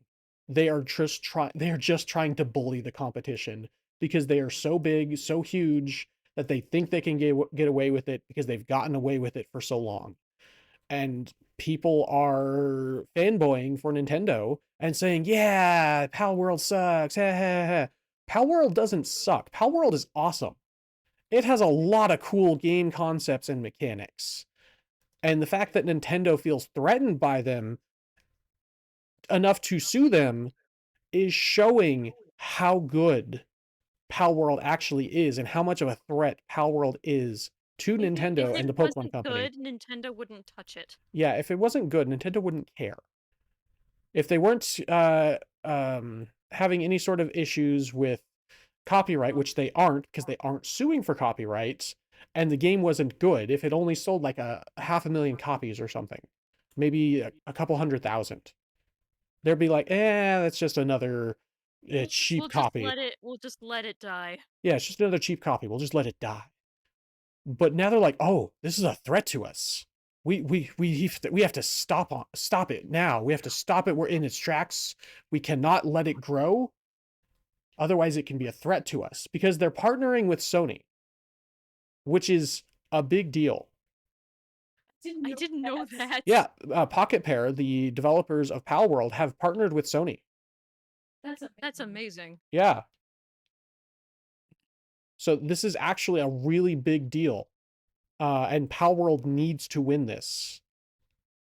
I'm sure they will. And I honestly, I don't think that the Pokemon Company really has a leg to stand on, and they're just trying to throw anything at the wall that they can to see what sticks, and trying to bully Palworld and Pocket Pair because they have more money than them. Because that's what big companies do. It's what is it, a slap suit or something, where they try to sue people until the smaller business or the normal everyday human being runs out of money. Big companies do that all the time. It should be It should be illegal, but it's not. It's a terrible, horrible thing. But Nintendo is going to try to drag this out as long as possible so that they can drain as much money out of Pocket Pair and Sony and Palworld as they can. And it's awful, and I hate it. And I hope if there's any justice in this world that the courts see what Nintendo and the Pokemon Company are doing and put a stop to it, because they basically have a monopoly on the creature collection genre. No other company or game is as big as them, and they're trying to keep that monopoly. Monopolies are bad, kids. And this is exactly why, because they get so much money and they think they can do whatever they want and get away with whatever they want. Mm-hmm. At the cost of someone coming up with new and different ideas being destroyed. Yeah. But I think Nintendo is finally going to bite off more than they can chew. And I hope it catches up with them. We're not saying down with Nintendo. I'm not saying down with Nintendo. I'm just saying that they need proper competition. They need to learn a lesson. They need proper competition, because their games have definitely been on the weaker side the past several games, for especially the Pokemon games. They need to learn that if they're not going to advance and improve on their games, other people are going to improve on the genre and they're going to get left behind. And that's what we're seeing here. Someone improved on the genre and Nintendo's and the Pokemon Company are unhappy. So it's just sad. It's really sad. We'll see what happens, but I want to be on the right side of history, even if Palworld loses. I want to make it clear that Palworld, I believe, did no wrong. And people saying that their art is based off of Pokemon and that they were in the wrong, I think those people are wrong.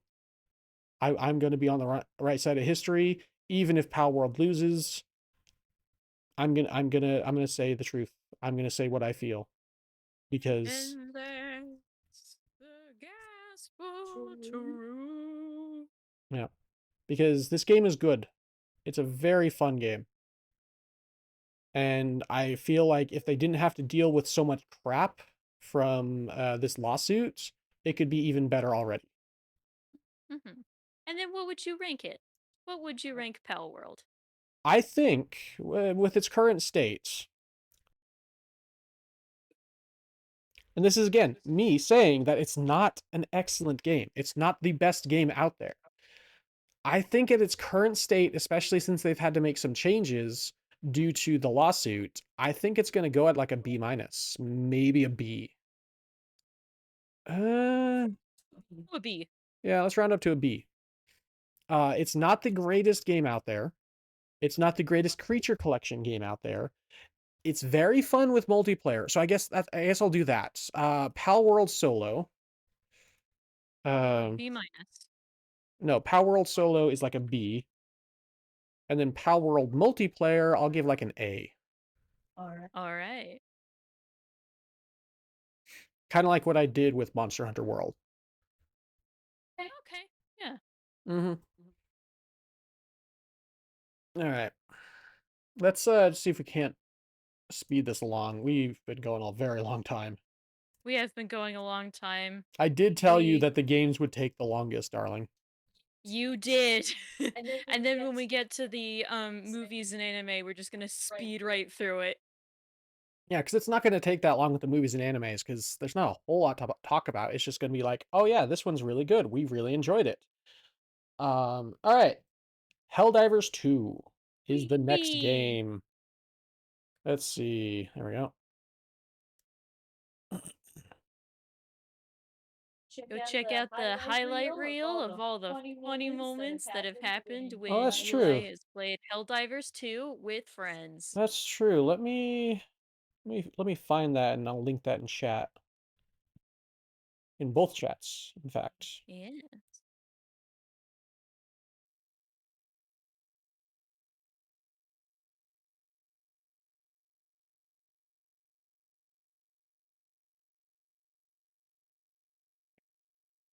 Hey, King Stog!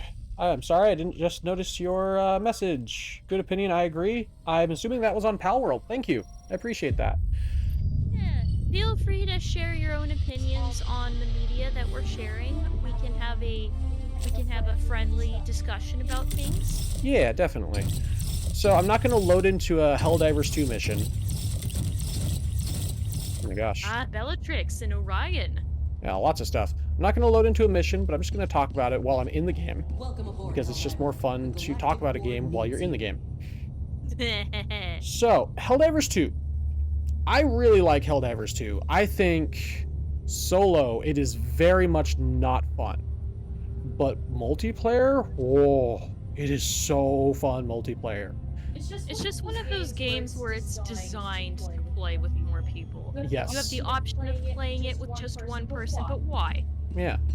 Why would you do that to yourself? Yeah, it's just, yeah, it's so much more fun with other people. Now, we will do it again. I have had a lot of fun, and I did link the shorts reel in both chats. So if you want to check those out during the chat replays, and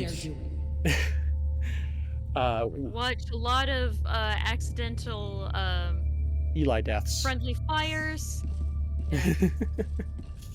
Well, not just Eli. There was the that one time you domed Sleepy Soul. No, that was actually JJ Fats. Oh, sorry. Yeah. But yeah. It was mostly me, though, that was dying. Mostly me that was dying to friendly fire, and that's okay. Let's see. Yeah, I don't know. I've had a lot of fun with this game. I think there was a lot of controversy, which, again, I'm not going to talk about controversy. The only reason I did it with Palworld is that it's directly related to my rating. Not even my rating, directly related to the game. And its importance.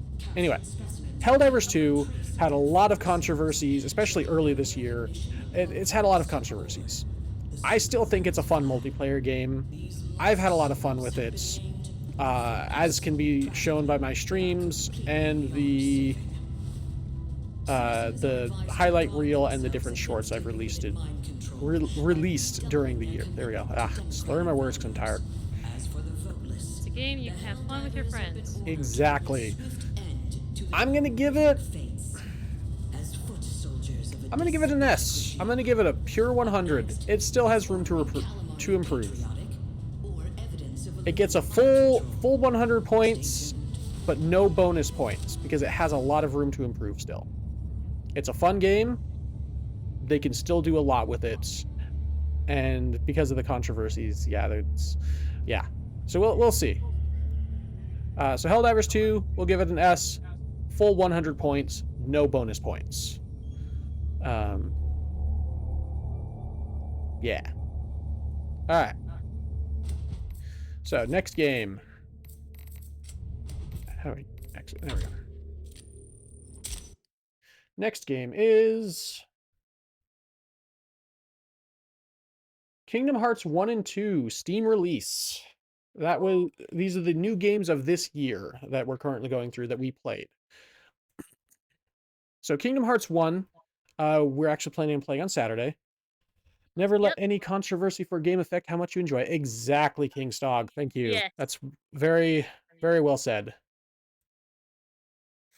I think I said that about, well, similar. I said something similar about another game. I don't remember which game at this point.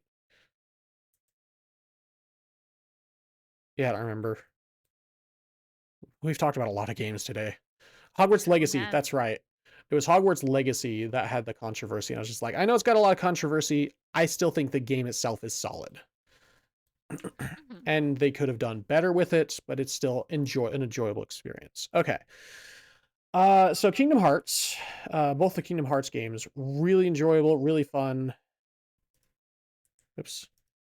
I'm in the process of experiencing them myself for the first time. I never played them growing up, but I know a lot of people I grew up with, Eli included. Well, I didn't grow up with him, but one of my old classmates was a big fan of the game. Mm-hmm. One. Yeah, I played through Kingdom Hearts 1 and 2 multiple times over the past decade. And we started playing it earlier this year on stream so that Yep. Starlight could experience it. So specifically, we're going to talk about Kingdom Hearts 1, since that's the one we played this year. Um, and it's one of the ones that released this year, but that is the one we played this year. I think it held up decently. The biggest issue as a streamer, as a content creator, that music still gets claimed on that game. I'm going to give it an A- because of that. If it didn't have that, it probably would have gotten an S-. And or Kingdom Hearts 1, sorry, 1.5 specifically. Because I love the game. I really do, but I got so tired of the content claims, the content ID claims on YouTube. I really did. It was so frustrating. That's part of the reason we haven't played it in a while, honestly, on stream. In addition to the fact that I haven't been available on Saturdays. True. You've been working, or we've been doing other stuff, or we've just been too tired to do it. Except just various other reasons, but that's definitely a big reason, is just the content ID claims, and then having to deal with that, and the fact that you can't just remove it using YouTube. It's just a whole thing, and it's so frustrating, and I hate it a lot. So because of that, because specifically whoever made the music, I can't remember exactly off the top of my head, still claims the content ID of the game when you're playing the game on stream. It gets a lower rating from me because it's so frustrating. Some song covers will not trigger the claims. Yeah. But specifically was it Twilight Town and the Bustin' on the Beach, I think, from the tutorial level. Those two will get constantly claimed no matter what. It's really annoying. You can then mod the game to take those out. Oh, I might have to look into that then. Yeah, thank you for that. Appreciate that, Kingstock. Yeah, that'll make it easier for us to play and share with other people. Yep, and if that is the case, I will update my score, if we can figure that out. It'll get an S- along with RimWorld, Roll of Hex, and Planet Crafter. All right, next game. Black Myth Wukong. So this one's had a lot of stuff going on about it, because I know that like the CEO or whatever was really unhappy they didn't win the game of the year, and then like its fans have been what's it called? Uh Not boycotting.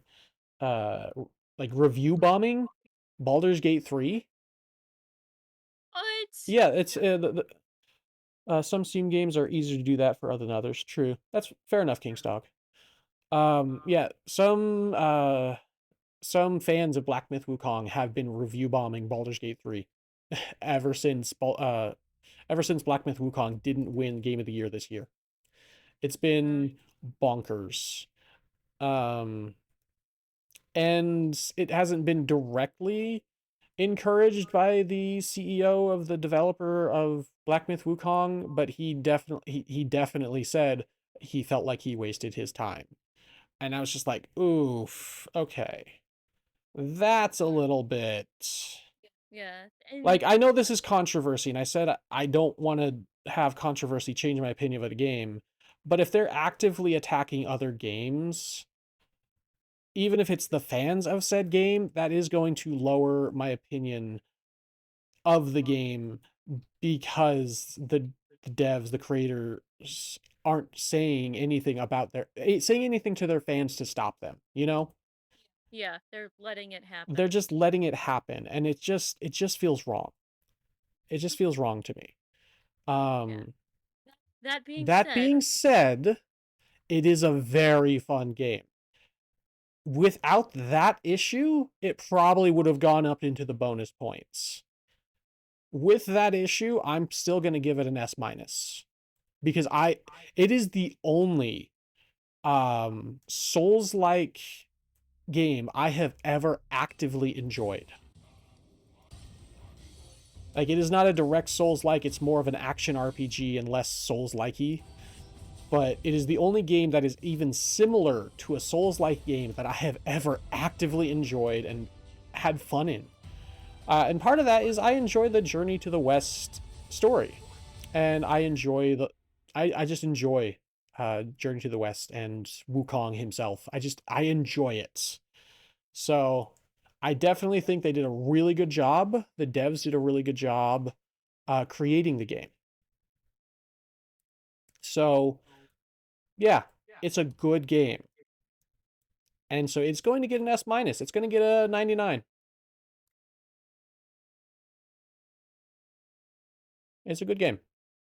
I do recommend it.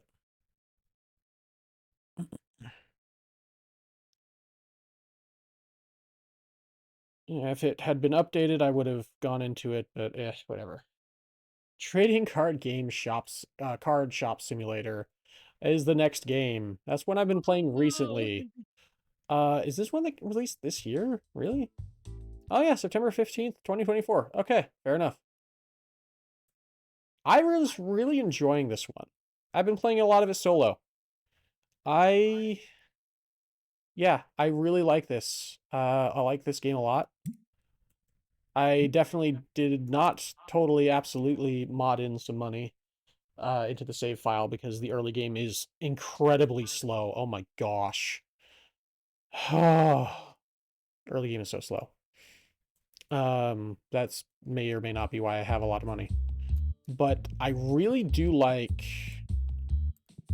the card collection aspects, and I know that they're working on a lot of that stuff. And then if I sort by price, I found a really like a couple of like really fun cards, like this EX common foil. Oops. Put card back. This Jelly Clean. It's really fun. I enjoy this. And this Giganite. Yeah, so this is really fun. I found those, and I have also this, ignore that pile of boxes. That pile of boxes doesn't exist, Starlight. I wasn't gonna say anything about the pile of boxes. Are you even looking? I am looking. And I will say nothing. Are you looking now? Yes. That's what I said, and I will say nothing. And then I found this card, which is really fun. I really like this one. Exactly, King's Dog. What boxes? What boxes? Exactly, exactly. Oh, that's actually not as good as my Flame Chick. Okay. Let's put that one in there.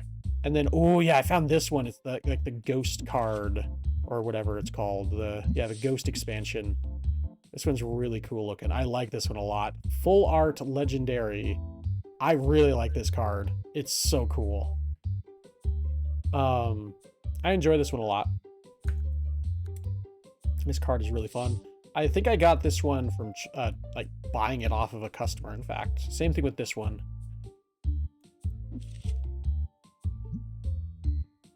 Oops, no. Need the Tetramon. There we go.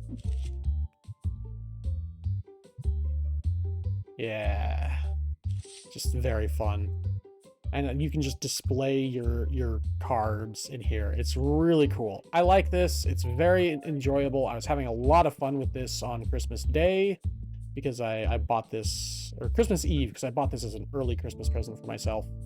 And the biggest gripe I have is having to change the prices every single day.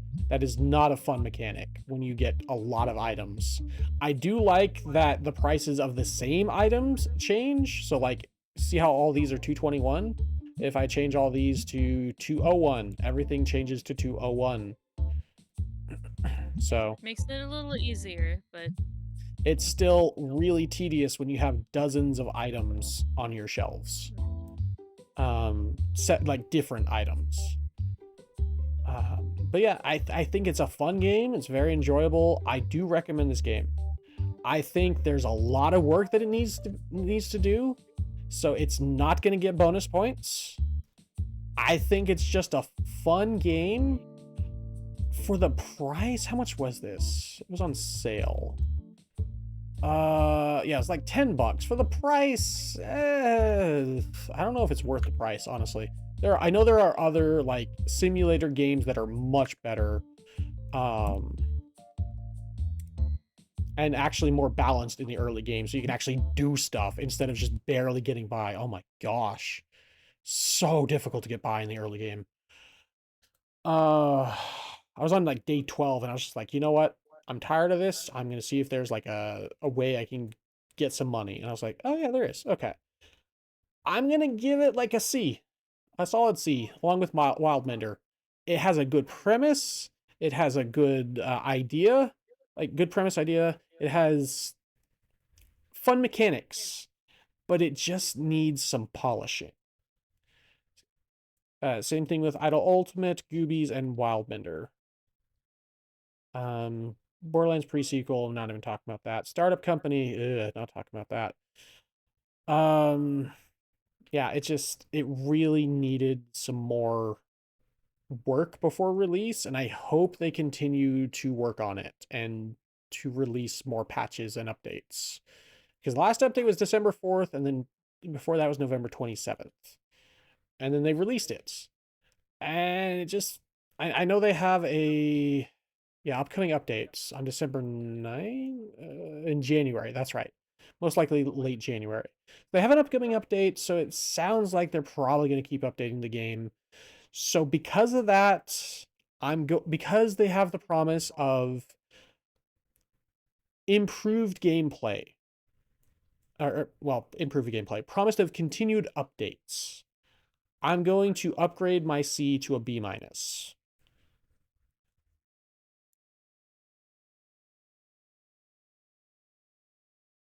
Because they do have that promise of, oh, hey, yeah, we're going to continue updating the game after it released. So good for them.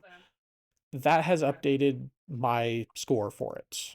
Because I forgot that they did actually have they have a whole, like, in the game, if I go back into it, they have a whole plan, game roadmap. I forgot they had this. So remembering that and seeing that they have the upcoming update and everything. So yeah, that updates my score a little bit, and I think we're definitely gonna look forward to more of that game. It's gonna get like a 79 B-. Hopefully that game will do better. All right, 2 more games on this list, and then we'll be moving on to movies. Okay, Shadows of Doubt. This game is a game. I have played the heck out of this game. you sure have. I have played a lot of this game on stream, and oof, some good, some bad.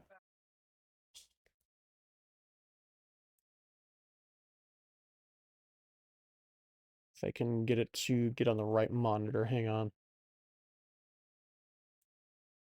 Waiting for it to load. Come on.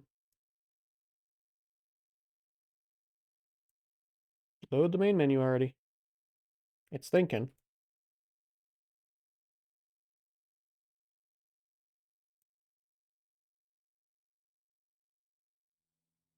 There we go.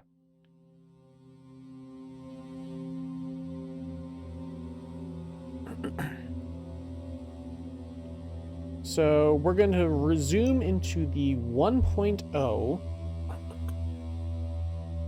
The 1.0 save file. This game, I had high hopes for this game, for 1.0. and it kind of fell short. There's still a lot of bugs and issues with the game. I don't know why they released it into 1.0. Sure, they added new, cool, fun, functional things, but it's like the game isn't finished. And I'm just, I guess I'm just tired of games being released into a quote-unquote release unfinished, you know? As so many games are. And I have, let's see, was it journal? No, F1. Yeah. Tab? No. What's inventory? F? No. Description. What is my inventory? F2?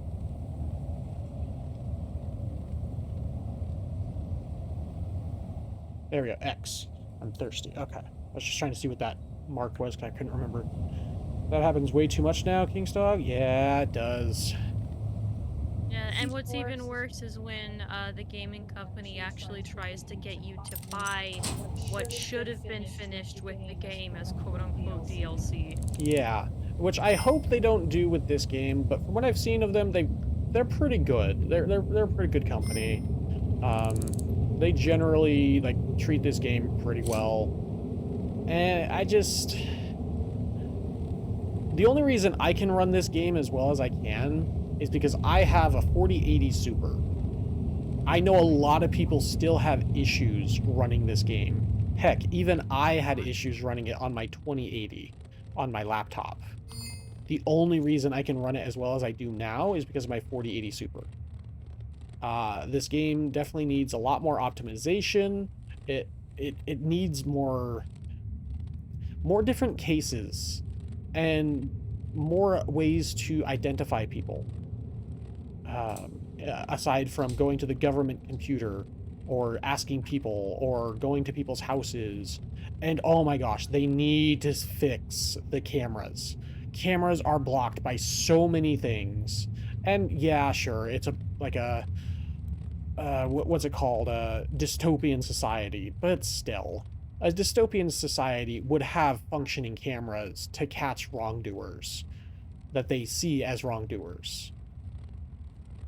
I don't know. I just felt like the 1.0 release wasn't enough of a reason for me to go back to the game after I played it a bit. Sure, you can drag bodies now. Sure, there's one new case. It just felt like a normal everyday update instead of a full 1.0. You know? My Windows 10 would be cooked. Yeah, it can't deal. Yeah, and so, like, yeah, my old laptop was, oof, my old laptop was running very hot with this game.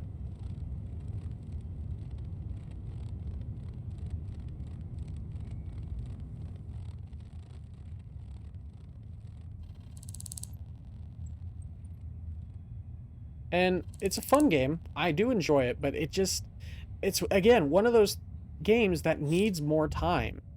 They need more time and to spend more time in this game actually making it more functional and working on it, making it more fun after playing it a lot. Because it's supposed to be a repetitive game of like, oh, you can make, what's it called? It's like procedurally generated world and procedurally generated cases. But after a while, I literally have dozens of hours of me playing the game on stream and then a lot off stream. But then after a while of playing the game, you can recognize what kind of case it is and kind of guess who it was. I literally have a video on my channel of me figuring out someone was a murderer 3 days before they murdered someone.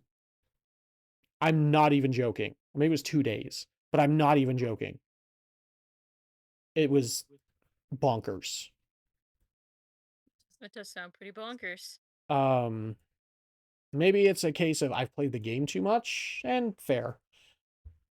But it's also just like the game needs a little bit more variety. And so for the fact that the 1.0 release was like one new case and some bug fixes, and it's just like, okay, this just feels like a normal everyday update, not really a 1.0 release. So I don't know. I'm going to give it a B+ because it still has a lot of room to grow. And I hope they continue to work on it. It's a fun game. It's an enjoyable game. I have played a lot of it, and I hope people continue to play it. I hope they continue to work on it, because I would like to go back to it someday, but it's not anytime soon. So yeah, I think B+, probably like an 88. It's a fun game, but it needs a lot more work. All right. Next game, and this is the last game on the list before we start moving on to movies. There it is. There it is. Digseum. This is the third game I have ever 100%ed on Steam. This is my review. I don't often beat games. I don't often 100% games. I don't often do either of these things without putting hundreds of hours of effort into it. Haven't done it on Steam because it's just exhausting for most games. Excuse me, sorry, I had to mute. This game has a mixture of idle money museum, of I need an end there, of unidle money museum with an active digging minigame that reminds me of my time in Pokemon Pearl, but better. You can actually upgrade your digging and stamina to make it easier to dig. The digging in Pokemon Pearl is fun, but this game just takes that digging idea and actually does something great with it. This is a fun game that's worth the price, definitely recommended. I don't often review games either. I definitely need to get better into the habit of that. It's $3. It's $3, and I beat it in like 4.2 hours. And the dev in the credits was like, "Oh, thank you for playing my short game. I like making short games." So yeah, it's meant to be a short game, and they priced it as such. It was $3. It's a fun game. Let me kind of show off what it looks like. It's fun. It's enjoyable. I like it a lot. This is another game that I found through watching Wanderbots. This is me having all the endgame stuff. This isn't gonna be how the game looks at the end game, or at the beginning of the game. But yeah.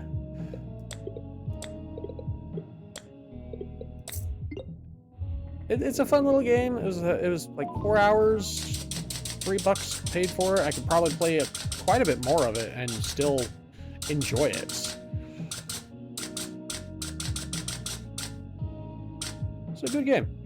It's fun. I don't know if I play it on stream. It feels complete. Like, that's the biggest thing about this game, is that it actually feels complete compared to a lot of other games on this list. On this list of games that we're talking about, that we're discussing today. It's actually complete. It's feature complete. It's got an end game. It's got a satisfying ending, and the dev in the credits thanks you for playing. It's fun. It's enjoyable. I'm going to give it a solid S+, up there with Baldur's Gate 3, with Starlight's rating of Baldur's Gate 3, because you get what you pay for. Like, it's what, $3, and I got 4.2 hours of playtime in it. It was a short little game made by one dev, and it's just fun. It's just got a fun gameplay loop. So I think it's very fun, and I would highly recommend to people to play it. I think it's a very fun game. But that's me. People can make their own decisions, but I would recommend it. All right.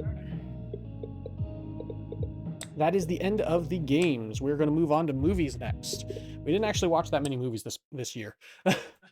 No.